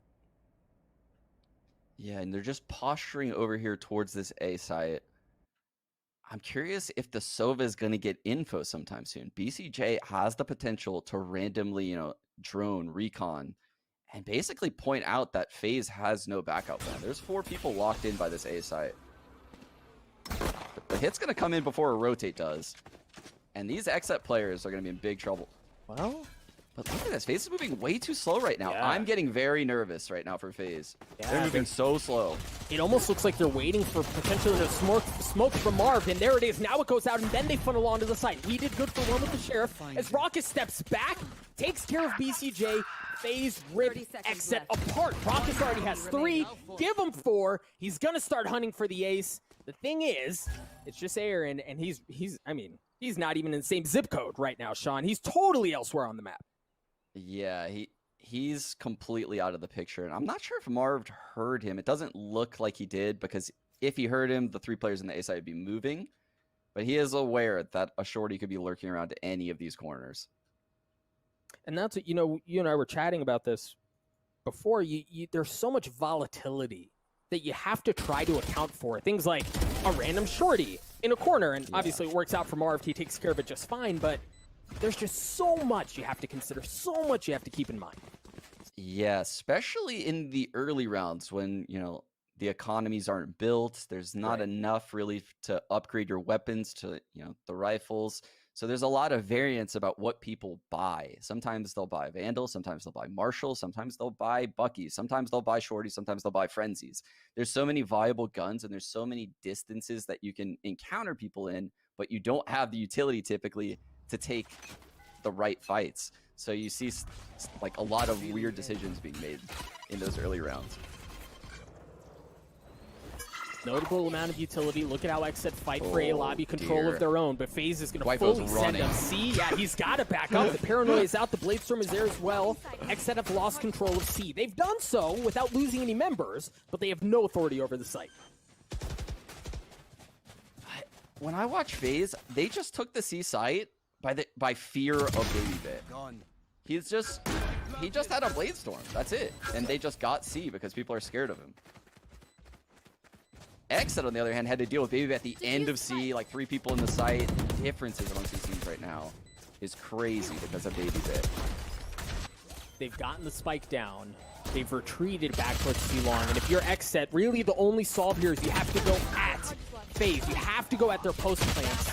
You kind of have to make your way down there, and it goes completely sideways, right? XSET don't even get a chance to make much of something out of this round. FaZe, with 4 remaining, take another round.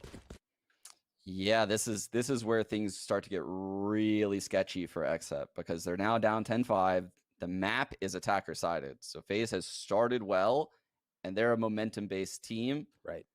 I mean, this is really sketchy for XSET. They're going to kind of half buy here, basically giving up 11 and say, we're going to win out after this. Yikes. Yeah, they're not going to have much of a choice here.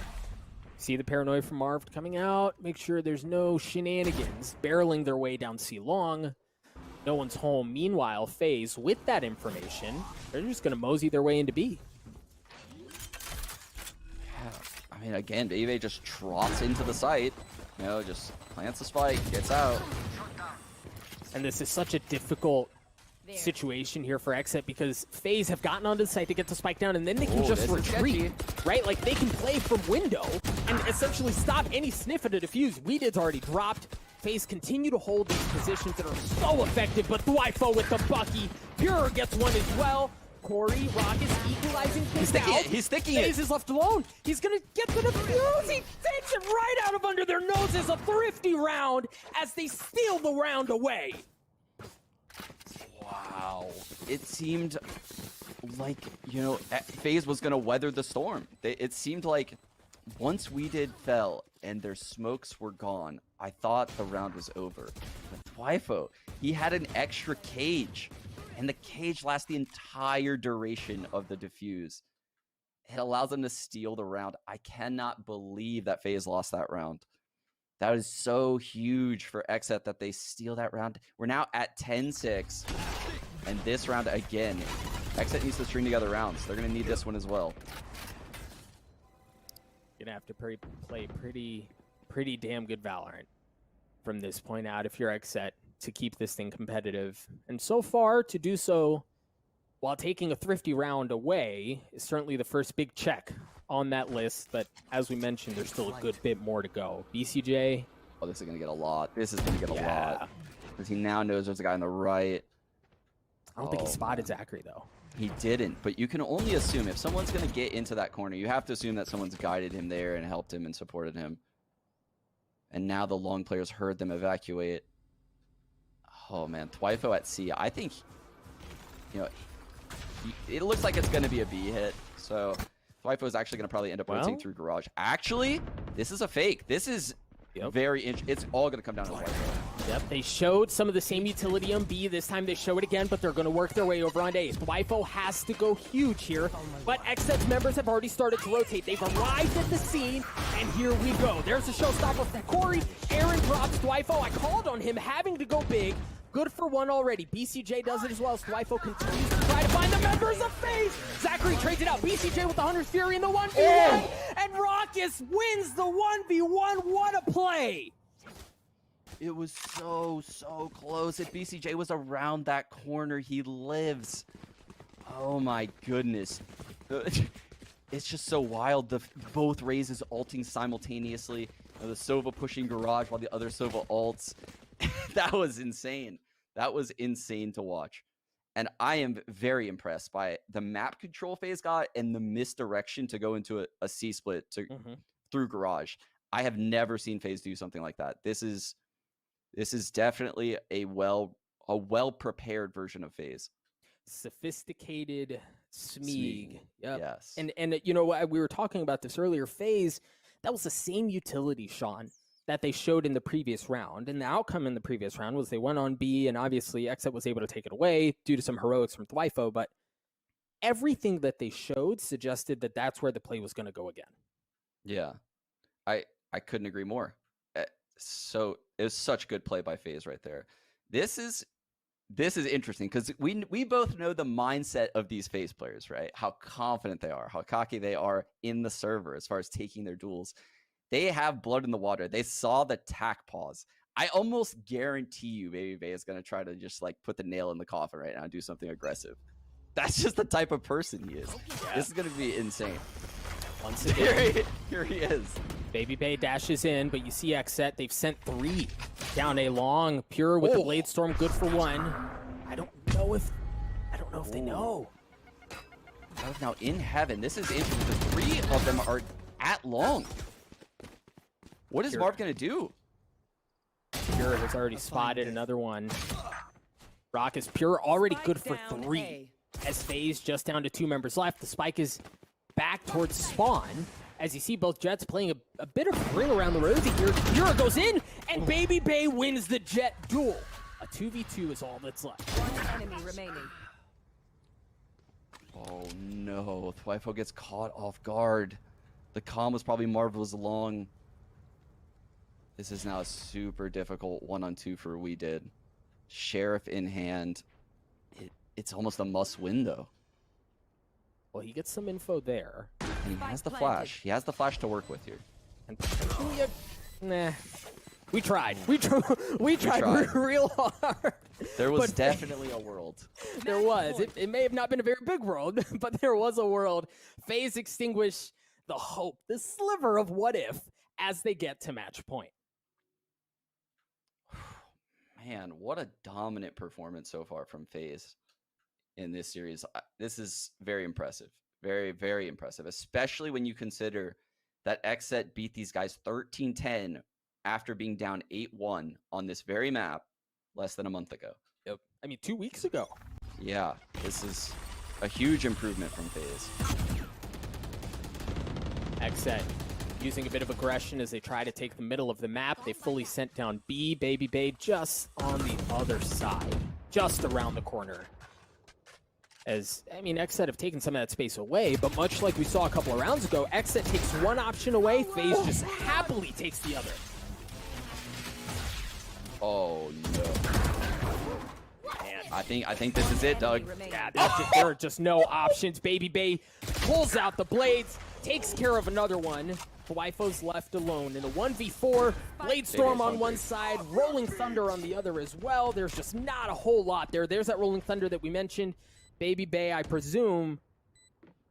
Well, you know, honestly, given what we know about him, I figured he was just gonna dash and do something crazy. Waits for the flash, and there's the difference, right? Like, that was textbook sophisticated sneak. Instead of dashing in like we would have seen previously, they wait for the flash, then he goes, and you see, Sean, the difference in that approach, in that playstyle, pay off. 13-6, a very impressive performance from FaZe on Haven. Yeah, I don't know how XSET bounces back from this, but the good news is that they are actually strong on the following 2 maps. So I don't think they're out of this series. I will say the star players from FaZe are hitting hard today, particularly Baby Bay. So they're going to have to quiet him a little bit on Bind. Otherwise, this is over. An unstoppable object is somehow going to have to be dealt with by an immovable force. Folks, we're going to cut to a break. When we return, the analyst desk is going to break down really the shellacking that FaZe just gave XSET. Don't go anywhere. We'll be right back.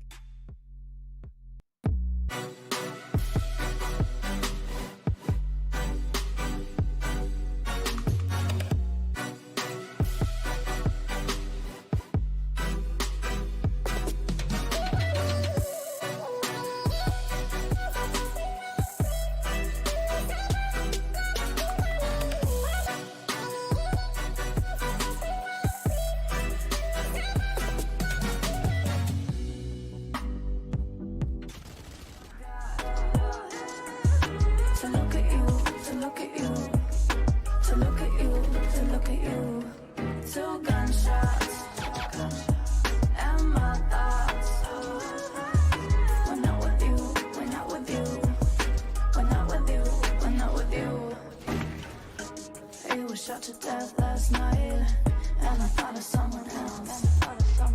Didn't care about your life last night, at least less than about his. All our dreams were shot to death last night. I see the clock stand still. Nightmares at your heart sometimes, but this is unbelievable. One gunshot, and I forgot to look at you, to look at you.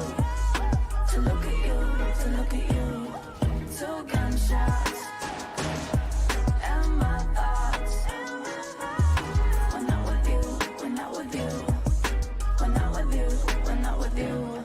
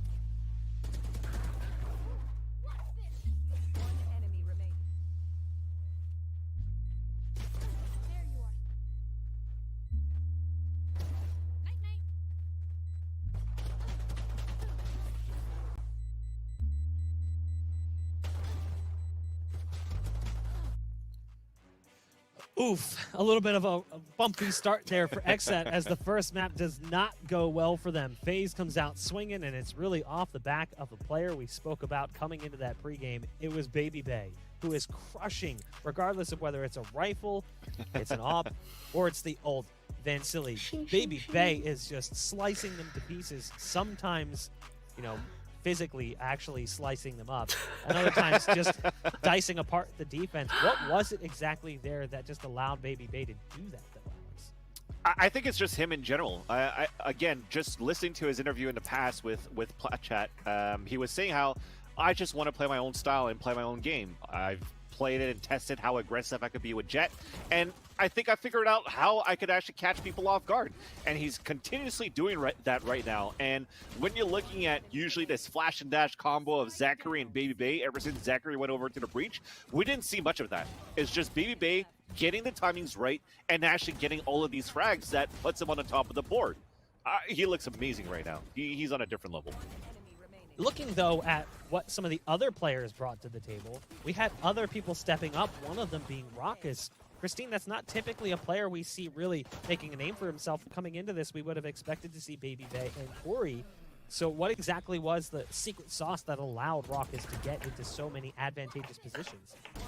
You're absolutely right. I mean, my immediate thought was, man, Raucus definitely ate his Wheaties this morning because he was not missing. The man did not skip a beat throughout this entire map. And you're right. I mean, when I was doing my research, Raucus was not a name that really held any huge impact in my brain throughout any of the matches that I watched. You know, you could clearly see that he had a plan, he did his job, he helped his teammates, but he wasn't the superstar heavy hitter that I just witnessed. So yeah, I mean, man, it's going to be challenging for XSET to put a stop not only on Baby Bay, but all the other members stepping up as well, even going to Bind especially, man. That is a Sova playground. So this is going to be a tough task moving forward.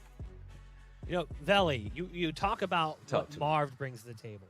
Marv being the leader for the team, is it his work in the background that's allowing these players to come to light and just shine? And like you said, as a leader, you know, you got to set the scene, set the stage by example. He did exactly that the round before halftime. It was round 12. We did. My man, I hated had to be we did, right? He teleported over to heaven over on A, and then the next thing you know, Marv is behind him. This is where the beauty of his execution and his thought process comes through, right? He gets the kill, starts spraying gunfire, pushes the attackers out of A. So what are they going to do? Naturally, they're going to try to go all the way to C on the other side of the map. He teleported into their spawn, but then at the same time, another call was made. You saw Raze going grass, and the moment that Corey saw the rotation happening, Showstopper came out. Everybody swarmed all the players that were rotating on the attacking side of the team. And when you set that tempo, like Baby Bay is doing, to where you're just constantly aggressive, you're not playing this game like anybody else out there. It works so well for FaZe, and we just saw why. I got to say that the matchup between FaZe... the matchup between FaZe and XSET on this map wasn't a good matchup for XSET when I've noticed these changes from FaZe.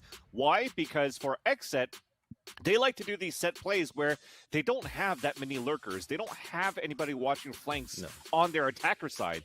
And looking at FaZe, how they take control of sewers very early into the rounds now on Haven, and a number of times that even Baby Bay or Raucus was on a flank, and they're able to get these backstabs onto XSET, they were able to dismantle this bio ball that XSET continued to have when they wanted to play for these trades on these set executes. So FaZe, they played it perfectly in my eyes.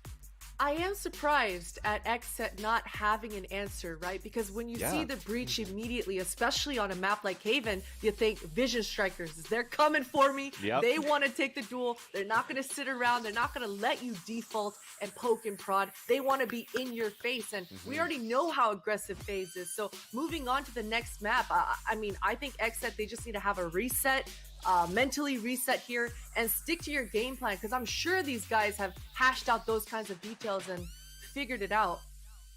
Since Potter wants to talk about other regions, I'm gonna do the same. Except for the lineup that they have, they didn't have the utility to be as explosive as they really wanted to, right? You don't really have flashes, or the smokes really weren't set for long. So if you're gonna play like a Brazilian team and you run in and let Pure pop off the way he did, everyone else has to be behind him, securing those kills as well.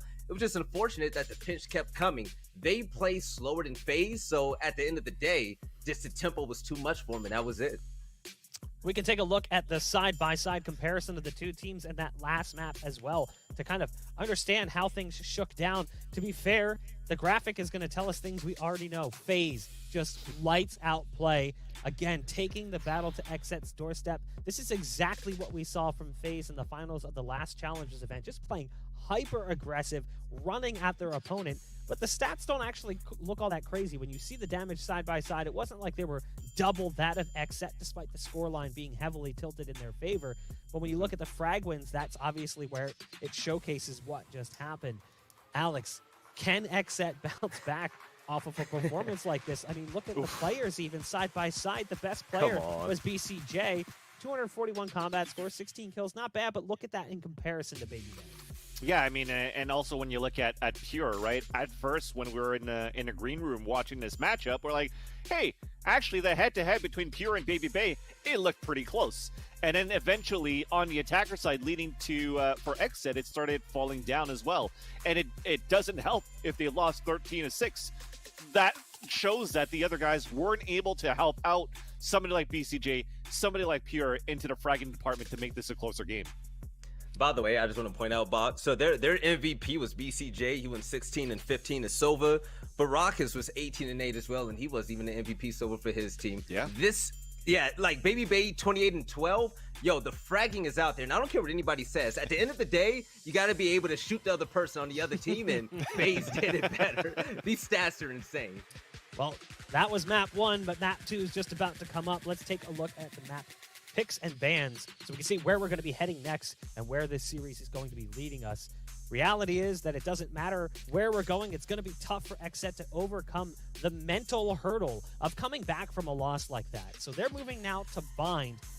A comfortable territory for them, as we've seen them put in good results on Bind, Potter. But do you think that this team will have that sort of resolute, stalwart position where they can come back and be like, okay, sure, we lost map 1.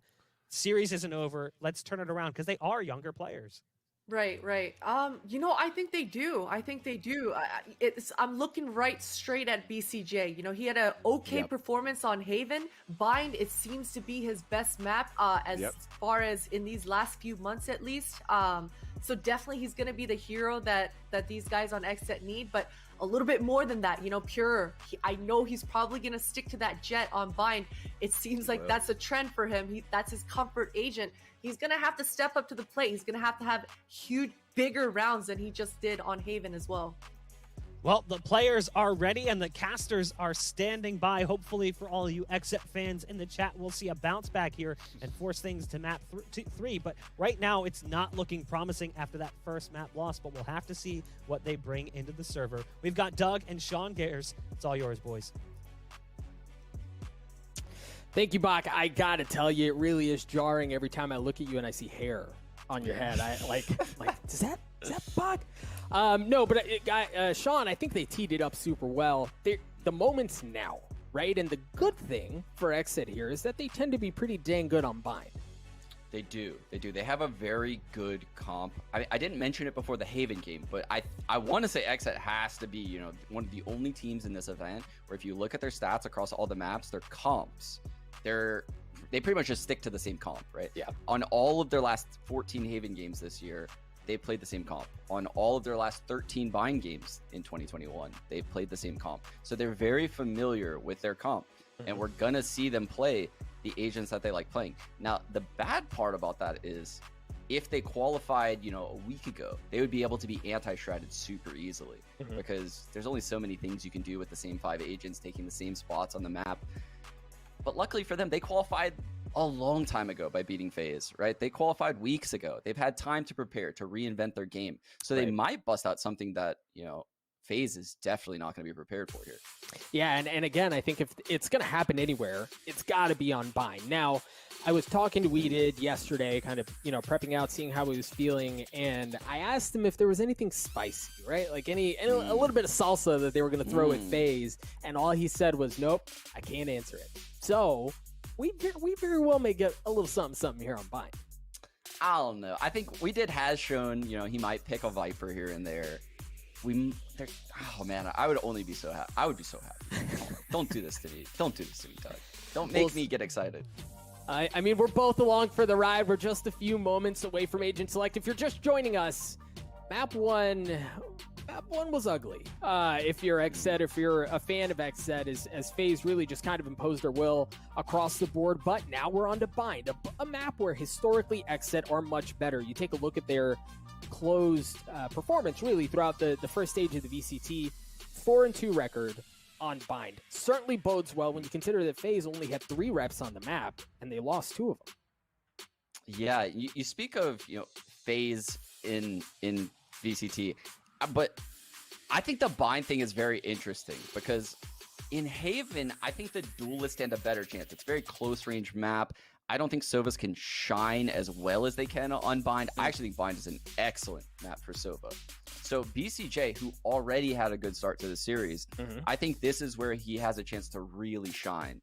Whereas someone like Baby Bay, who is playing Jet on Haven, Jets don't have as much success on Bind. So that difference between the star players on both teams could ultimately decide which way this map goes.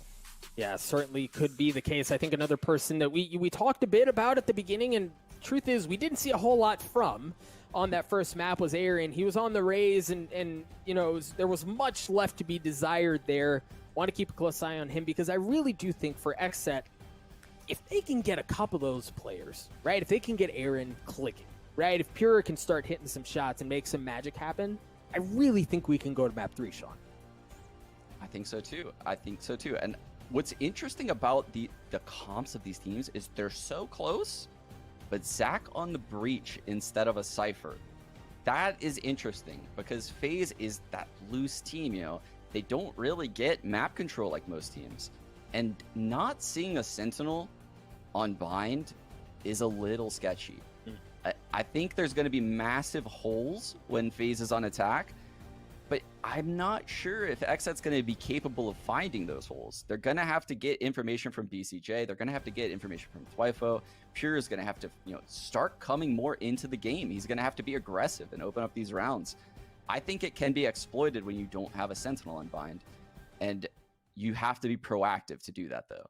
Now, let me ask you this, right? Because there's been a lot of discourse around Breach and how strong of an agent he can be and whether or not he should be replacing certain, in some cases, replacing duelists because of the way you can play him or, in this case, Sentinels. Do you agree with that? Do you think Breach is a better pick?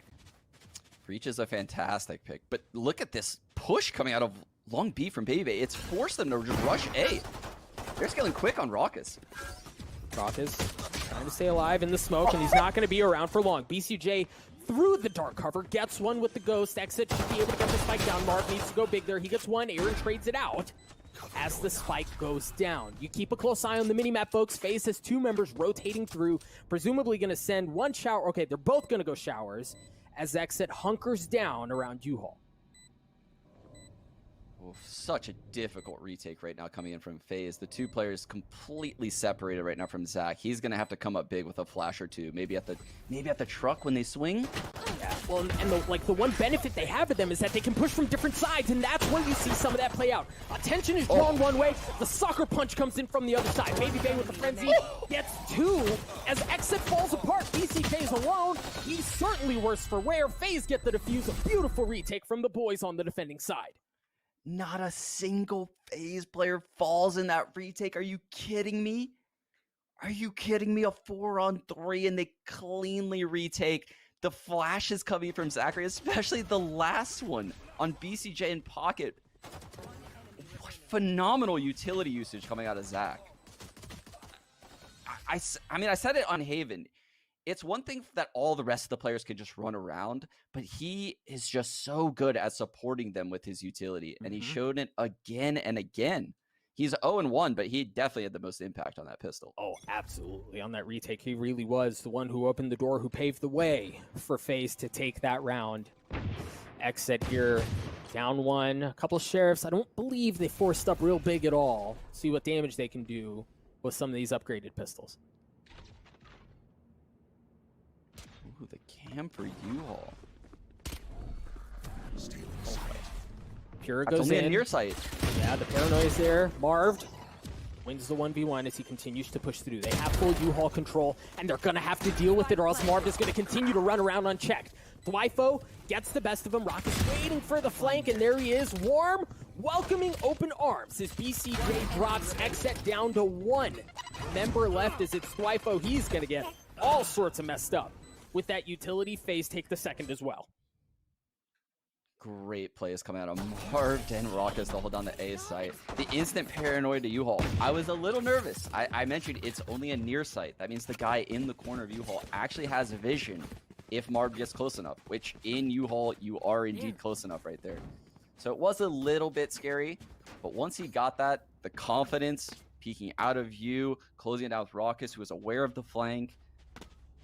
FaZe is looking really strong these first 2 rounds. Looking spicy indeed, and Sean, I know you saw it. We talked about it last time, but he's committing to it this time on the bonus. Baby Bay with a Bucky. Keep a close eye on him. Again, it's electric. Here. It is. If you look at this, this is very interesting coming out of XSET because they're just giving up shower control. This is very rare when you watch pro matches and there's just no emphasis on aggression towards hookah, shower, or long B at the start of the round. There is a cam that tells Dwifo no aggression's coming out down B, but they're giving so much respect to FaZe in the early part of this round. They are, and then really understanding that FaZe is on a bonus, and there very well may be a Bucky or a Judge on the other side. You almost kind of have to respect that. Well, the drone doesn't clear the right, so that's going to be interesting. When they come out of shower, they won't know if there's someone to the right or not. Spikes come down. Paranoia comes out from Marv as Pure dashes away from the CC. Still going to get flashed up. Nonetheless, as they continue to try to encroach onto the site. So far, everyone's still alive. Dwifo should be able to get the spike down, and Sean, this one's going to be a bloodbath. Everyone's still up, no ultimates on the board, but Marv, understanding there's somebody in showers, he takes care of Aaron, but he trades out. Zachary going in aggressive, trying to take control of U-Haul. Dwifo with the peek. Zachary getting pushed back in a 1v2 here, as he has to back up. He's going to wait for that fault line to recharge. The second it does, I think he's going to fault line and just run in there. There he goes, baby, leading the charge. With the Bucky, baby! Oh. Zachary gets 1. BCJ, though. BCJ can go big here. He's already gotten 1. You're right. He has that Hunter's Fury. I don't know that he's going to want to use it this early on. No, a beautiful setup from FaZe. Zachary gets 3. The high-low stack was there. No real chance for BCJ. Again, though, Zach, I'm telling you, these rounds are falling apart. And Zach just comes in with his utility as Breach and just saves FaZe. Look at this. This Aftershock forces the Omen forward. We had no choice. The fault line tags Dwifo, makes Pure swing right into Zach. Oh my goodness, Zach's just dominating right now in this Breach role. Huge impact, and now we're seeing it reflect on the scoreboard as well, right? Like it was 0-1 or whatever. Now sitting at 4-0-2, tapping out for FaZe. As XSET continue to look for answers, now they've got the Rolling Thunder online. Things not looking good for XSET. No, and FaZe faking some pressure towards long right there. Gonna draw a lot of utility out of XSET before they work up long after that. No hookah control, no octagon control yet, but this is definitely gonna be a B hit. And there'll be 4 FaZe players here by the time it happens. Yeah, there's really, I mean, it's not like they have someone in showers to flip the map. They've fully committed here. Oh, the drone is going to go out first. Yeah, dude, if Zachary gets a sniff on this, the Rolling Thunder really sets things sideways, and there it is. Hits 2, maybe 3, I believe, but a great paranoia from Weeded to try to keep things back. Nonetheless, Corey takes care of Weeded, gets a second one. Corey with 3, it's a bloodbath. FaZe rip XSET apart as they take a 4-round lead. Oh my goodness. I don't know. I don't know what to do if you're XSET right now. They came into this game with a particular game plan of how they think FaZe is going to play. Mm-hmm. FaZe is not playing that style. They're not playing super aggressively and pushing into XSET. I think XSET is approaching this series like they're playing the old version of FaZe, and they're not seeing that version of FaZe right now. Absolutely. XSET looking for answers here. They're going to have rifles. I believe there's 1 player with light armor. But the rest of the way, they should be in decent shape. And for XSET, like, look at how much they slow down the pace of the map, Sean. Again, they're just waiting just to see, is FaZe going to push anything? We don't want to take anything too aggressively. So they're finally moving up towards hookah now. They're finally peeking long B now. But you can see they don't have shower control, and they haven't been at short A all round. They have a trip there, so they know no one's flanking. But again, they're going to run into the stacked site right now. FaZe is all over this. And I think Raucus, is he going to... Does he have pop? No, he's just going to lurk in that corner, but he's playing completely off of Baby Bay and Corey. This is going to be a very tough setup to break. And then also keep in mind, Corey has the showstopper here. Okay. Baby Bay's the one with the op. The Hunter's Fury out of VCT. You imagine that might be bait. Yep, it's absolutely. Pulling the rotate, Doug. Yep, Zachary drops. You see members. Look, take a look at Baby Bay. Forced to go back that way, but Corey, wise to it, uses the showstopper. He gets onto We Did.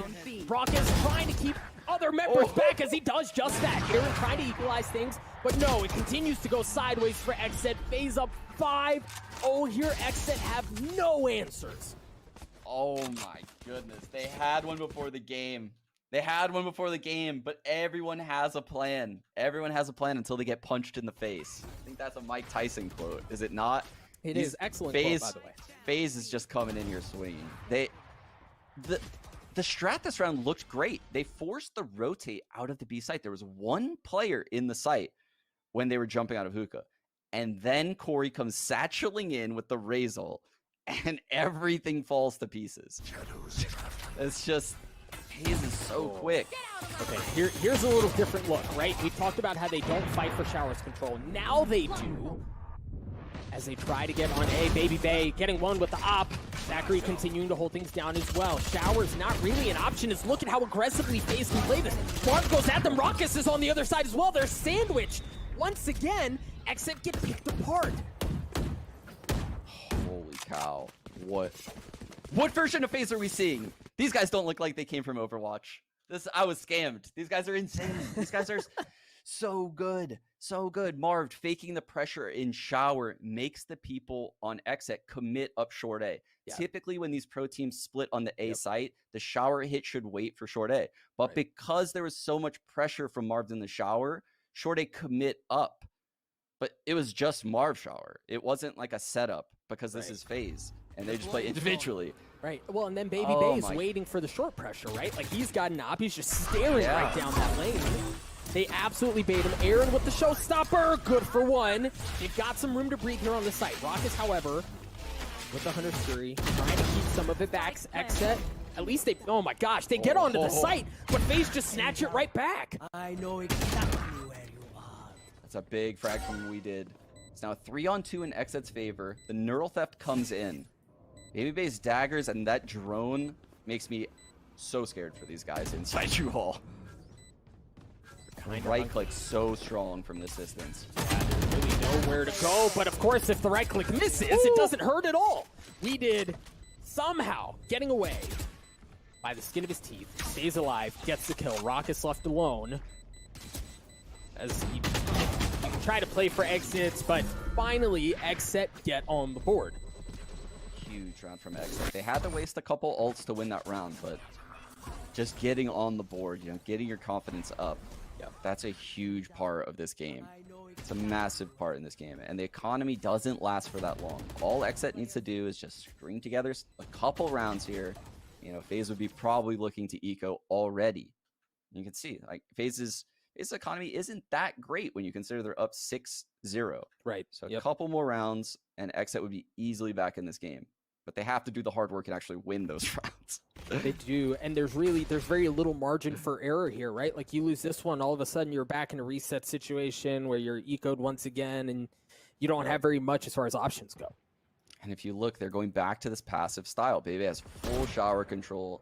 They have full hookah control. You see Corey's out hookah. Baby has full shower control. I don't even know where FaZe would assume they are. All short A, but Zach is watching short A. Oh my God, they are never... Are they going to clear this box? Look at where. Oh, dear. It's not going to hit him. It's not going to hit him. Oh, dear. There's the info, man. Like, Corey gets everything he wants. He swings, gets the pick onto Pura as well. Very well played by Corey. No way does he win that duel. Cover going out. Corey's such a monster. All right, XSET looking to flip the map, reset things as they pick up the spike. And I mean, really, for as much time as they spent dancing around B, they don't really have an option to go elsewhere. They kind of have to go this way. Corey's going to blast pack his way to safety. Oh my god, look how quick Zach is on that. Okay, nice shots from BCJ. Paranoia goes just a bit wide. Raucus is there to anchor things. He gets one, he gets two, looking for the third. He gets it, but Weeded drops him as things drop down. Weeded left alone. He's going to get the spike down. Doesn't have much for utility. Now's going to have that smoke up, but it's just dancing for his life. Nice shots onto Baby Bay. The snap was there, but Marv extinguishes the threat. FaZe take another round away from XSET. It's just the little things that this FaZe team does. I don't even think I could teach someone what they're doing, but how Baby Bay can just dash in fearlessly like that. We did looked like he was just hyper alert. His aim was super on point in that 1-on-2, and I think if people peeked him 1-by-1 spawn, he probably wins. But instead, Baby Bay's peeking like a maniac and then dashes out into the middle of the open and creates so much space for Marv. Like, there's just no way to predict. You know, we cannot predict where Marv is in that 1-on-1 at that point. Right. So it's just the little things right now. FaZe is doing so well playing off of each other. XSET once again posted up towards Sand, towards Hookah, towards B. No presence across showers, and it looks like they want to be a bit more intentional in this push. You see the Paranoia comes out, but they haven't fully taken. Yeah, man, they haven't fully taken Hookah. Corey's there with the grenade. He's able to get one. Corey gets a second, but Pure gets on the board and takes care of him. But a 4v3 now, and you have no smokes. Yikes, this is going to be a difficult round. How do you approach this B site? No smokes. Look at the crossfire FaZe has created with Raucus and Marv. How do you get out Hookah? And they have a decent idea of where Thwifo is, right? You just saw Baby Bay just narrowly missing with the op, but he knows where he is. Thwifo just needs to be a distraction. He needs to be a nuisance. That changes everything. That changes everything, Doug. Now it's a 3-on-3, but look at Raucus. He's pushed all the way down. Oh, Raucus gets the spike carrier too. They had an exit plan. They had the road to get over to A to get the spike down, but it all goes sideways. Pure still manages to get the spike. He's going to make his way over onto A, but by that time, Baby Bay's there. Marv is there as well. There's an operator, and it looks like FaZe are just going to give it up. Fine, go ahead and get the spike down. Well, of course, as I say that, Raucus using the 100 Fury gets the kill. The spike did go down. Thwifo left alone in a 1v3. Slowly working his way through. U-Haul spots one of the players. As Baby Bay goes up. The Cloudburst is there, and Thwifo is running out of options very quickly. He's also running out of health. Raucus gets 3. FaZe get 8. Again, every person on FaZe just so good right now. Marv, jiggle peeking Hookah, backing off, TPing away, creating that pressure. Raucus then pushing down long B, catching the Hookah rotate. And then you have Baby Bay jiggle peeking U-Haul on the rotate. FaZe is feeling it right now. They are very confident, but this is a different type of confidence than I've seen from FaZe before. Typically, when they're confident, they over peak and make horrible mistakes. They're still playing, sound Valorant right now. They're doing the right individual play, even though they're playing aggressively. You're starting to see why people were so high on FaZe walking into this tournament, right? Like how they were so impressive in their performance in the third close qualifier, and we're seeing some of that carry on here. Baby Bay waiting until the very last second there, and he lands a shot onto BCJ. FaZe just seemed to not be able to do any wrong here, right? As the blast pack is there, Baby Bay with the miss. Switches out to the Phantom, 51 health and 5 bullets to work with. The thing is, Aaron has even less. The wall bang was there. Aaron was a dead man walking. So now Baby Bay has shower control and popping short A. Oh my, it's so free, Doug. It's so free. Oh my gosh! Get out of here. There's no way he hit that shot. Oh my god. I just want what he had for breakfast every day before I play ranked. He's totally on one. He's running through paint shells. He's being so disruptive. What do you do if someone is this disruptive? You can't go anywhere. Oh my goodness. All right, Sean, I'm gonna put you in a brutal spot here. You're XSET. What do you do, man? Like, what do you change? Where do you start? Oh, I don't know. I really don't know. This is so difficult. I think they need to like run fakes and have hard lurkers. You know, FaZe is biting on rotates, and they don't have a sentinel. It's just look where Zachary. Oh man.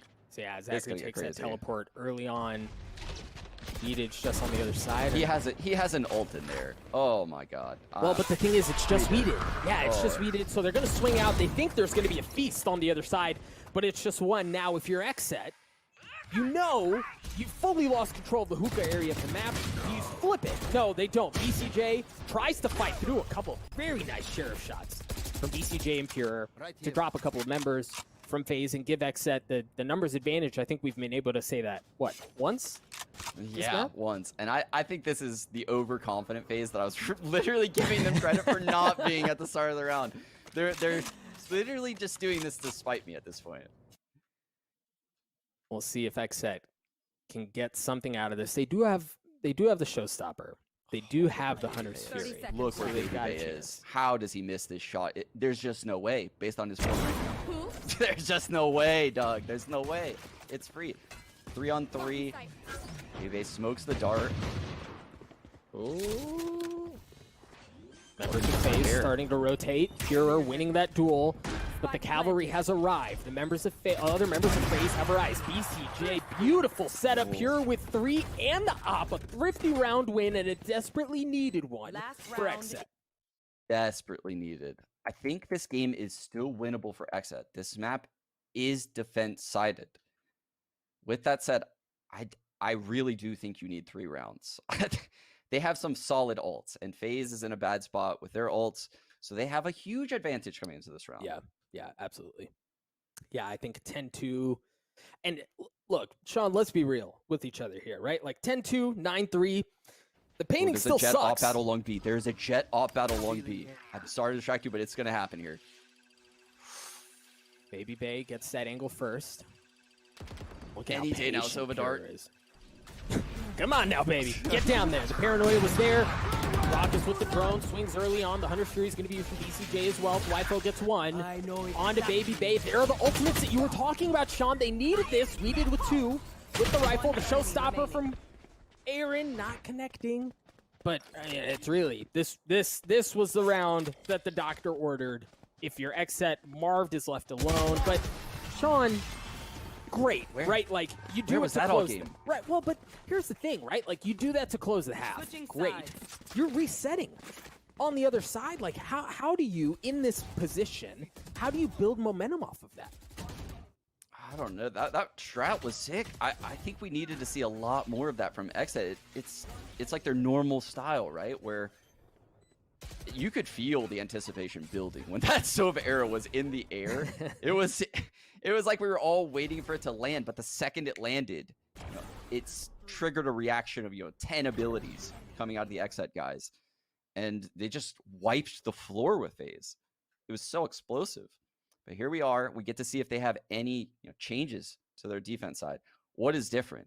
Well, I can tell you they're stacked at the completely wrong site right now to kick it off. That is not a good sign. No, probably going to be a super heavy TP play. Yeah, Dwifo should get some info here. If not for the utility, then certainly for the fact that it sounds like Clydesdales are just marching their way down B long. They've taken that area of the map. Now they're going to start to encroach their way onto the site. They also have hookah control. XSET has to pull back. Doug. Look where he's droning from. He's in Octagon. What? Baby Bay. All right. Seeing some of that aggression punished. As Aaron gets one, but the thing is, you've got to fight for this elbow control here, and FaZe steps up to the plate again. Zachary gets 2. XSET down to that same amount as they fight to win this pistol. Corey's in a great spot here. They're really, I mean, XSET, they're sitting ducks, right? They're left alone here. They have so many angles that they can control. Things look real bad for XSET, Sean. Oh my goodness. Oh my goodness. FaZe is just putting on a clinic. They just let Baby Bay just full rush into the B site. Raucus is droning from in Octagon on a pistol round. There's so little utility, and he's run all the way up to Octagon and started his drone there. People normally drone at the bottom of Long B. That's insanity. That's actual insanity. They're pushing elbow, and Zachary's flashes are perfect. And they're doing it all over again. Yeah, I mean, rinse and repeat. The paranoia is there.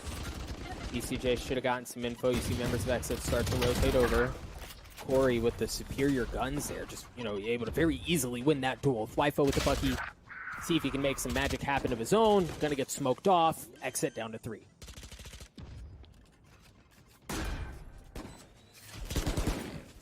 I think we need a moment of silence right now for XSET, because this is hard to watch. This is no longer rated PG, folks. If you have young eyes watching at home, shield them as FaZe just really pile it on to XSET here, 11-3. And we've talked about how XSET have looked for answers, and they're not finding them anywhere. At this point, FaZe just seem like they can do no wrong. No, and as coming into this match, looking at the VODs, looking at these teams, I thought XSET, they would make this series close at worst by playing tactically better than FaZe. And that's just how it happened. FaZe is the one outstratting XSET right now, in addition to out-aiming them. And the thing is, the score doesn't look great. Finances don't look great either. XSET, if there was a world where they pull off some shenanigans, it's got to start here. As you mentioned, they're just fully sending, and they've taken U-Haul control. Great pipes control as well. Marv is up there. They're just like running it down their throats. Sean. Dog, the frags this round.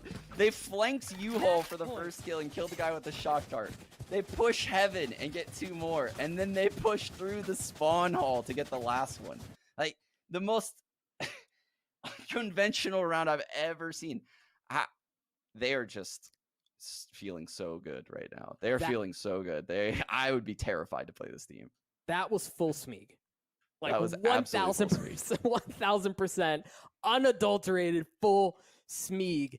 XSET here, backs against the ropes.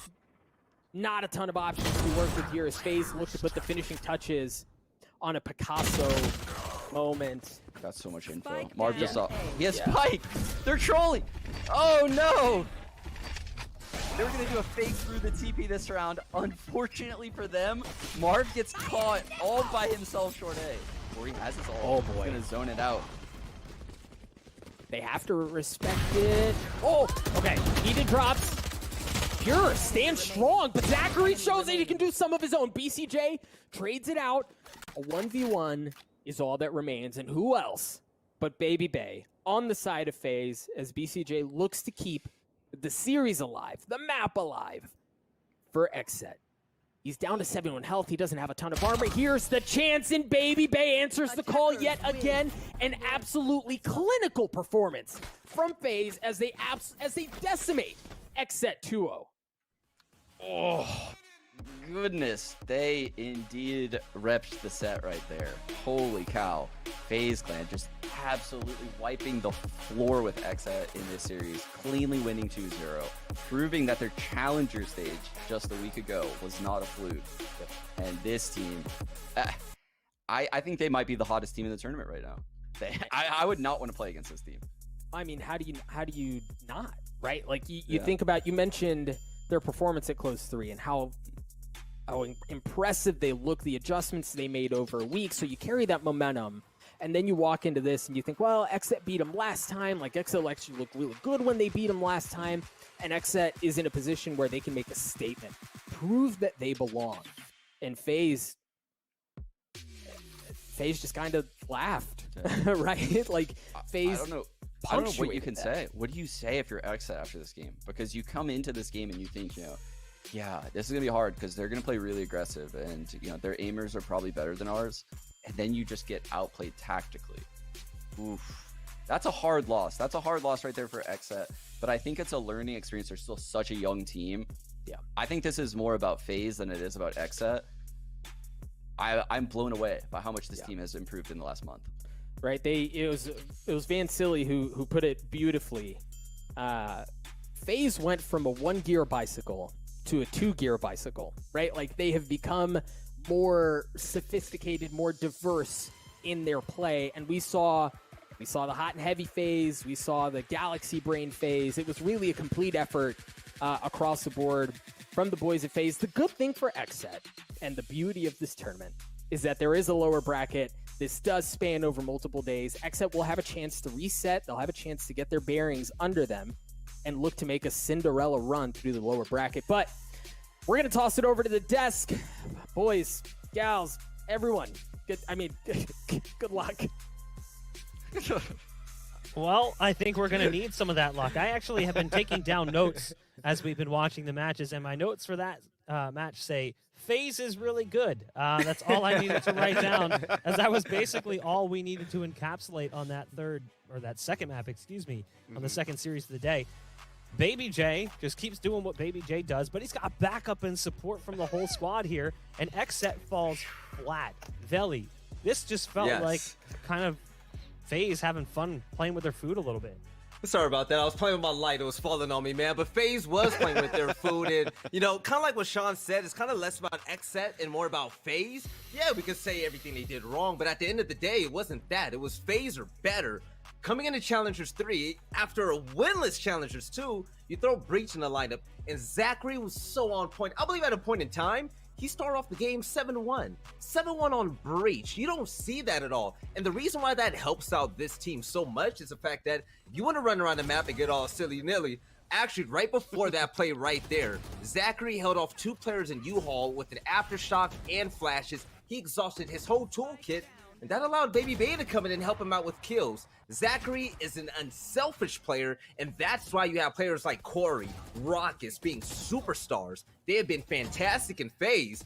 They play a different game than everybody else, man. This is fast and fun. I love the way they use their abilities. When I looked at this matchup between FaZe and XSET, I was like, oh, well, XSET actually did do a little bit of studying about FaZe, because it seems as though they were able to read FaZe pushing down towards that long B with that Zachary flash and dash or aggression from Baby Bay moving down towards that fountain side. So everybody went towards the A side. But then the retake, I think there's one thing about studying demos and trying to prep for your team than actually facing that team in the server. With Zachary coming back with his utility as that breach, the flashes, the fault line to control, and a retake into U-Haul. How important that position is on pulse plants on the attack was basically stripped away every single time by FaZe on a retake. Just made it very hard, and XSET unfortunately learned a hard lesson. Yes, definitely, FaZe was playing with their food, and they were eating out of that XSET cereal bowl. It was a bad mismatch. The XSET cereal bowl. A proud owner of an XSET cereal bowl. Same here. I assume, got to get that cereal in the morning. Looking at that match, though, we do have the Verizon high-speed moment of the match. And who else is it going to be? It's going to be Baby Bay. Baby Bay coming in hot. Almost got the ace on this play, mind you, but got robbed. His teammate comes in. You actually see the knife pull as well. So Baby Bay goes for the knife pull, tries to get the ult kill for that final one for a little bit of flash and dash. But it all starts here with the op, and he just pops off. Yeah, so Baby Bay, he wanted to peek after he got 2 kills. He saw the tip of the gun in. Good night, Aaron. He's going to get that kill. Another one on We Did, and when you thought he was done, like, Cypher is just out of there. He should have had the ace, but at the end of the day, the win is all that matters. The fact that Baby Bay can run off on his own, yeah, he had Marv with him. I get it. But the fact that he can go on his own and have plays like this. Listen, this boy... This guy is something special. Baby Bay, he needs to bring it tomorrow against NB as well, because that's going to be a fire game.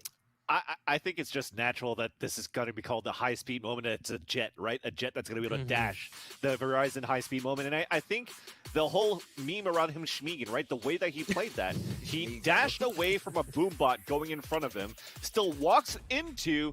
And strays away from paint shells being thrown to still land an operator shot outside showers, and he had so much flair in that 4K and overall in his performance on those 2 maps.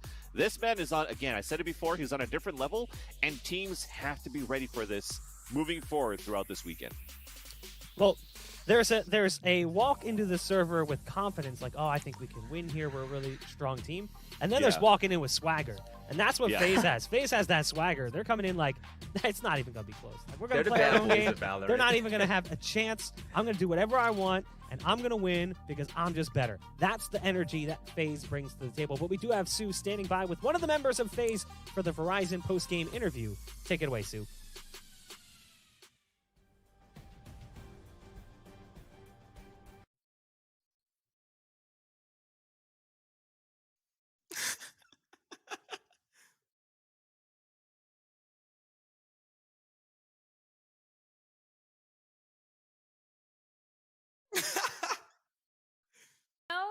There were a lot of eyes looking at FaZe, especially after you guys had that super impressive, convincing victory at Challengers 3. There were a lot of questions. Would we be seeing that FaZe performance continue? But zero disappointments here with this convincing victory over XSET. I'm curious, how much more satisfying is this win? Not just winning, but also getting revenge against the XSET that had beaten y'all 2-0 back in Challengers 2. Well, it definitely feels great because last time we played them, it didn't feel like they beat us at all. It felt like we beat ourselves, you know? So like I had something to prove, and especially because like I've been competing for like my entire life against Aaron. He's a Crossfire player and he like represented Canada, and I always represented USA. So we've been having this rivalry for a long time. I mean, we're friends, but I had to flex on him after he beat me. I was like, come on, dude, I'm better, man. I'm the better Crossfire player here. You know what I mean? No, definitely. You certainly showed that today. Fantastic performance on Haven. And I noticed Haven and Bind were the very same two maps that you played against XSET last time around. You said it yourself, today's performance was a complete reversal. What were the learnings that you guys took away from that first series where things didn't work your way? Because today was a completely different phase. Well, I'm not going to lie. When we first played them, we weren't like in a more developed state of our team. We were kind of just like the basic Schmeeg, and now we're like sophisticated Schmeeg. You know, we're actually doing things for a purpose.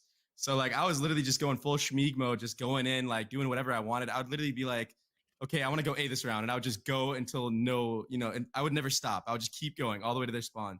And, you know, now we actually decided to play the game how I think it's supposed to be played. And, you know, we limit tested in tournaments, and that's just like, that just shows that we got some big cojones, you know? You talk about sophisticated Smeeg. We certainly saw that evolution of Smeeg happen specifically between Challengers 2 and 3, where you showed up to Challengers 3 and the Smeeg was evolved. You guys look so good, taking it all the way to the grand finals, winning 3-0 over 100 Thieves. So talk about the process that went into working on the Smeeg and ensuring that it evolved and you went into 2 gears. So the Schmeeg all began because we realized that we were like just so much more mechanically gifted than a lot of these players that are in the scene. And it just kind of happened naturally because, like I said, we like, you know, even with us just like picking a site and just rushing all the time, or like picking a spot and rushing, we were still like getting through to these tournaments. Now we weren't beating like really good teams, but we were still making it like into the tournaments. And, you know, like once we realized that, we were like, okay, this is viable, but you know, it's just like, you have to do more than just that, you know? And we figured out what we needed to do. And, you know, our new coach was a big help with that. He kind of like helped show us like, you know, oh, like you guys need to work on like these fundamentals in CS, which we all lack because we're all Overwatch players mainly. I mean, we have Jimmy, Marv, who's a CS player, and he's like, he already knew all this stuff, but it's very hard to teach 4 other people that. So once we got the coach, he was like, yeah, you guys got to work on your trading, work on your post plans, work on all this stuff, you know, spend more time in the lab. You can't just run around and kill everybody, you know, even though we were doing it for a little bit. So he was a big contribution in that. And now, you know, now we're the sophisticated Schmeeg is what I call it. It's awesome to see. A lot of people did call out Coach Trippy for having a big role in helping the evolution get to where it is today. And it's exciting because this next match you guys have coming up is going to be so damn good. Going up against that #1 seed in Envy, who you have not played since December. And we all know, we just talked about it, this new FaZe team that has, a two-geared Smeeg, if we want to call it as such, it's bound to be a much more exciting series. So I'm curious, with how good y'all are looking right now, how do you feel you stack against Envy right now? We are extremely confident right now with how we've been playing. And if we were able to beat them, granted it was a best of one, but if we were able to beat them by just doing like our unevolutionized play style, I think that this will be easier than the last time we played them. But, anything can happen and anybody can beat anybody on the given day, So like, I know Food's been having really good games lately, and I'm definitely going to be hunting for him, just like I was hunting for Asuna last time we played them. So we'll see who the better duelist is, for the time being. It'll be a battle of the Smeegs. But for now, congratulations once again, Baby Bay. What a dominant performance from FaZe. Back to you, Vok. Thank you so much. I love the fact that he has a 2-gear Smeeg. I think that's actually pretty incredible. I'm also digging the robes you guys are bringing out. You're going for that energy, apparently, the Baby Bay big Baby Bay energy. Let's go. Is that a Snuggie or a robe? I told you to get a robe, Van Silly. Listen, what is that, man? It's a robe Snuggie. That's a Harry Potter robe. Yeah, I was gonna say, I feel like Van Silly went to like Harry Potter UPS school. Like this is like some weird color combination you got going on. You delivered the package. You know what? I still think it looks good. I still think it looks good. It's soft. I love it. So I gotta say, Baby Bay inspired me the way that he played throughout the series, and I think this is the way that I have to go if I have to be good on the analyst desk. We gotta support Baby Bay after a performance like that, man. He's the MVP of the day to me. So you know what? Let's do it. Speaking of the play that we saw, we can pull up the graphics that show us the scoreboard and how everything broke down, but it's obvious where it's moving. We watched that last map go heavily in favor of FaZe. They dominated their opponents. It was not close, and kind of felt like XSET just fell asleep in that second map. We were looking at the two players to profile coming into that series. It was Pure and it was Baby Bay. Obviously, we saw a great performance from Baby Bay, Van Silly, but what happened to Pure in that second map? I just find that in general, they didn't have any answers as a team. I don't think it's necessarily because of Pure. They were still able to get into the sites. I think when we're going to look at the team head-to-head comparisons, the retakes were just really, really good for FaZe. As they said that they were looking a little bit more organized, they could have an organized aggression, and it pays off in dividends for them when they're playing these retakes. So I believe that, again, for XSET, they felt they were ready, but once you face the reality, it just hits you really hard in the face. But I'm sure they're going to be able to bring that up into the lower brackets, definitely. Yeah, looking at this here, look at that. 13 to 3, 11K to 7.5K, 26% headshot. Frag wins 8 to 3. Objective wins as well. FaZe had full control. We never saw a single objective win, but when you only have 3, is that really all that surprising, Veli? No, not at all. And the biggest problem is I really want to piggyback off of Van Silly right now. I mean, come on, Corey, 2.4 KDA. Actually, count how many people have over a 2.0 KDA.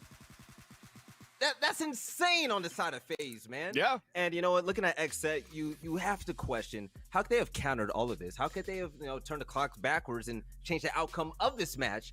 It's really difficult when you take a look at their lineup right there. You have one flash, you have one smoke, really.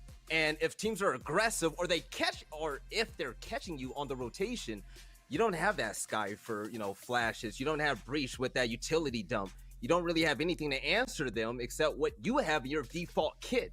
XSET, they made it this far doing what they've been doing so far, so I believe in them and I trust in them, but I would really love to see some more variety in there in case they go against a big mismatch like FaZe when it comes to playstyles.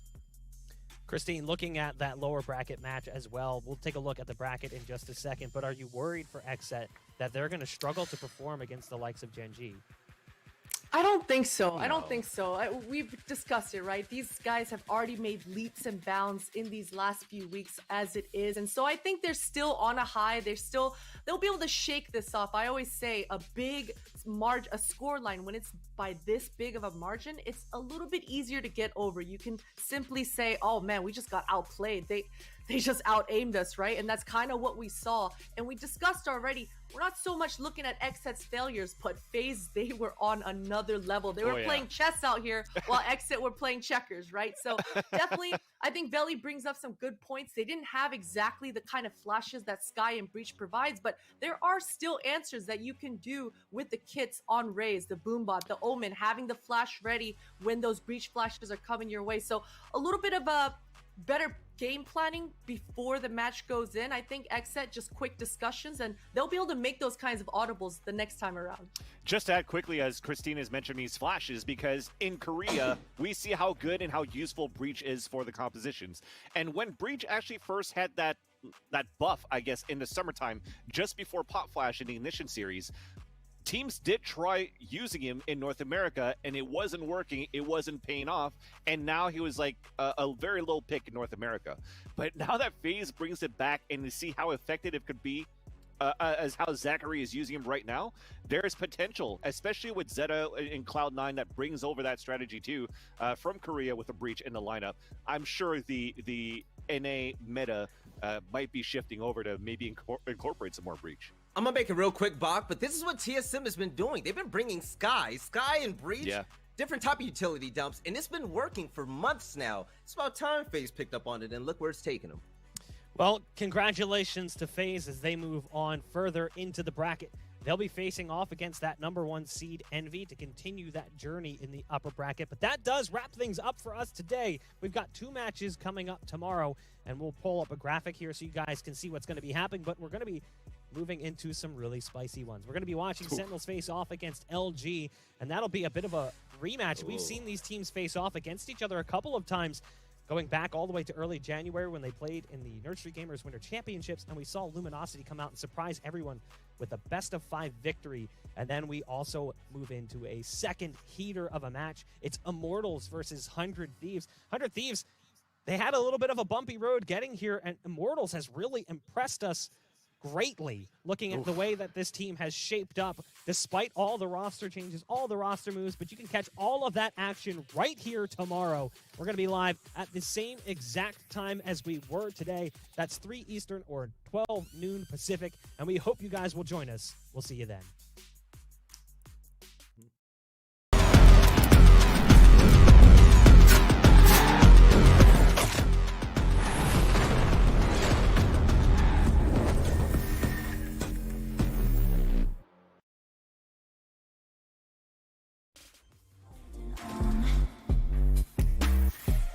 I'll do anything to prove you wrong. As long as I am breathing, yeah, I still stand tall. See me stop, see me fall.